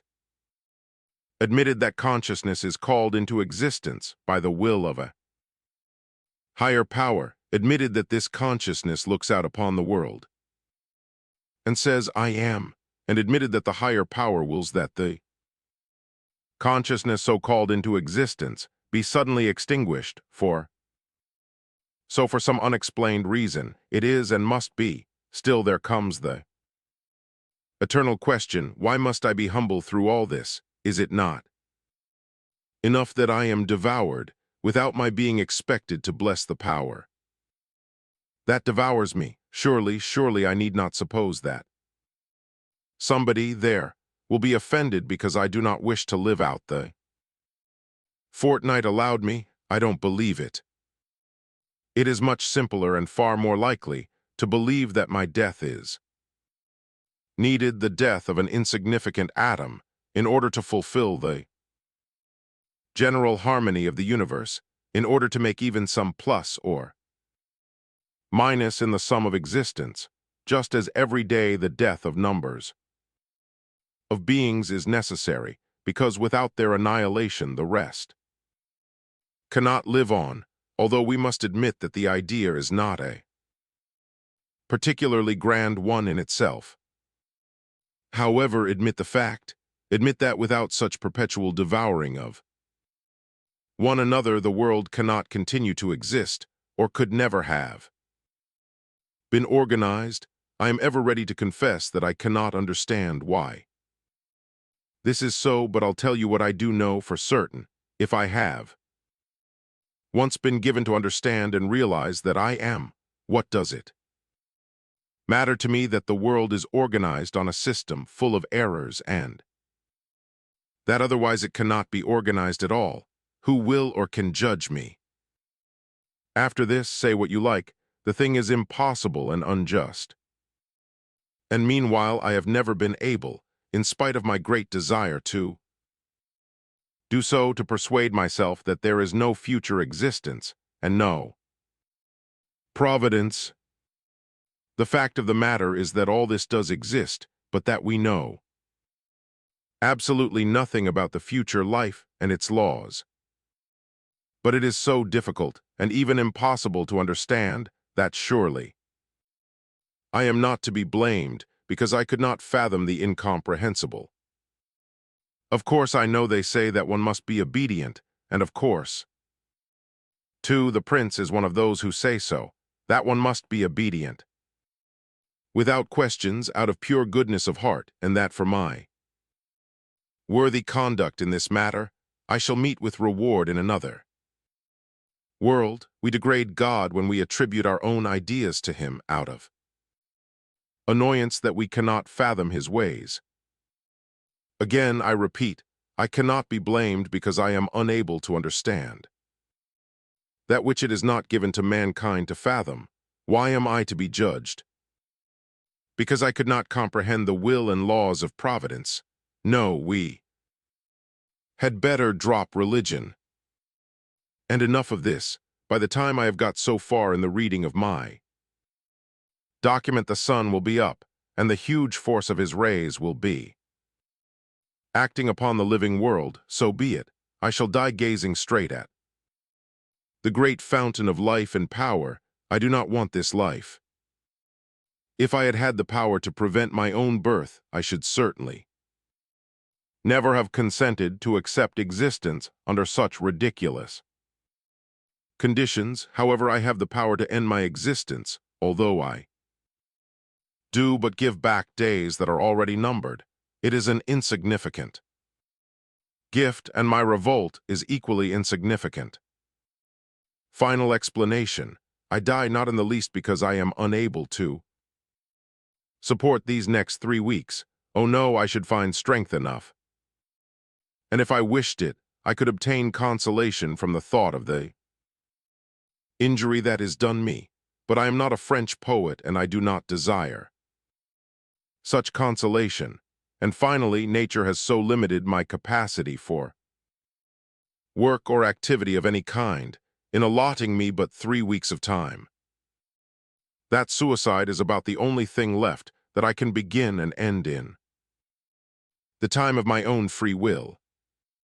Perhaps then I am anxious to take advantage of my last chance of doing something for myself. A protest is sometimes no small thing. The explanation was finished. Hippolyte paused at last. There is, in extreme cases, a final stage of cynical candor when a nervous man, excited, and beside himself with emotion, will be afraid of nothing and ready for any sort of scandal, nay, glad of it. The extraordinary, almost unnatural, tension of the nerves which upheld Hippolyte up to this point had now arrived at this final stage.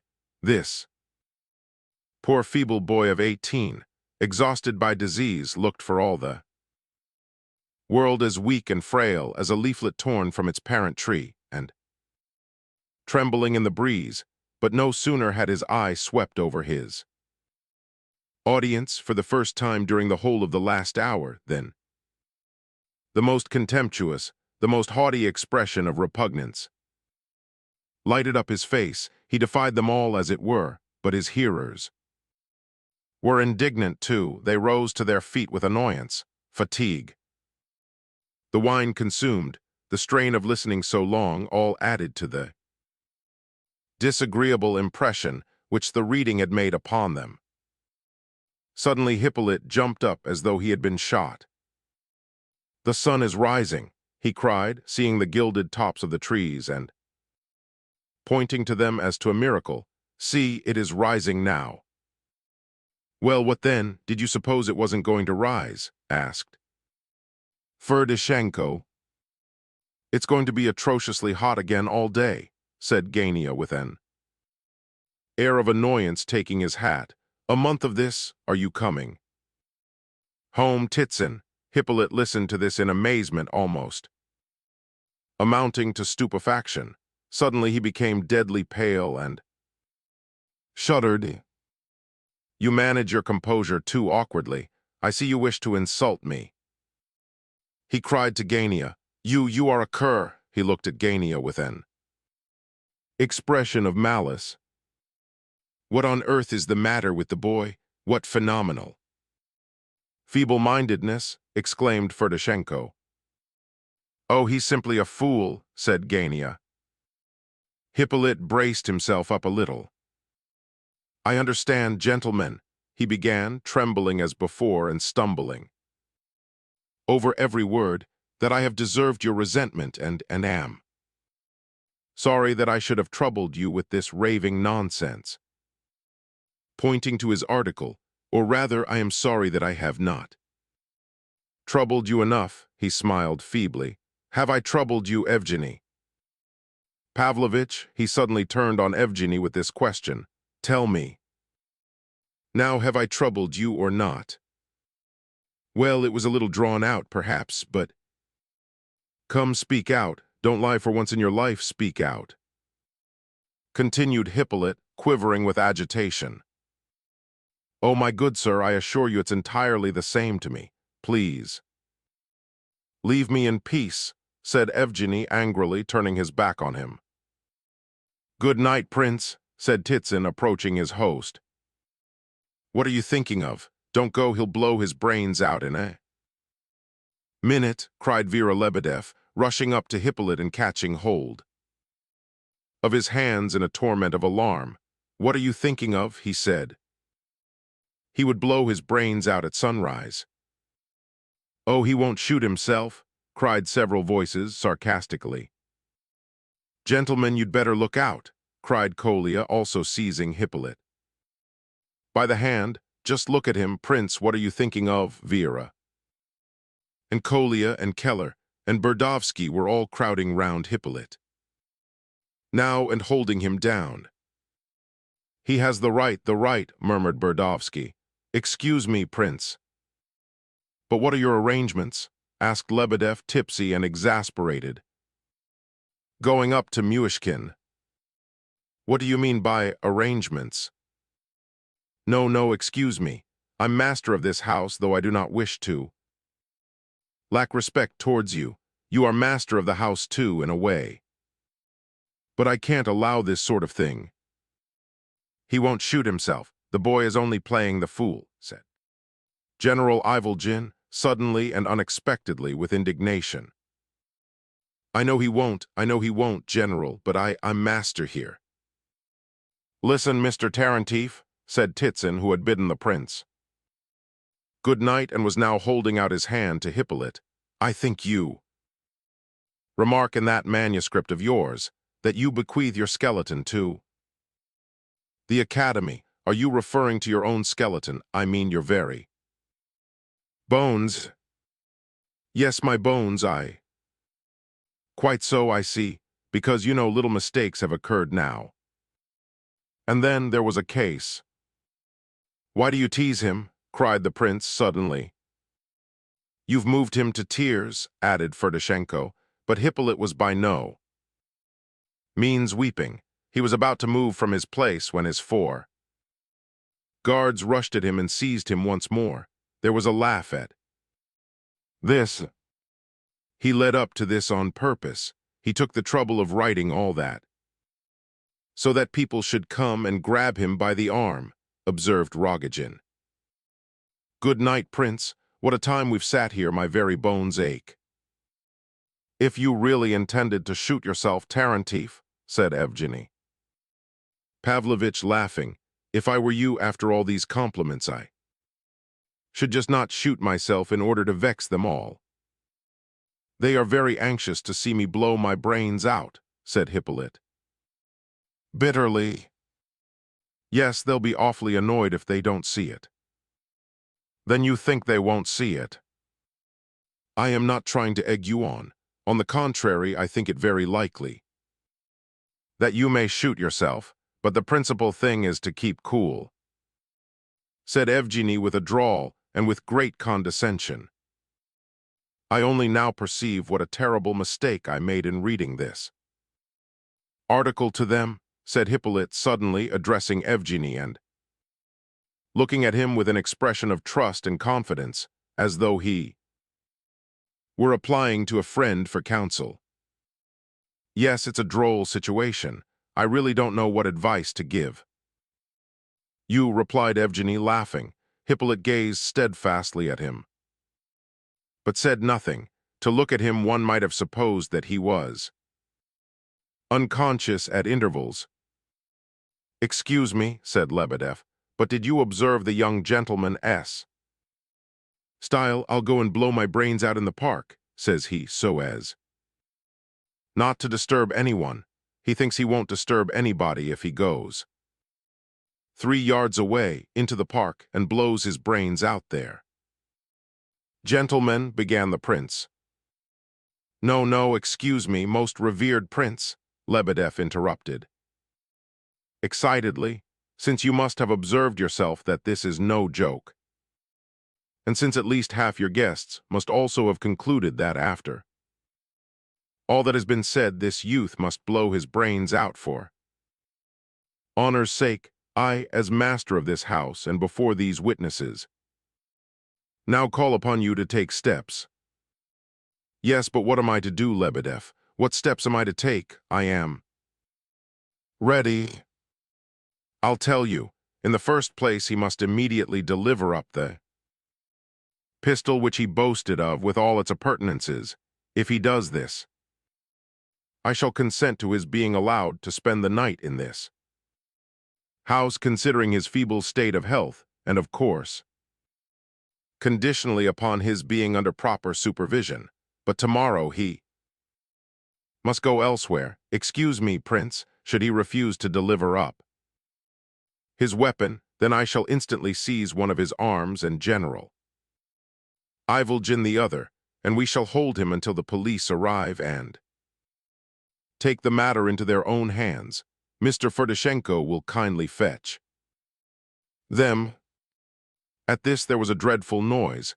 Lebedev danced about in his excitement. Ferdishenko prepared to go for the police. Gania frantically insisted that it was all nonsense, for nobody was going to Shoot themselves. Evgeny Pavlovitch said nothing. Prince, whispered Hippolyte, suddenly his eyes all ablaze, you don't suppose that I did not foresee all this hatred? He looked at the prince as though he expected him to reply for a moment. Enough, he added at length, and addressing the whole company, he cried, it's all my fault, gentlemen. Lebedev, here's the key. He took out a small bunch of keys. This one the last but one. Kolya will show you. Kolya. Where's Kolya? He cried, looking straight at Kolya and not seeing him. Yes, he'll show you. He packed the bag with me this morning. Take him. Up, Kolya. My bag is upstairs in the prince's study under the table. Here's the key, and in the little case you'll find my pistol and the powder and all. Kolya packed it himself, Mr. Lebedev. He'll show you. But it's on condition that tomorrow morning, when I leave for Petersburg, you will give me back my pistol, do you hear?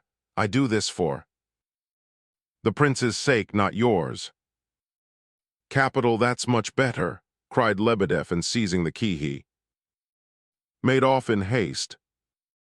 Kolya stopped a moment as though he wished to say something, but Lebedev dragged him away. Hippolyte looked around at the laughing guests. The prince observed that his teeth were chattering as though in a violent attack of ague. What brutes they all are, he whispered to the prince. Whenever he addressed him, he lowered his voice. Let them alone, you're too weak now. Yes, directly, I'll go away directly, I'll. Suddenly he embraced Myushkin. Perhaps you think I am mad, eh? He asked him, laughing very strangely. No, but you. Directly. Stand still a moment, I wish to look in your eyes.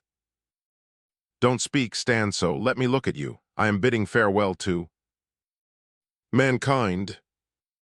He stood so for 10 seconds, gazing at the prince, motionless, deadly pale, his temples wet with perspiration. He held the prince's hand in a strange grip, as though afraid to let him go. Hippolyte, what is the matter with you? Cried Myushkin.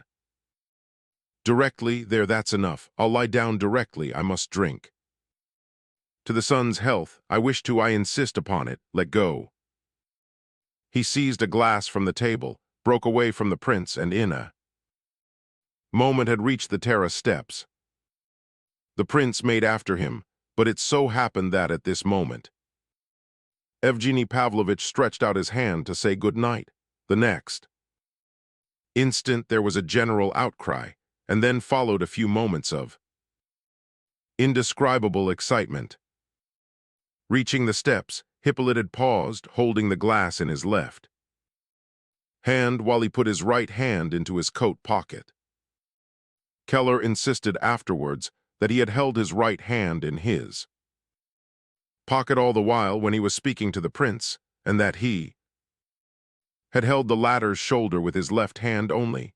This circumstance, Keller affirmed, had led him to feel some suspicion from the first. However this may be, Keller ran after Hippolyte, but he was too late.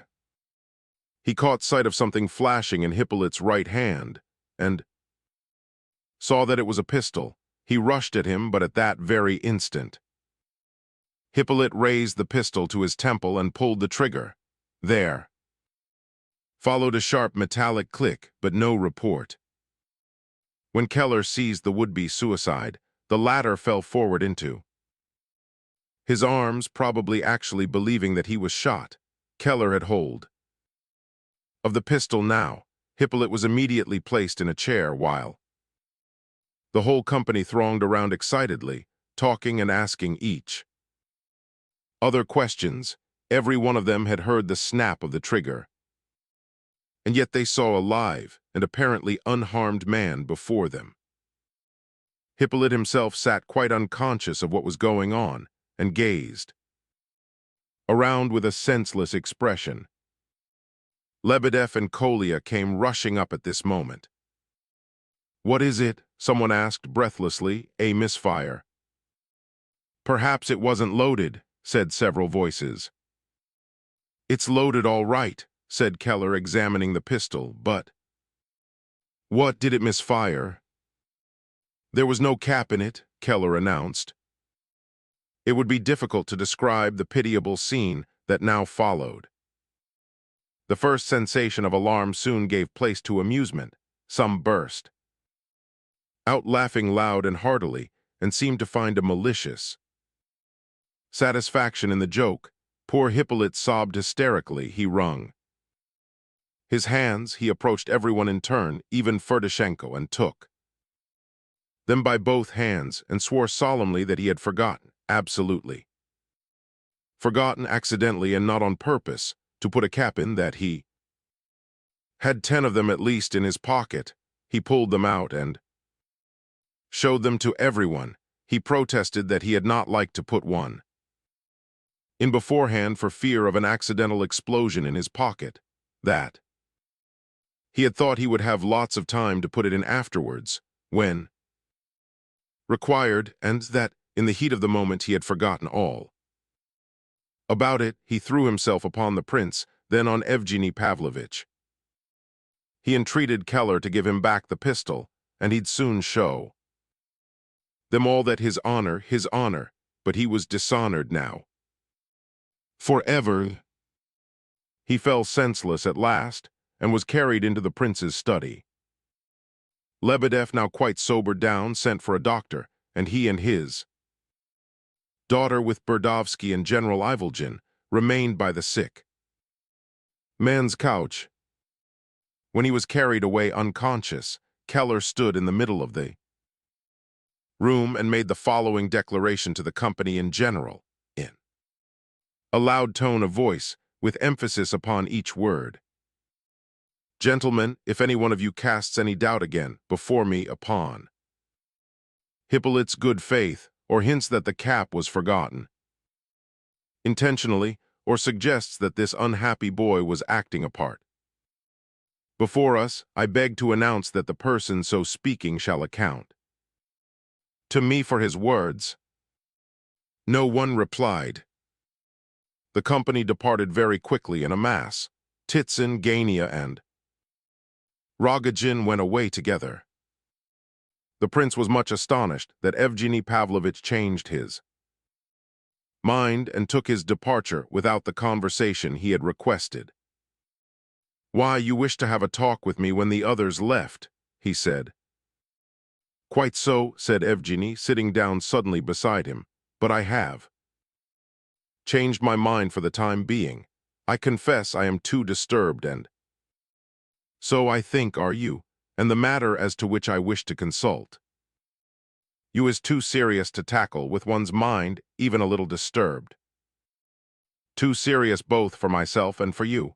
You see, Prince, for once in my life I wish to perform an absolutely honest action, that is, an action with no ulterior motive, and I think I am hardly in a condition to talk of it just at this moment, and, well, we'll discuss it another time. Perhaps the matter may gain in clearness if we wait for 2 or 3 days, just the 2 or 3 days which I must spend in Petersburg.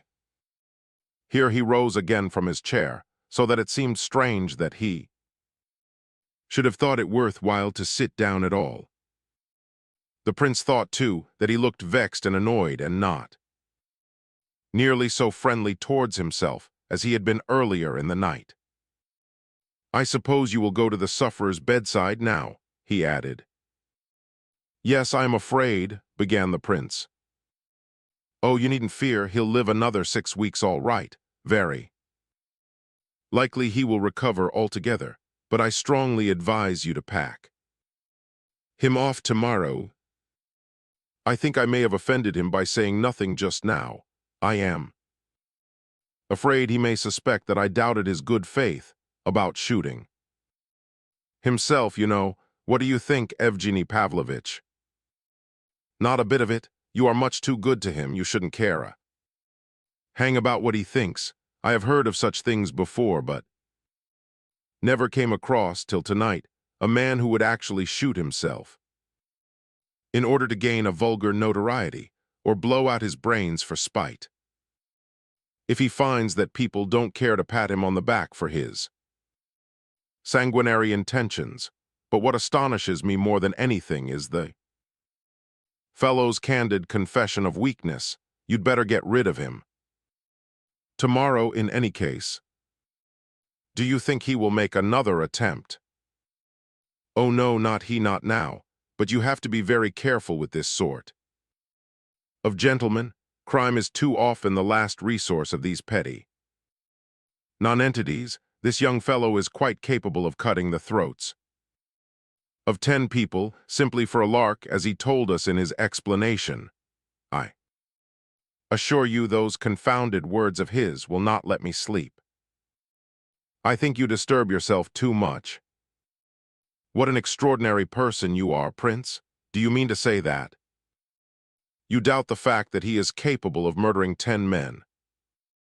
I daren't say one way or the other. All this is very strange, but— Well, as you like, just as you like, said Evgeny Pavlovitch irritably. Only you are such a plucky fellow, take care you don't get included among the 10 victims. Oh, he is much more likely not to kill anyone at all, said the prince, gazing thoughtfully at Evgeny. The latter laughed disagreeably. Well, au revoir. Did you observe that he willed a copy of his confession to Aglaya Ivanovna? Yes, I did. I am thinking of it.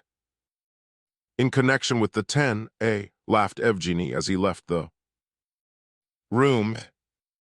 An hour later, towards 4 o'clock, the prince went into the park. He had endeavored to fall asleep, but could not, owing to the painful beating of his heart. He had left things quiet and peaceful. The invalid was fast asleep, and the doctor who had been called in had stated that there was no special danger. Lebedev, Kolya, and Burdovsky were lying down in the sick room, ready to take it in turns to watch. There was nothing to fear, therefore, at home. But the prince's mental perturbation increased every moment. He wandered about the park, looking absently around him, and paused astonishment when he suddenly found himself in the empty space with the rows of chairs round it near the Vauxhall. The look of the place struck him as dreadful now, so he turned round and went by the path which he had followed with the Epanchins on the way to the band, until he reached the green bench which Aglaya had pointed out for their rendezvous. He sat down on it and suddenly burst into a loud fit of laughter, immediately followed by a feeling of irritation. His disturbance of mind continued. He felt that he must go away somewhere. Anywhere. Above his head some little bird sang out of a sudden. He began to peer about for it among the leaves. Suddenly the bird darted out of the tree and away, and instantly he thought of the fly buzzing about in the sun's rays that Hippolyte had talked of, how that it knew its place and was a participator in the universal life, while he alone was an outcast. This picture had impressed him at the time, and he meditated upon it now. An old, forgotten memory awoke in his brain and suddenly burst into clearness and light. It was a recollection of Switzerland. During the first year of his cure, the very first months, at that time, he had been pretty nearly an idiot still. He could not speak properly and had difficulty in understanding when others spoke to him. He climbed the mountainside one sunny morning and wandered long and aimlessly with a certain thought in his brain which would not become clear. Above him was the blazing sky, below the lake. All around was the horizon, clear and infinite. He looked out upon this long and anxiously. He remembered how he had stretched out his arms towards the beautiful, boundless blue of the horizon and wept and wept. What had so tormented him was the idea that he was a stranger to all this, that He was outside this glorious festival. What was this universe? What was this grand, eternal pageant to which he had yearned from his childhood up, and in which he could never take part? Every morning the same magnificent sun, every morning the same rainbow in the waterfall, every evening the same glow on the snow mountains. Every little fly that buzzed in the sun's rays was a singer in the universal chorus, knew its place and was happy in it. Every blade of grass grew and was happy. Everything knew its path and loved it, went forth with a song and returned with a song. Only he knew nothing, understood nothing, neither men nor words, nor any of nature's voices. He was a stranger and an outcast. Oh, he could not then speak these words or express all he felt. He had been tormented dumbly, but now it appeared to him that he must have said these very words, even then, and that Hippolyte must have taken his picture of the little fly from his tears and words of that time. He was sure of it, and his heart beat excitedly at the thought. He knew not why he fell asleep on the bench, but his mental disquiet continued through his slumbers. Just before he dozed off, the idea of Hippolyte murdering 10 men flitted through his brain, and he smiled at the absurdity of such a thought. Around him all was quiet, only the flutter and whisper of the leaves broke the silence, but broke it only to cause it to appear yet more deep and still. He dreamed many dreams as he sat there, and all were full of disquiet, so that he shuddered every moment. At length a woman seemed to approach him. He knew her, oh, he knew her only too well. He could always name her and recognize her anywhere. But strange, she seemed to have quite a different face from hers, as he had known it, and he felt a tormenting desire to be able to say she was not the same woman. In the face before him there was such dreadful remorse and horror that he thought she must be a criminal, that she must have just committed some awful crime. Tears were trembling on her white cheek. She beckoned him but placed her finger on her lip as though to warn him that he must follow her. Very quietly, his heart froze within him. He wouldn't, he could confess her to be a criminal, and yet he felt that something dreadful would happen the next moment, something which would blast his whole life. She seemed to wish to show him something, not far off in the park. He rose from his seat in order to follow her, when a bright, clear peal of laughter rang out by his side. He felt somebody's hand suddenly in his own, seized it, pressed it hard, and awoke. Before him stood Aglaia, laughing aloud. "Eight." She laughed, but she was rather angry too. "He's asleep, you were asleep," she said with contemptuous surprise. "Is it really you?" muttered the prince, not quite himself as yet, and recognizing her with a start of amazement. "Oh yes, of course," he added. "This is our rendezvous. I fell asleep here." "So I saw." "Did no one awake me besides yourself? Was there no one else here?" "Thought there was another woman." "There was another woman here." At last he was wide awake. "It was a dream, of course," he said musingly. "Strange that I should have a dream like that at such a moment. Sit down." He took her hand and seated her on the bench, then sat down beside her and reflected. Aglaia did not begin the conversation, but contented herself with watching her companion intently. He looked back at her, but at times it was clear that he did not see her and was not thinking of her. Aglaia began to flush up. "Oh yes," cried the prince, starting. "Hippolyte's suicide." "What, at your house?" she asked, but without much surprise. "He was alive yesterday evening, wasn't he? How could you sleep here after?" That, she cried, growing suddenly animated. Oh, but he didn't kill himself. The pistol didn't go off. Aglaya insisted on hearing the whole story. She hurried the prince along, but interrupted him with all sorts of questions, nearly all of which were irrelevant. Among other things, she seemed greatly interested in every word that Evgeny Pavlovitch had said, and made the prince repeat that part of the story over and over again. Well, that'll do. We must be quick, she concluded after hearing all. We have only an hour here till 8. I must be home by then without fail, so that they may not find out that I came and sat here with you. But I've come on business. I have a great deal to say to you, but you have bowled me over considerably with your news. As to Hippolyte, I think his pistol was bound not to go off. It was more consistent with the whole affair. Are you sure he really wished to blow his brains out? And that there was no humbug about the matter? No humbug at all.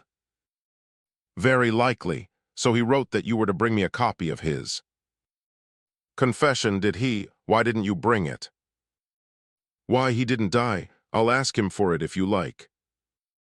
Bring it by all means. You needn't ask him. He will be delighted you may be sure, for in all probability he shot at himself simply in order that I might read his confession. Don't laugh at what I say, please, Lev Nikolaevich, because it may very well be the case. I'm not laughing. I am convinced myself that that may have been partly the reason. You are convinced? You don't really mean to say you think that? Honestly? Asked Aglaya, extremely surprised. She put her questions very quickly and talked fast, every now and then forgetting what she had begun to say and not finishing her sentence. She seemed to be impatient to warn the prince about something or other.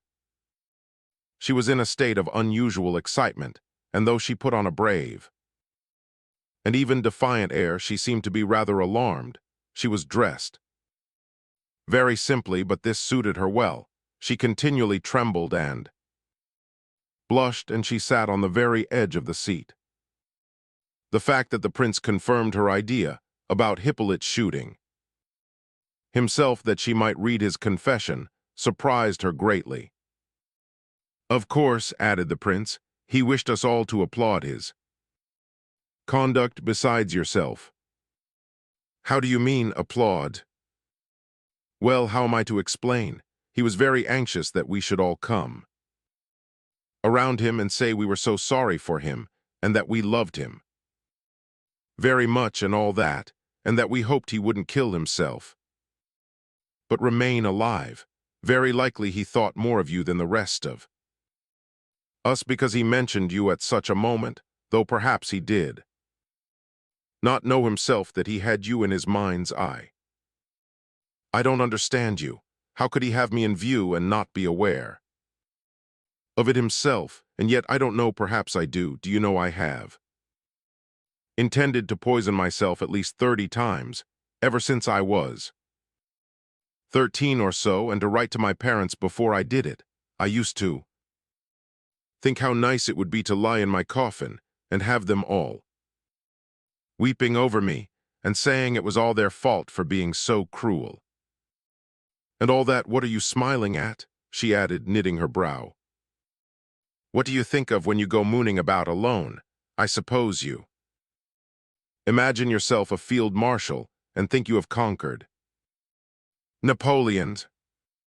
Well, I really have thought something of the sort now and then, especially when just dozing off, laughed the prince. Only it is the Austrians whom I conquer, not Napoleon. I don't wish to joke with you, Lev Nikolaevich. I shall see Hippolyte myself, tell him so. As for you, I think you are behaving very badly, because it is not right to judge a man's soul as you are judging Hippolyte's. You have no gentleness but only justice, so you are unjust. The prince reflected. I think you are unfair towards me, he said. There is nothing wrong. In the thoughts I ascribe to Hippolyte, they are only natural, but of course I don't know for certain what he thought. Perhaps he thought nothing, but simply longed to see human faces once more, and to hear human praise and feel human affection. Who knows, only it all came out wrong somehow. Some people have luck and everything comes out right. With them, others have none, and never a thing turns out fortunately. I suppose you have felt that in your own case, said Aglaia. Yes, I have, replied the prince, quite unsuspicious of any irony in the remark. Well, at all events, I shouldn't have fallen asleep here in your place. It wasn't nice of you, that. I suppose you fall asleep wherever you sit down. But I didn't sleep a wink all night. I walked and walked about and went to where the music was. What music? Where they played last night. Then I found this bench and sat down. And thought, and at last I fell fast asleep. Oh, is that it? That makes a difference, perhaps. What did you go to the bandstand for?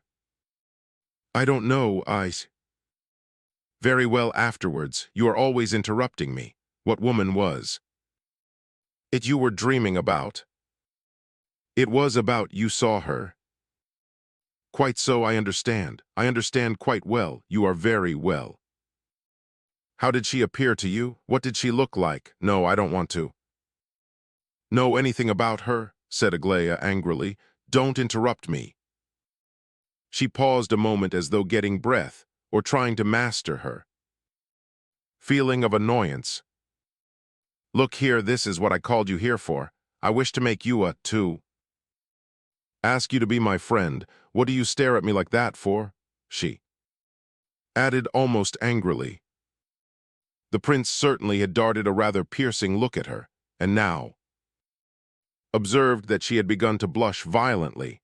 At such moments the more Aglaia blushed, the angrier she grew with herself, and this was clearly expressed in her eyes, which flashed like fire.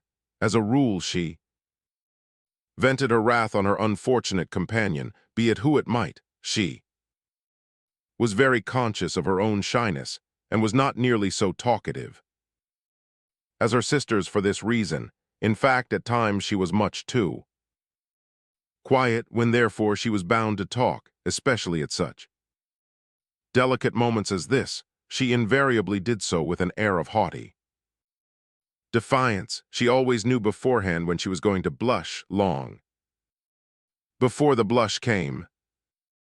Perhaps you do not wish to accept my proposition, she asked, gazing haughtily at the prince. Oh yes, I do, but it is so unnecessary. I did not think you need make such a proposition, said the prince, looking confused. What did you suppose, then? Why did you think I invited you out here? I suppose you think me a little fool, as they all call me at home. I didn't know they called you a fool. I certainly don't think you one. You don't think me one? Oh, dear me. That's very clever of you. You put it so neatly, too.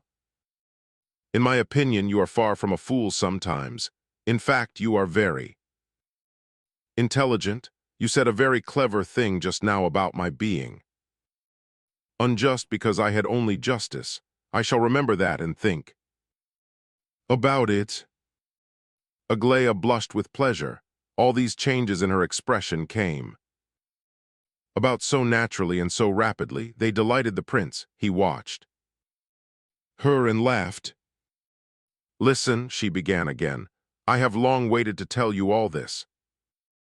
Ever since the time when you sent me that letter, even before that, half of what I have to say you heard yesterday. I consider you the most honest and upright of men, more honest and upright than any other man. And if anybody says that your mind is sometimes affected, you no, it is unfair. I always say so and uphold it, because even if your surface mind be a little affected, of course you will not feel angry. With me for talking so, I am speaking from a higher point of view, yet. Your real mind is far better than all theirs put together, such a mind as they have never even dreamed of, because really there are two. Mind's the kind that matters and the kind that doesn't matter, isn't it? So, maybe so, said the prince faintly. His heart was beating. Painfully. I knew you would not misunderstand me, she said triumphantly. Princess and Evgeny Pavlovitch and Alexandra don't understand anything about these two kinds of mind, but just fancy Mama does. You are very like Lizabetha Prokofievna. What, surely not, said Aglaya. Yes, you are indeed. Thank you, I am glad to be like Mama, she said thoughtfully. You respect her very much, don't you? She added, quite unconscious of the naiveness of the question. Very much, and I am so glad that you have realized the fact. I am very glad, too, because she is often laughed at by people. But listen to the chief point. I have long thought over the matter, and at last I have chosen you. I don't wish people to laugh at me, I do. Wish people to think me a little fool. I don't want to be chaffed. I felt all this of a sudden, and I refused Evgeny Pavlovitch flatly. Because I am not going to be forever thrown at people's heads to be married. I want. Well, I'll tell you, I wish to run away from home, and I have chosen you to help me. Run away from home, cried the prince. Yes, run away from home, she repeated in a transport of rage. I won't be made to blush every minute by them all. I don't want to blush before Princess or Evgeny Pavlovitch or anyone. And therefore I have chosen you. I shall tell you everything. Everything, even the most important things of all, whenever I like. And you are to hide nothing from me on your side. I want to speak to at least one person as I would to myself. They have suddenly begun to say that I am waiting for you and in love with you. They began this before you arrived here, and so I didn't show them the letter, and now they all say it, every one of them. I want to be brave and be afraid of nobody. I don't want to go to their balls and things. I want to do good. I have long desired to run away, for I have been kept shut up for 20 years, and they are always trying to marry me off. I wanted to run away when I was 14 years old. I was a little fool then, No, but now I have worked it all out, and I have waited for you to tell me about foreign countries. I have never seen a single Gothic cathedral. I must go to Rome. I must see all the museums. I must study in Paris. All this last year I have been preparing and reading forbidden books. Alexandra and Adelaida are allowed to read anything they like, but I mayn't. I don't want to quarrel with my sisters, but I told my parents long ago that I wish to change my social position. I have decided to take up teaching, and I count on you because you said you loved children. Can we go in for education together, if not at once? Then afterwards, we could do good together. I won't be a general's daughter anymore. Tell me, are you a very learned man? Oh no, not at all. I'm sorry for that. I thought you were. I wonder why I always thought so, but at all events you'll help me, won't you? Because I've chosen you, you know. Aglaya Ivanovna, it's absurd. But I will run away, she cried, and her eyes flashed again with anger, and if you don't agree I shall go and marry Gavrila Ardalionovitch. I won't be considered a horrible girl and accused of goodness knows what. Are you out of your mind? Cried the prince, almost starting from his seat. What do they accuse you of? Who accuses you? At home, everybody, mother, my sisters, princess, even that detestable Kolya. If they don't say it, they think it. I told them all. So to their faces, I told mother and father and everybody, Mama was ill all the day after it, and next day father and Alexandra told me that I didn't understand what nonsense I was talking.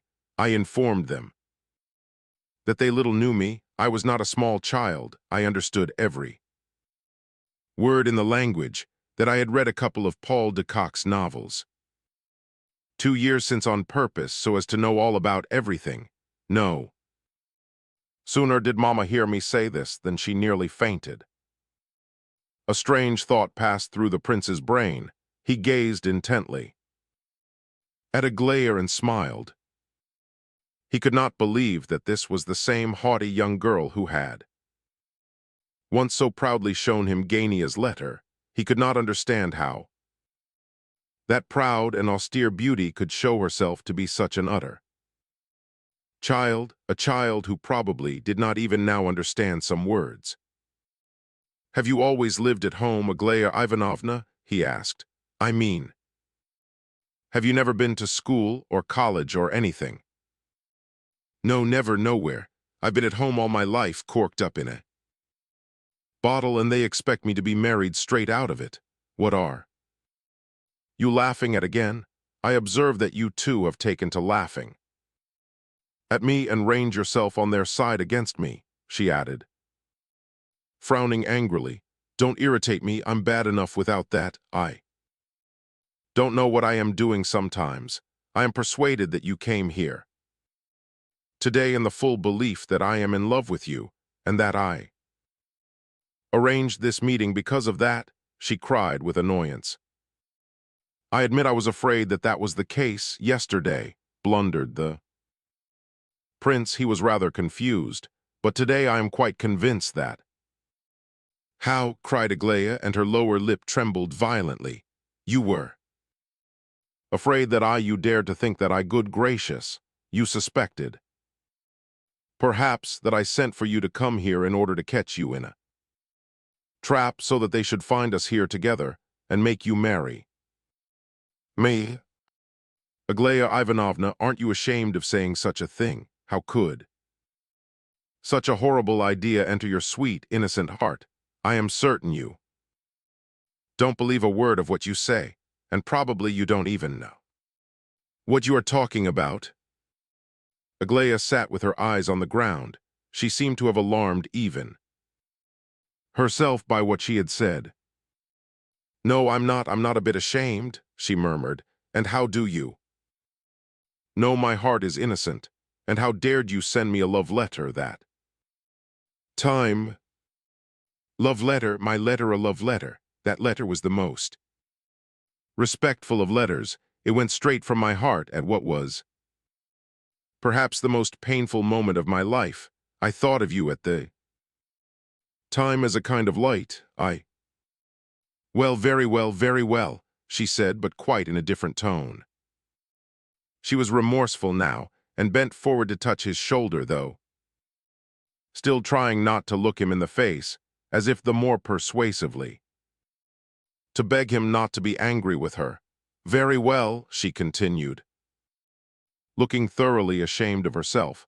"I feel that I said a very foolish thing. I only did it just to try you. Take it as unsaid, and if I offended you, forgive me. Don't look straight at me like that. Please turn your head away. You called it a horrible idea. I only said it to shock you. Very often I am myself afraid of saying what I intend to say, and out it comes all the same. You have just told me that you wrote that letter at the most painful moment of your life. I know what moment that was," she added softly, looking at the ground. "Again. Oh, if you could know all." "I do know all," she cried with another burst of indignation. "You were living in the same house as that horrible woman with whom you ran away." She did not blush as she said this. On the contrary, she grew pale and started from her seat, apparently oblivious of what she did, and immediately sat down again. Her lip continued to tremble for a long time.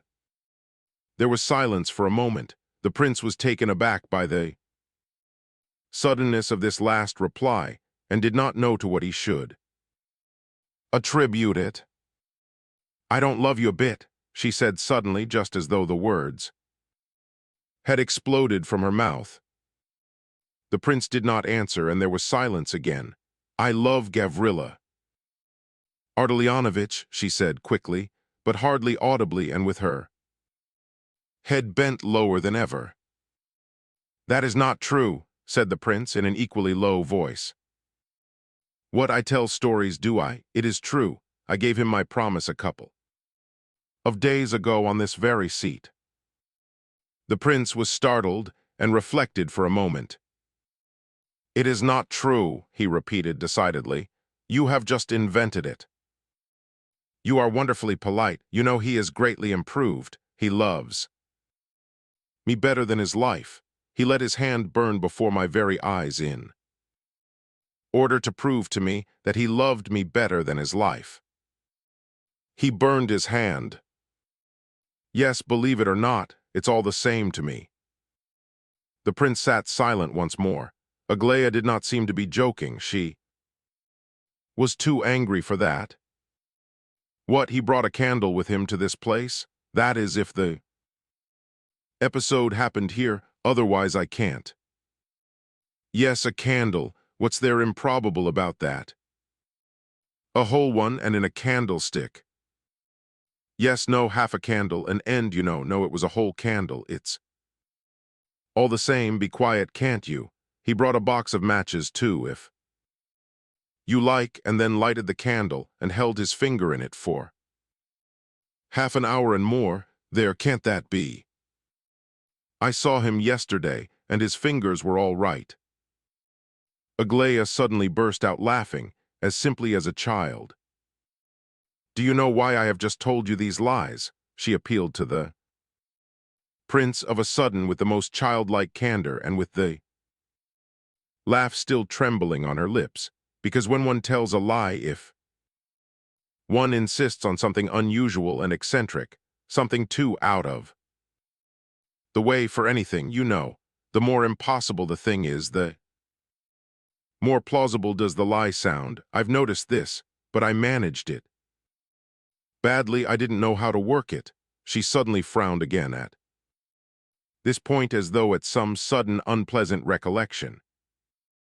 If she began, looking seriously and even sadly at him, "If when I read you all that about the poor knight, I wished to praise you for one thing. I also wished to show you that I knew all and did not approve of your conduct. You are very unfair to me, and to that unfortunate woman of whom you spoke just now in such dreadful terms, Aglaya. Because I know all, and that is why I speak so. I know very well how you half a year since offered her your hand before everybody. Do interrupt me. You see, I am merely stating facts without any comment upon them. After that, she ran away with Rodion. Then you lived with her at some village or town, and she ran away from you." Aglaya blushed dreadfully. "Then she returned to Rodion again, who loves her like a madman. Then you, like a wise man as you are, came back here after her as soon as ever you heard that she had returned to Petersburg. Yesterday evening you sprang forward to protect her, and just now you dreamed about her. You see, I know all. You did come back here for her. For her, now didn't you?" "Yes, for her," said the prince softly and sadly, and bending his head down, quite unconscious of the fact that Aglaya was gazing at him with eyes which burned like live coals. "I came to find out something. I don't believe in her future happiness as Rodion's wife, although I did not know how to help her or what to do for her, but I came on the chance." He glanced at Aglaya, who was listening with a look of hatred on her face. "If you came without knowing why, I suppose you love her very much." "Indeed," she said at last. "No," said the prince, "no, I do not love her. Oh, if you only knew With what horror I recall the time I spent with her. A shudder seemed to sweep over his whole body at the recollection. "Tell me about it," said Aglaia. "There is nothing which you might not hear, why I should wish to tell. You and only you, this experience of mine, I really cannot say. Perhaps it really is because I love you very much. This unhappy woman is persuaded that she is the most hopeless, fallen creature in the world. Oh, do not condemn her. Do not cast stones at her. She has suffered too much already in the consciousness of her own undeserved shame. And she is not guilty, oh God. Every moment she bemoans and bewails herself and cries out that she does not admit any guilt, that she is the victim of circumstances, the victim of a wicked libertine. But whatever she may say, remember that she does not believe it. Herself, remember that she will believe nothing but that she is a guilty creature. When I tried to rid her soul of this gloomy fallacy, she suffered terribly that my heart will never be quite at peace, so long as I can. Remember that dreadful time. Do you know why she left me? Simply to prove to me what is not true, that she is base, but the worst of it is, she did not realize herself that that was all she wanted to prove by her departure. She went away in response to some inner prompting to do something disgraceful, in order that she might say to herself, "There, you've done a new act of shame, you degraded creature." Oh, Aglaia, perhaps you cannot understand all this. Try to realize that in the perpetual admission of guilt, she probably finds some dreadful, unnatural satisfaction, as though she were revenging herself upon someone. Now and then I was able to persuade her almost to see light around her again, but she would soon fall once more into her old tormenting delusions, and would go so far as to reproach me for placing myself on a pedestal above her. I never had an idea of such a thing, and informed me, in reply to my proposal of marriage, that she did not want condescending sympathy or help from anybody. You saw her last night. You don't suppose she can be happy among such people as those. You cannot suppose that such society is fit for her. You have no idea how well-educated she is, and what an intellect she has. She astonished me sometimes. And you preached her sermons there, did you? Oh no, continued the prince thoughtfully, not noticing Aglaia's mocking tone. I was almost always silent there. I often wished to speak, but I really did not know what to say.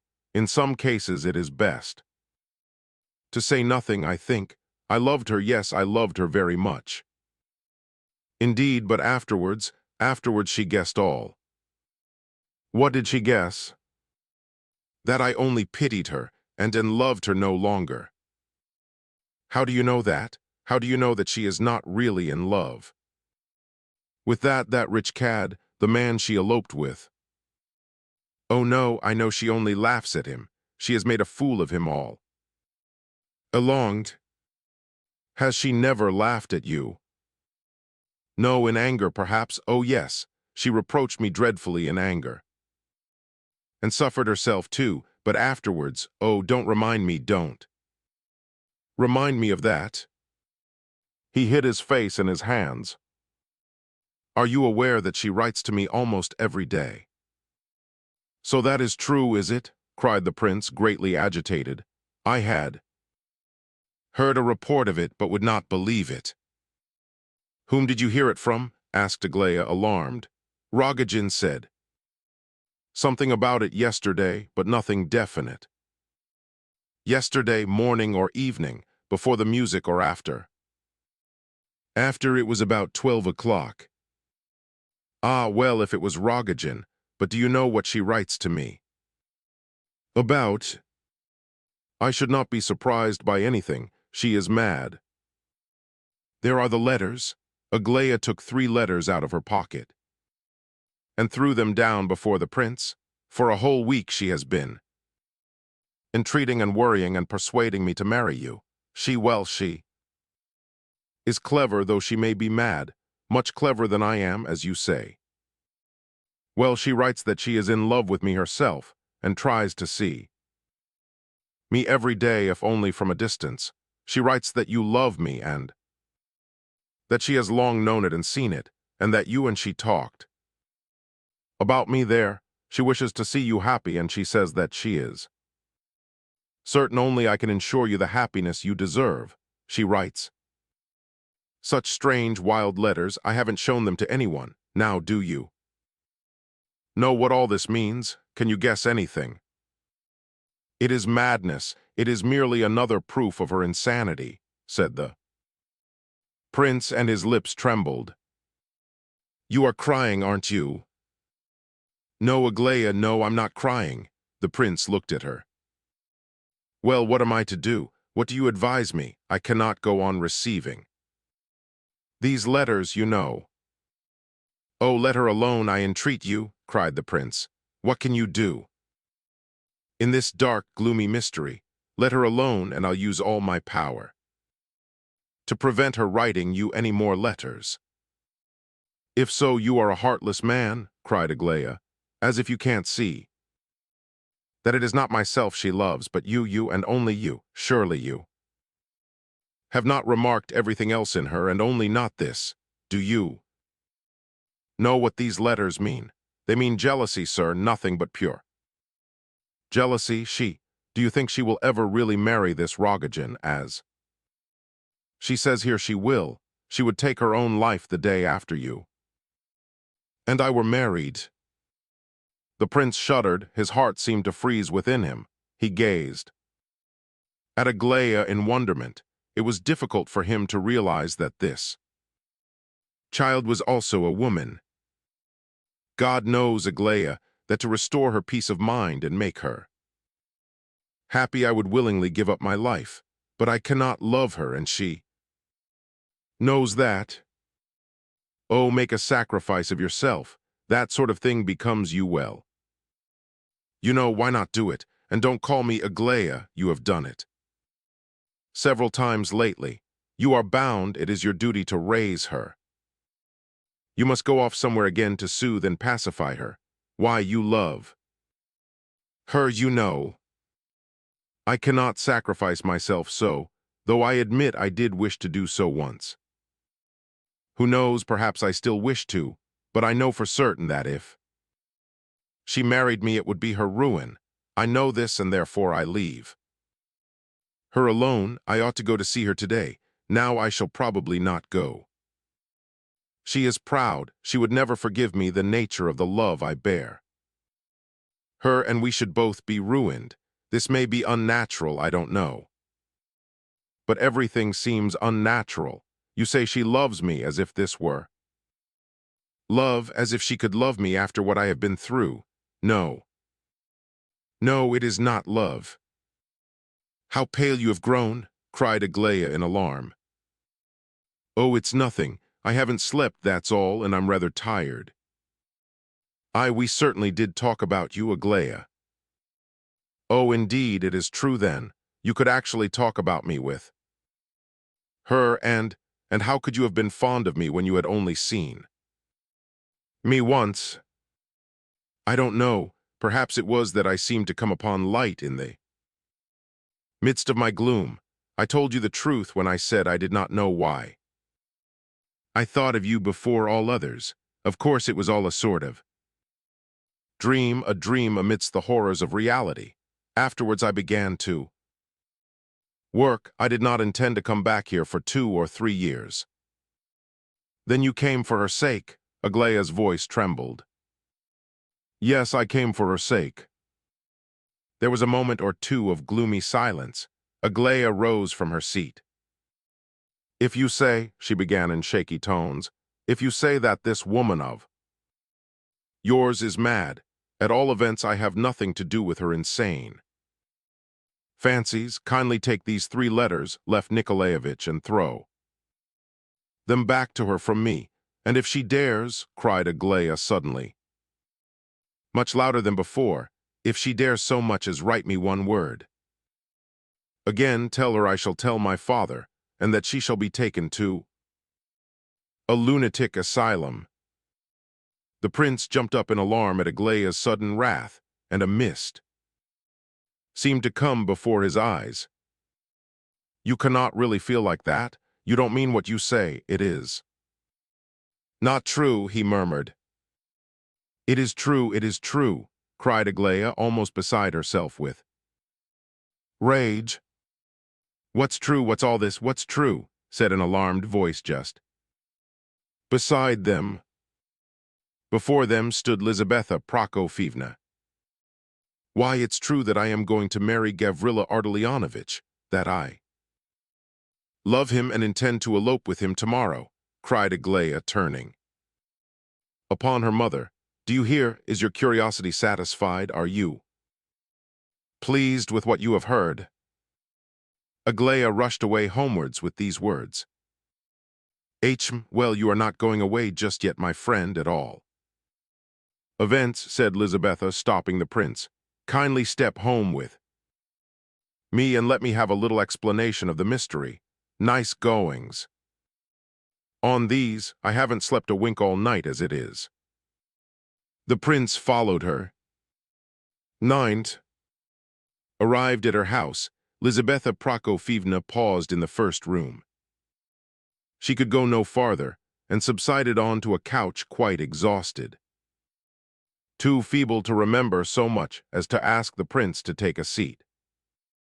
This was a large reception room, full of flowers and with a glass door leading into the garden.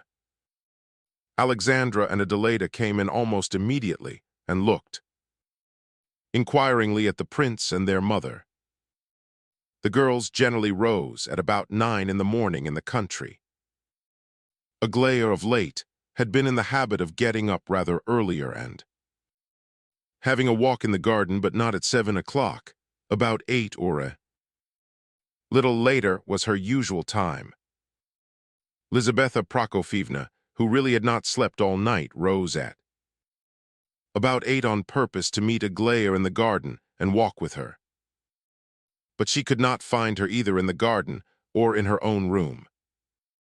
This agitated the old lady considerably, and she awoke her other daughters. Next, she learned from the maid that Aglaya had gone into the park before 7 o'clock. The sisters made a joke of Aglaya's last freak and told their mother that if she went into the park to look for her, Aglaya would probably be very angry with her, and that she was pretty sure to be sitting reading on the green bench that she had talked of 2 or 3 days since, and about which she had nearly quarreled with Princess, who did not see anything particularly lovely in it. Arrived at the rendezvous of the prince and her daughter, and hearing the strange words of the latter, Lizaveta Prokofyevna had been dreadfully alarmed for many reasons. However, now that she had dragged the prince home with her, she began to feel a little frightened at what she had undertaken. Why should not Aglaya meet the prince in the park and have a talk with him, even if such a meeting should be by appointment? Don't suppose, Prince, she began, bracing herself up for the effort. Don't suppose that I have brought you here to ask questions after last night. I assure you, I am not so exceedingly anxious to see you at all. I could have postponed the pleasure for a long while. She paused. But at the same time, you would be very glad to know how I happened to meet Aglaya Ivanovna this morning. The prince finished her speech for her with the utmost composure. Well, what then, supposing I should like to know? Cried Lizaveta Prokofyevna, blushing. I'm sure I'm not afraid of plain speaking. I'm not offending anyone, and I never wish to, and pardon me, it is no offense to wish to know this. You are her mother. We met at the green bench this morning, punctually at 7 o'clock, according to an agreement made by Aglaya Ivanovna with myself. Yesterday, she said that she wished to see me and speak to me about something important. We met and conversed for an hour about matters concerning Aglaya Ivanovna herself, and that's all. Of course it is all, my friend. I don't doubt you for a moment, said Lizaveta Prokofyevna with dignity. Well done, Prince Capital, cried Aglaya, who entered the room at this moment. Thank you for assuming that I would not demean myself with lies. Come, is that enough, Mama, or do you intend to put any more questions? You know I have never needed to blush before you, up to this day. Though perhaps you would have been glad enough to make me, said Lizaveta Prokofyevna with majesty. Goodbye, Prince, forgive me for bothering you. I trust you will rest assured of my unalterable esteem for you. The prince made his bows and retired at once. Alexandra and Adelaida smiled and whispered to each other, while Lizaveta Prokofyevna glared severely at them. We are only laughing at the prince's beautiful bows. Mama, said Adelaida, sometimes he bows just like Emil Sack, but today he was like Evgeny Pavlovitch. It is the heart which is the best teacher of refinement and dignity. Not the dancing master, said her mother sententiously, and departed upstairs to her own room, not so much as glancing at Aglaya. When the prince reached home about 9 o'clock, he found Vera, Lebedev, and the maid on the veranda. They were both busy trying to tidy up the place after last night's disorderly party. Thank goodness, we've just managed to finish it before you came in, said Vera joyfully. Good morning, my head whirls so, I didn't sleep all night. I should like to have a nap now. Here on the veranda. Very well, I'll tell them all not to come and wake you. Papa has gone out somewhere. The servant left the room. Vera was about to follow her, but returned and approached the prince with a preoccupied air. Prince, she said, have pity on that poor boy, don't turn him out today. Not for the world, he shall do just as he likes. He won't do any harm now, and don't be too severe with him. Oh dear, no, why? And you won't laugh at him, that's the chief thing. Oh no, never. How foolish I am to speak of such things to a man like you, said Vera, blushing. Though you do look tired, she added, half turning away. Your eyes are so splendid at this moment, so full of happiness. Really? Asked the prince gleefully, and he laughed in delight. But Vera, simple-minded little girl that she was, just like a boy in fact, here became dreadfully confused of a sudden and ran hastily out of the room, laughing and blushing. What a dear little thing she is, thought the prince, and immediately forgot all about her. He walked to the far end of the veranda, where the sofa stood with a table in front of it. Here he sat down and covered his face with his hands, and so remained for 10 minutes. Suddenly he put his hand in his coat pocket and hurriedly produced 3 letters. But the door opened again, and out came Kolya. The prince actually felt glad that he had been interrupted, and might return the letters to his pocket. He was glad of the respite. Well, said Kolya, plunging in medias res as he always did, here s. Ago, what do you think of Hippolyte now? Don't respect him any longer. Eh? Why not? But look here, Kolya, I'm tired. Besides, the subject is too melancholy to begin upon again. How is he, though? Asleep. He'll sleep for a couple of hours yet. I quite understand. You haven't slept. You walked about the park, I know. Agitation, excitement, all that sort of thing, quite natural, too. How do you know I walked in the park and didn't sleep at home? Vera just told me. She tried to persuade me not to come, but I couldn't help myself just for 1 minute. I have been having my turn. At the bedside for the last 2 hours, Kostya Lebedev is there now. Burdovsky has gone. Now lie down, Prince, make yourself comfortable. And sleep well, I'm awfully impressed, you know. Naturally, all this.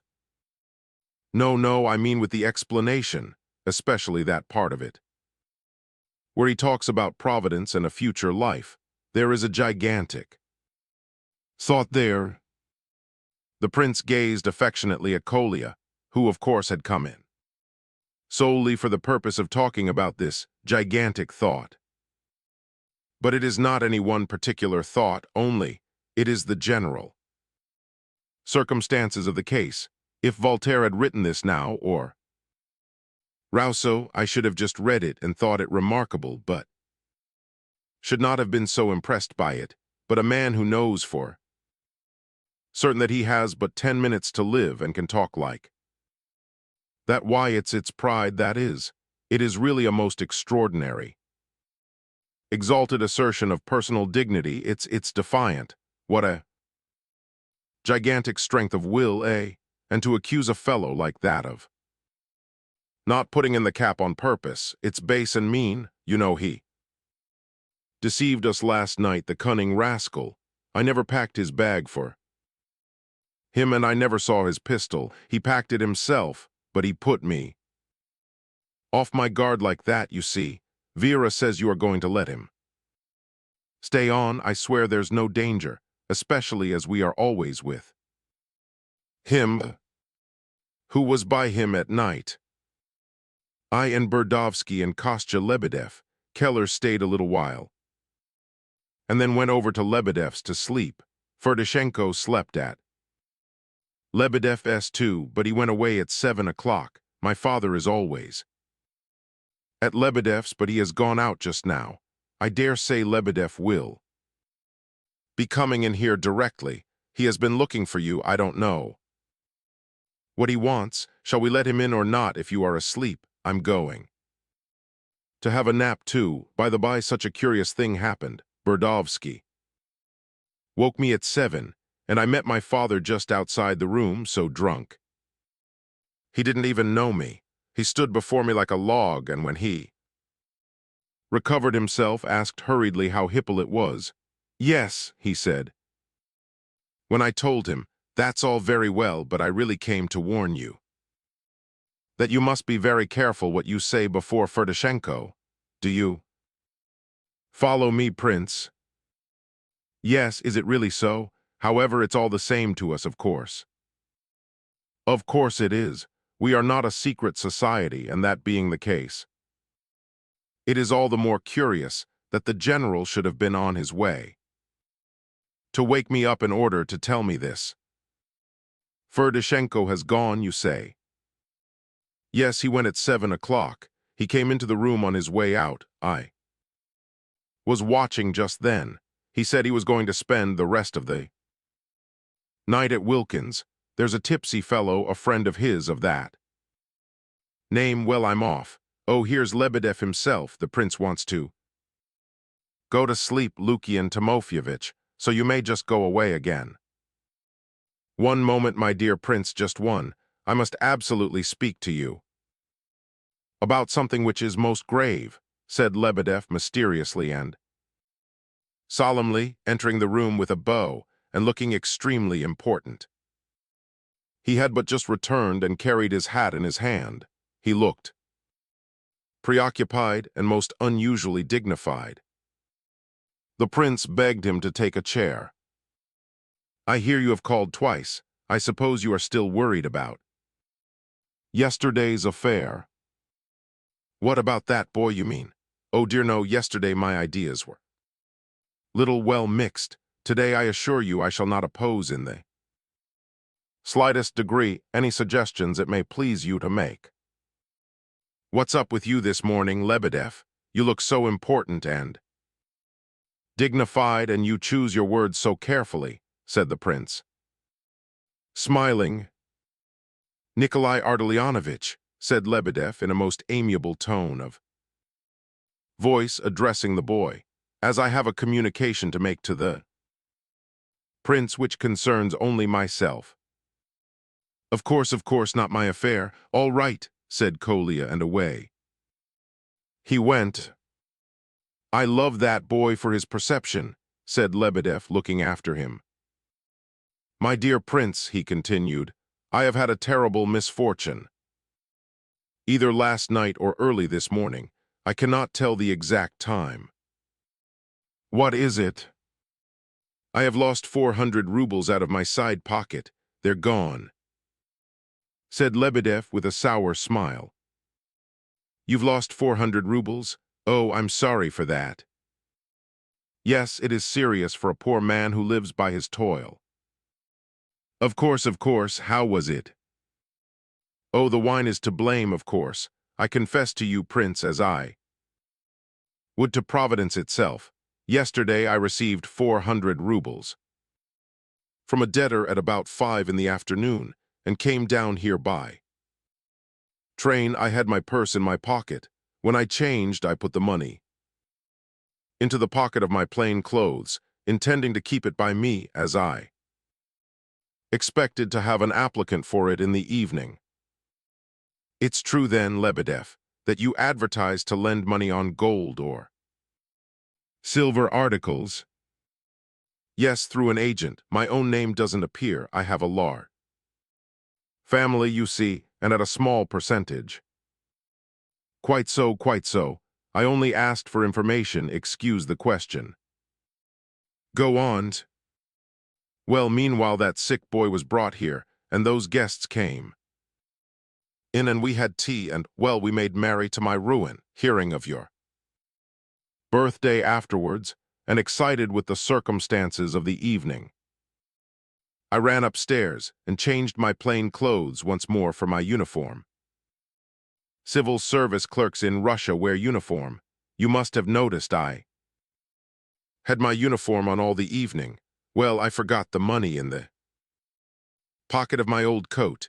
You know, when God will ruin a man, he first of all bereaves him of his senses, and it was only this morning at 7:30 that I woke up and grabbed at my coat pocket first thing.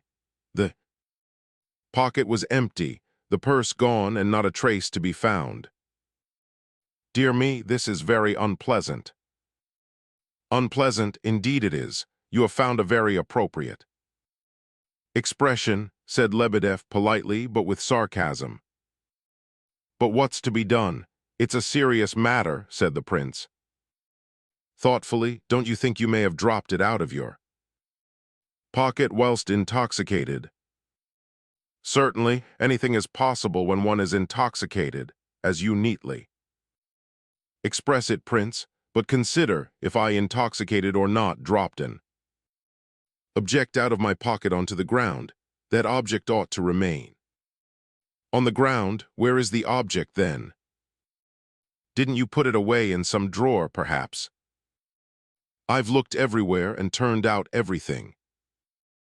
I confess this disturbs me a good deal. Someone must have picked it up then, or taken it out of my pocket. Two alternatives. It is very distressing because who? That's the question. Most undoubtedly, excellent Prince, you have hit it. That is the very question. How wonderfully you expressed the exact situation in a few words. Come, Lebedev, no sarcasm. It's a serious sarcasm, cried Lebedev, wringing his hands. All right, all right. I'm not angry. I'm only put out about this. Whom do you suspect? That is a very difficult and complicated question. I cannot suspect the servant, for she was in the kitchen the whole evening, nor do I suspect any of my children. I should think not. Go on. Then it must be one of the guests. Is such a thing possible? Absolutely and utterly impossible, and yet so it must be. But one thing I am sure of, if it be a theft, it was committed, not in the evening when we were all together, but either at night or early in the morning, therefore, by one of those who slept here, Burdovsky and Kolya. I accept, of course, they did not even come into my room.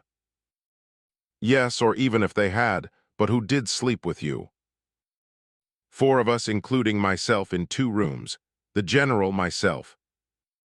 Keller and Ferdishenko, one of us 4 it must have been. I do suspect myself, though such cases have been known. Oh, do go on, Lebedev, don't drag it out so. Well, there are 3 left, then. Keller firstly. He is a drunkard too. Begin with, and a liberal, in the sense of other people's pockets. Otherwise, with more of the ancient knight about him than of the modern. Liberal, he was with the sick man at first, but came over afterwards. Because there was no place to lie down in the room, and the floor was so hard. You suspect him?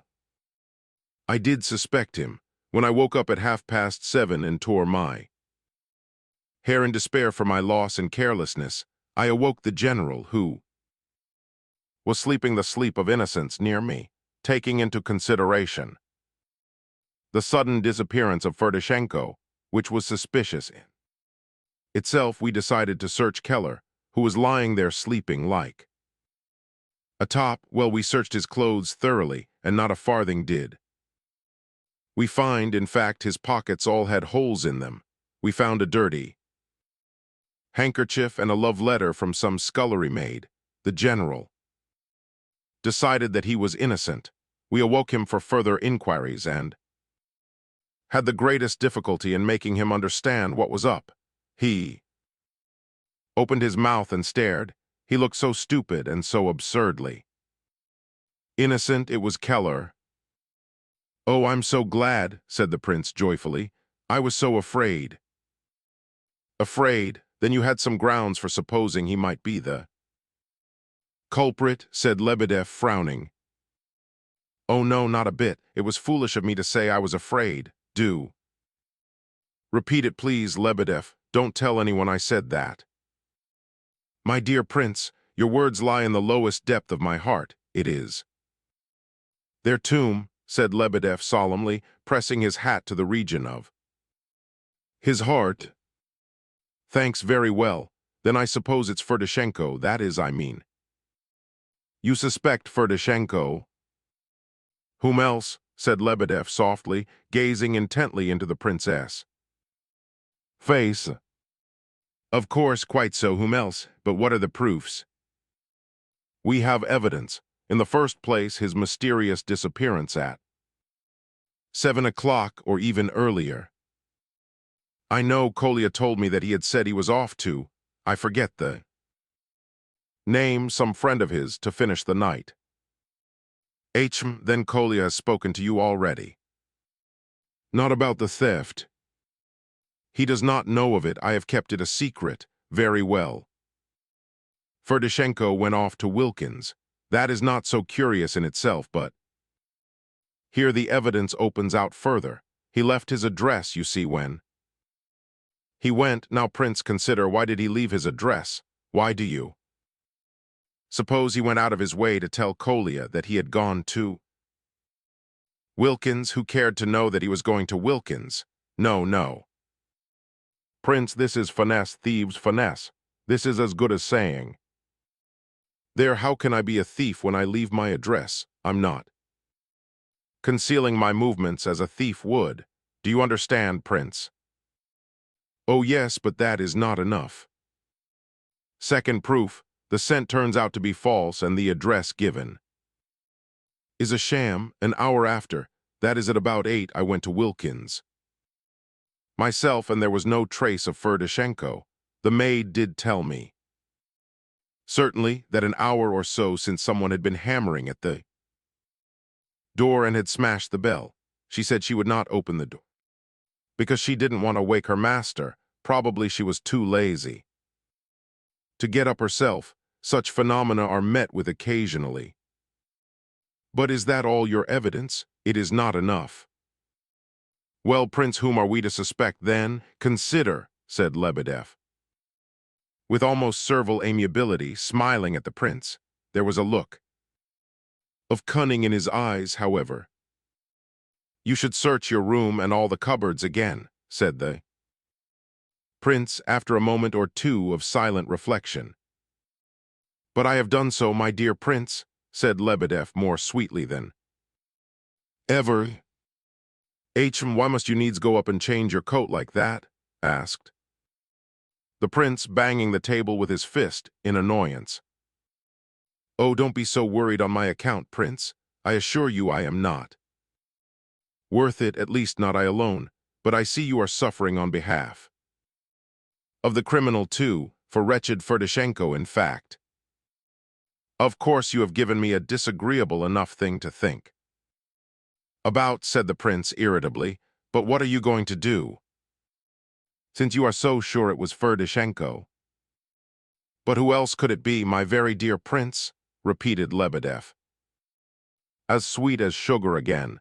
"If you don't wish me to suspect Mr. Burdovsky." "Of course not. Nor the general, ha ha ha."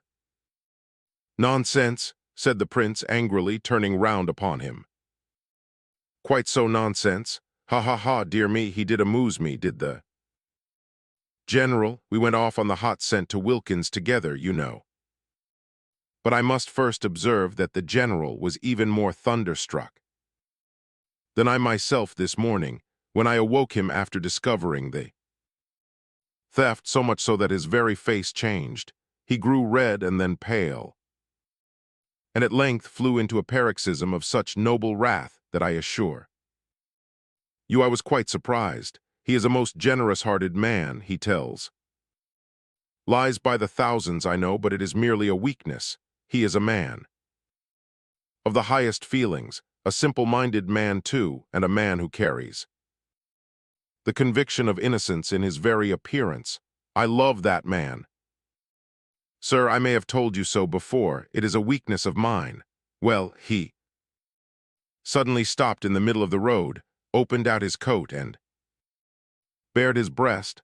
"Search me," he says. "You searched Keller, why do you search me too? It is only fair," says he, and all the while his legs and hands were trembling with anger, and he as white as a sheet all over. So I said to him, "Nonsense, General, if anybody but yourself had said that to me, I'd have taken my own head, and put it on a large dish and carried it round to anyone who suspected you, and I should have said, 'There you see that head, it's my head, and I'll go bail with that head for him, yes, and walk through the fire for him too. There,' says I, 'that's how I'd answer for you, General.' Then he embraced me in the middle of the street and hugged me so tight, crying over me all the while that I coughed fit to choke. 'You are the one friend left to me amid all my misfortunes,' says he. Oh, he's a man of sentiment, that." He went on to tell me a story of how he had been accused or suspected of stealing 500,000 rubles once as a young man, and how the very next day he had rushed into a burning, blazing house and saved the very count who suspected him, and Nina Alexandrovna, who was then a young girl, from a fiery death. The count embraced him, and that was how he came to marry Nina Alexandrovna, he said. As for the money, it was found among the ruins next day in an English iron box with a secret lock. It had got under the floor somehow, and if it had not been for the fire, it would never have been found. The whole thing is, of course, an absolute fabrication, though when he spoke of Nina Alexandrovna, he wept. She's a grand woman, is Nina Alexandrovna, though she is very angry with me. Are you acquainted with her? Well, hardly at all. I wish I were, if only for the sake of justifying myself in her eyes. Nina Alexandrovna has a grudge against me for, as she thinks, encouraging her husband in drinking, whereas in reality I not only do not encourage him, but I actually keep him out of harm's way and out of bad company. Besides, he's my friend Prince, so that I shall not lose sight of him again. Where he goes, I go. He's quite given up visiting the captain's widow, though sometimes he thinks sadly Of her, especially in the morning when he's putting on his boots. I don't know why it's at that time, but he has no money and it's no use. His going to see her without. Has he borrowed any money from you? Prince. No, he has not. Ah, he's ashamed too. He meant to ask you, I know, for he said so. Suppose he thinks that as you gave him some once, you remember. You would probably refuse if he asked you again.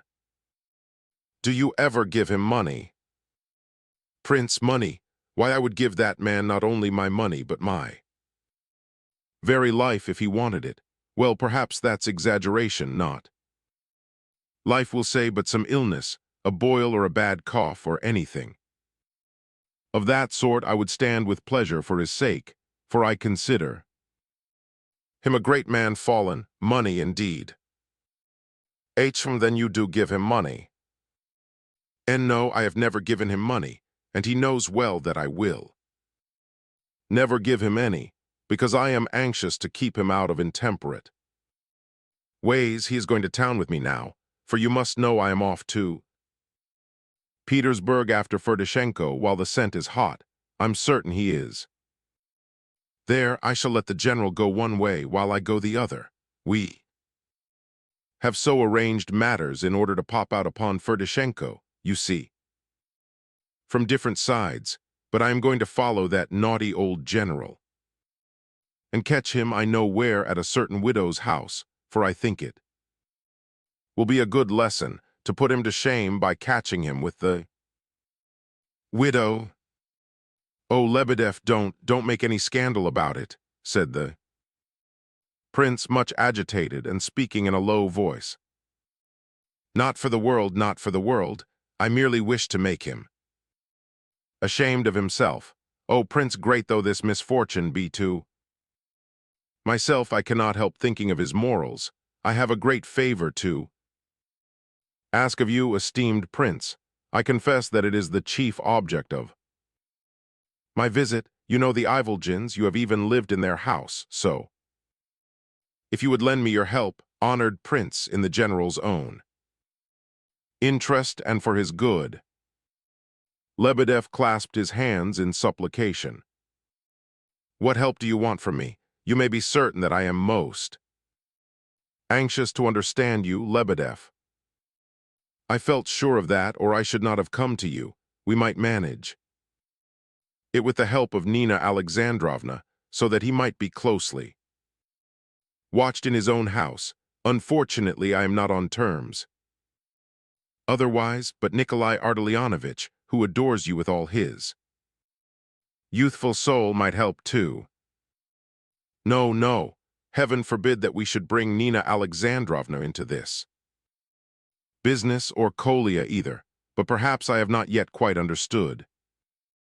You, Lebedeff. Lebedeff made an impatient movement. But there is nothing to understand. Sympathy and tenderness, that is. All that is all our poor invalid requires. You will permit me to consider him an invalid. Yes, it shows delicacy and intelligence on your part. I will explain my idea by a practical example to make it clearer. You know the sort of man he is. At present, his only failing is that he is crazy about that captain's widow, and he cannot go to her without money, and I mean to catch him at her house today for his own good. But supposing it was not only the widow, but that he had committed a real crime, or at least some very dishonorable action, of which he is, of course, incapable. I repeat that even in that case, if he were treated with what I may call generous tenderness, one could get at the whole truth, for he is very soft-hearted. Believe me, he would betray himself. Before 5 days were out, he would burst into tears and make a clean breast of the matter, especially if managed with tact, and if you and his family watched his every step, so to speak. Oh, my dear Prince, Lebedeff added most emphatically, I do not positively assert that he has, I am ready, as the saying is, to shed my last drop of blood for him this instant, but you will admit that debauchery, drunkenness, and the captain's widow, all these together may lead him very far. I am, of course, quite ready to add my efforts to yours in such a case, said the prince, rising, but I confess, Lebedev, that I am terribly perplexed. Tell me, do you still think, plainly you say, yourself, that you suspect Mr. Ferdishenko? Lebedev clasped his hands once more. Why, who else could I possibly suspect? Who else most outspoken? Prince, he replied with an unctuous smile. Muishkin frowned and rose from his seat. You see, Lebedev, a mistake here would be a dreadful thing. This Ferdishenko, I would not say a word against him, of course, but who knows, perhaps it really was he. I mean, he really does seem to be a more likely man than any other. Lebedev strained his eyes and ears to take in what the prince was saying. The latter was frowning more and more and walking excitedly up and down, trying not to look at Lebedev. You see, he said, I was given to understand that Ferdishenko was that sort of man that one can't say everything before him. One has to take care not to say too much, you understand. I say this to prove that he really is, so to speak, more likely to have done this than anyone else, you understand. The important thing is not to make a mistake. And who told you this about Ferdishenko? Oh, I was told. Of course, I don't altogether believe it. I am very sorry that I should have had to say this, because I assure you I do believe it myself. It is all nonsense, of course. It was stupid of me to say anything about it. You see, it is very important. It is most important to know where you got this report from, said Lebedev excitedly.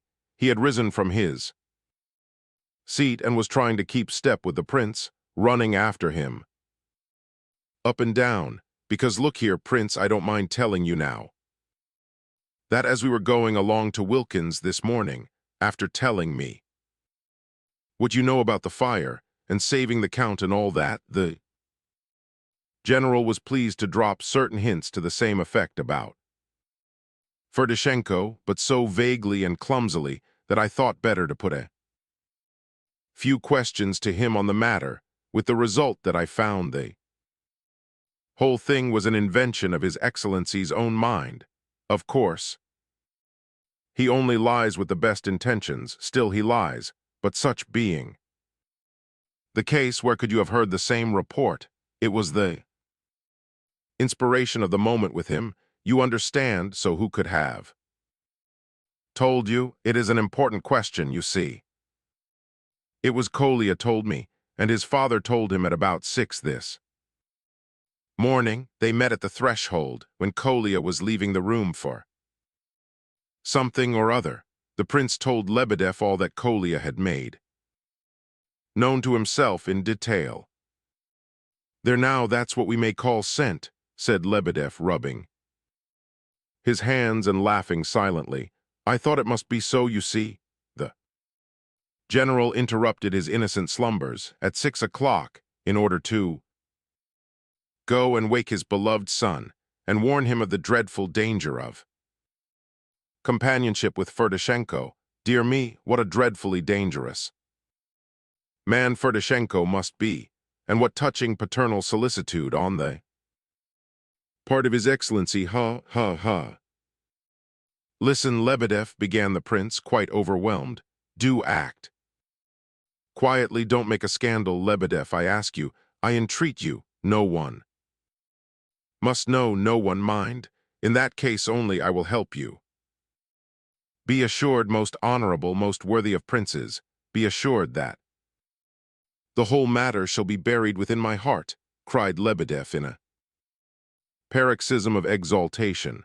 I'd give every drop of my blood, illustrious Prince. I am a poor wretch in soul and spirit, but ask the veriest scoundrel whether he would prefer to deal with one like himself, or with a noble-hearted man like you. and there is no doubt as to his choice. He'll answer that he prefers the noble-hearted man, and there you have the triumph of virtue. Au revoir, honored prince, you and I. Together, softly, softly. 10. The prince understood at last why he shivered with dread every time he thought of the 3 letters in his pocket and why he had put off reading them until the evening, when he fell into a heavy sleep on the sofa on the veranda, without having had the courage to open a single one of the 3 envelopes. He again dreamed a painful dream, and once more that poor, sinful appeared to him. Again she gazed at him with tears sparkling on her long lashes and beckoned him after her, and again he awoke as before, with the picture of her face haunting him. He longed to get up and go to her at once, but he could not. At length, almost in despair, he unfolded the letters and began to read them. These letters, too, were like a dream. We sometimes have strange, impossible dreams contrary to all the laws of nature. When we awake, we remember them and wonder at their strangeness. You remember, perhaps, that you were in full possession of your reason during this succession of fantastic images, even that you acted with extraordinary logic and cunning while surrounded by murderers who hid their intentions and made great demonstrations of friendship while waiting for an opportunity to cut your throat. You remember how you escaped them by some ingenious stratagem. Then you doubted if they were really deceived or whether they were only pretending not to know your hiding place. Then you thought of another plan and hoodwinked them once again. You remember all this quite clearly, but how is it that your reason calmly accepted all the manifest absurdities and impossibilities that crowded into your dream? One of the murderers suddenly changed into a woman before your very eyes. Then the woman was transformed into a hideous, cunning little dwarf, and you believed it and accepted it all almost as a matter of course, while at the same time your intelligence seemed unusually keen and accomplished miracles of cunning, sagacity, and logic. Why is it that when you awake to the world of realities you nearly always feel, sometimes very vividly, that the vanished dream has carried with it some enigma which you have failed to solve? You smile at the extravagance of your dream, and yet you feel that this tissue of absurdity contains some real idea, something that belongs to your true life, something that exists and has always existed in your heart. You search your dream for some prophecy that you were expecting. It has left a deep impression upon you, joyful or cruel, but what it means or what has been predicted to you in it, you can neither understand nor remember. The reading of these letters produced some such effect upon the prince. He felt, before he even opened the envelopes, that the very fact of their existence was like a nightmare. How could she ever have made up her mind to write to her? He asked himself. How could she write about that at all, and how could such a wild idea have entered her head? And yet the strangest part of the matter was that while he read the letters, he himself almost believed in the possibility, and even in the justification of the idea he had thought so wild. Of course it was a mad dream, a nightmare, and yet there was something cruelly real about it. For hours he was haunted by what he had read. Several passages returned again and again to his mind, and as he brooded over them, he felt inclined to say to himself that he had foreseen and known all that was written here. It even seemed to him that he had read the whole of this some time or other, long, long ago, and all that had tormented and grieved him up to now was to be found in these old, long since read letters. When you open this letter, so the first began, look first at the Signature, the signature will tell you all so that I need explain. Nothing nor attempt to justify myself, were I in any way on a footing. With you, you might be offended at my audacity, but who am I and who are you? We are at such extremes, and I am so far removed from you, that I could not offend you if I wished to do so. Farther on in another place, she wrote, do not consider my words as the sickly ecstasies of a diseased mind, but you are in my opinion perfection. I have seen you, I see you every day, I do not judge you, I have not weighed you in the scales of reason and found you. Perfection, it is simply an article of faith, but I must confess one sin. Against you I love you. One should not love perfection, one should only look on it as perfection, yet I am in love with you, though love equalizes, do not fear. I have not lowered you to my level, even in my most secret thoughts. I have written, do not fear, as if you could. Fear, I would kiss your footprints if I could, but oh, I am not putting myself on a level with you. Look at the signature, quick look at the signature. However, observe, she wrote in another of the letters, that although I couple you with him, yet I have not once asked you whether you love him. He fell in love with you, though he saw you but once. He spoke of you as of the light.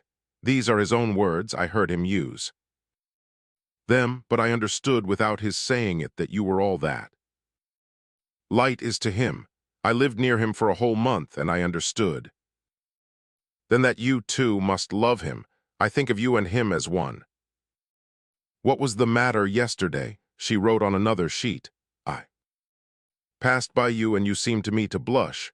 Perhaps it was only my fancy. If I were to bring you to the most loathsome den and show you the revelation of undisguised vice, you should not blush. You can never feel the sense of personal affront.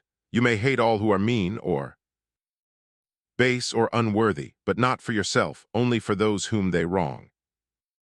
No one can wrong you. Do you know, I think you ought to love me, for you are the same in my eyes as in his. You are as light. An angel cannot hate, perhaps cannot love either. I often ask myself, is it possible to love everybody? Indeed it is not. It is not in nature. Abstract love of humanity is nearly always love of self, but you are different. You cannot help loving all, since you can compare with none and are above all personal offense or anger. Oh, how bitter it would be to me to know that you felt anger or shame on my account, for that would be your fall. You would become comparable at once with such as me. Yesterday, after seeing you, I went home and thought out a picture. Artists always draw the Savior as an actor in one of the gospel stories. I should do differently. I should represent Christ alone. The disciples did leave him alone occasionally. I should paint one little child left with him. This child has been playing about near him and had probably just been telling the Savior something, and its pretty baby prattle. Christ had listened to it, but was now musing, one hand reposing on the child's bright head. His eyes have a faraway expression, thought great as the universe is in them. His face is sad. The little one leans its elbow upon Christ's knee, and with its cheek resting on its hand, gazes up at him, pondering as children sometimes do ponder. The sun is setting. There you have my picture. You are innocent, and in your innocence lies all your perfection. Oh, remember that. What is my passion to you? You are mine now. I shall be near you all my life. I shall not live long. At length, in the last letter of all, he found, for heaven's sake, don't misunderstand me. Do not think that I humiliate myself by writing thus to you, or that I belong to that class of people who take a satisfaction in humiliating themselves from pride. I have my consolation, though it would be difficult to explain it, but I do not humiliate myself. Why do I wish to unite you two? For your sakes or my own, for my own sake, naturally, all the problems of my life would thus be solved. I have thought so for a long time. I know that once when your sister, Adelaida, saw my portrait, she said that such beauty could overthrow the world, but I have renounced the world. You think it strange that I should say so, for you saw me decked with lace and diamonds, in the company of drunkards and wastrels. Take no notice of that, I know that. I have almost ceased to exist. God knows what it is dwelling within me. Now it is not myself. I can see it every day in two dreadful eyes which are always looking at me, even when not present. These eyes are silent. Now they say nothing, but I know their secret. His house is gloomy. And there is a secret in it.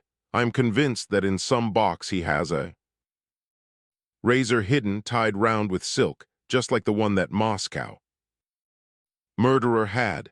This man also lived with his mother and had a razor hidden away, tied round with white silk, and with this razor he intended to cut a throat.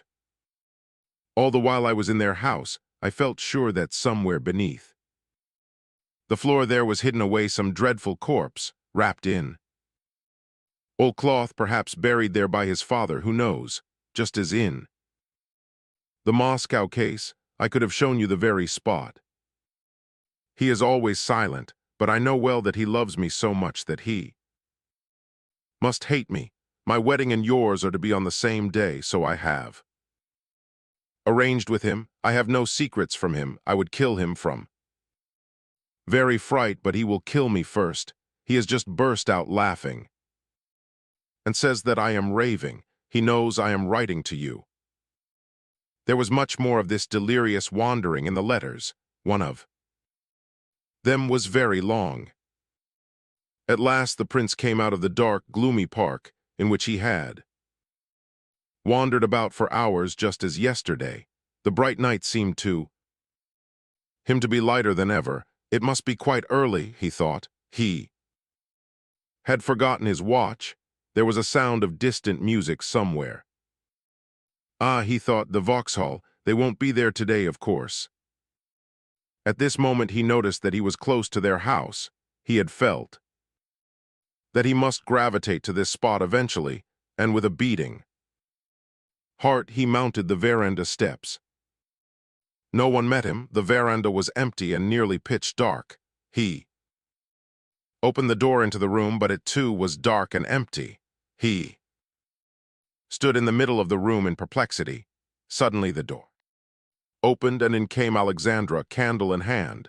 Seeing the prince, she stopped before him in surprise, looking at him questioningly.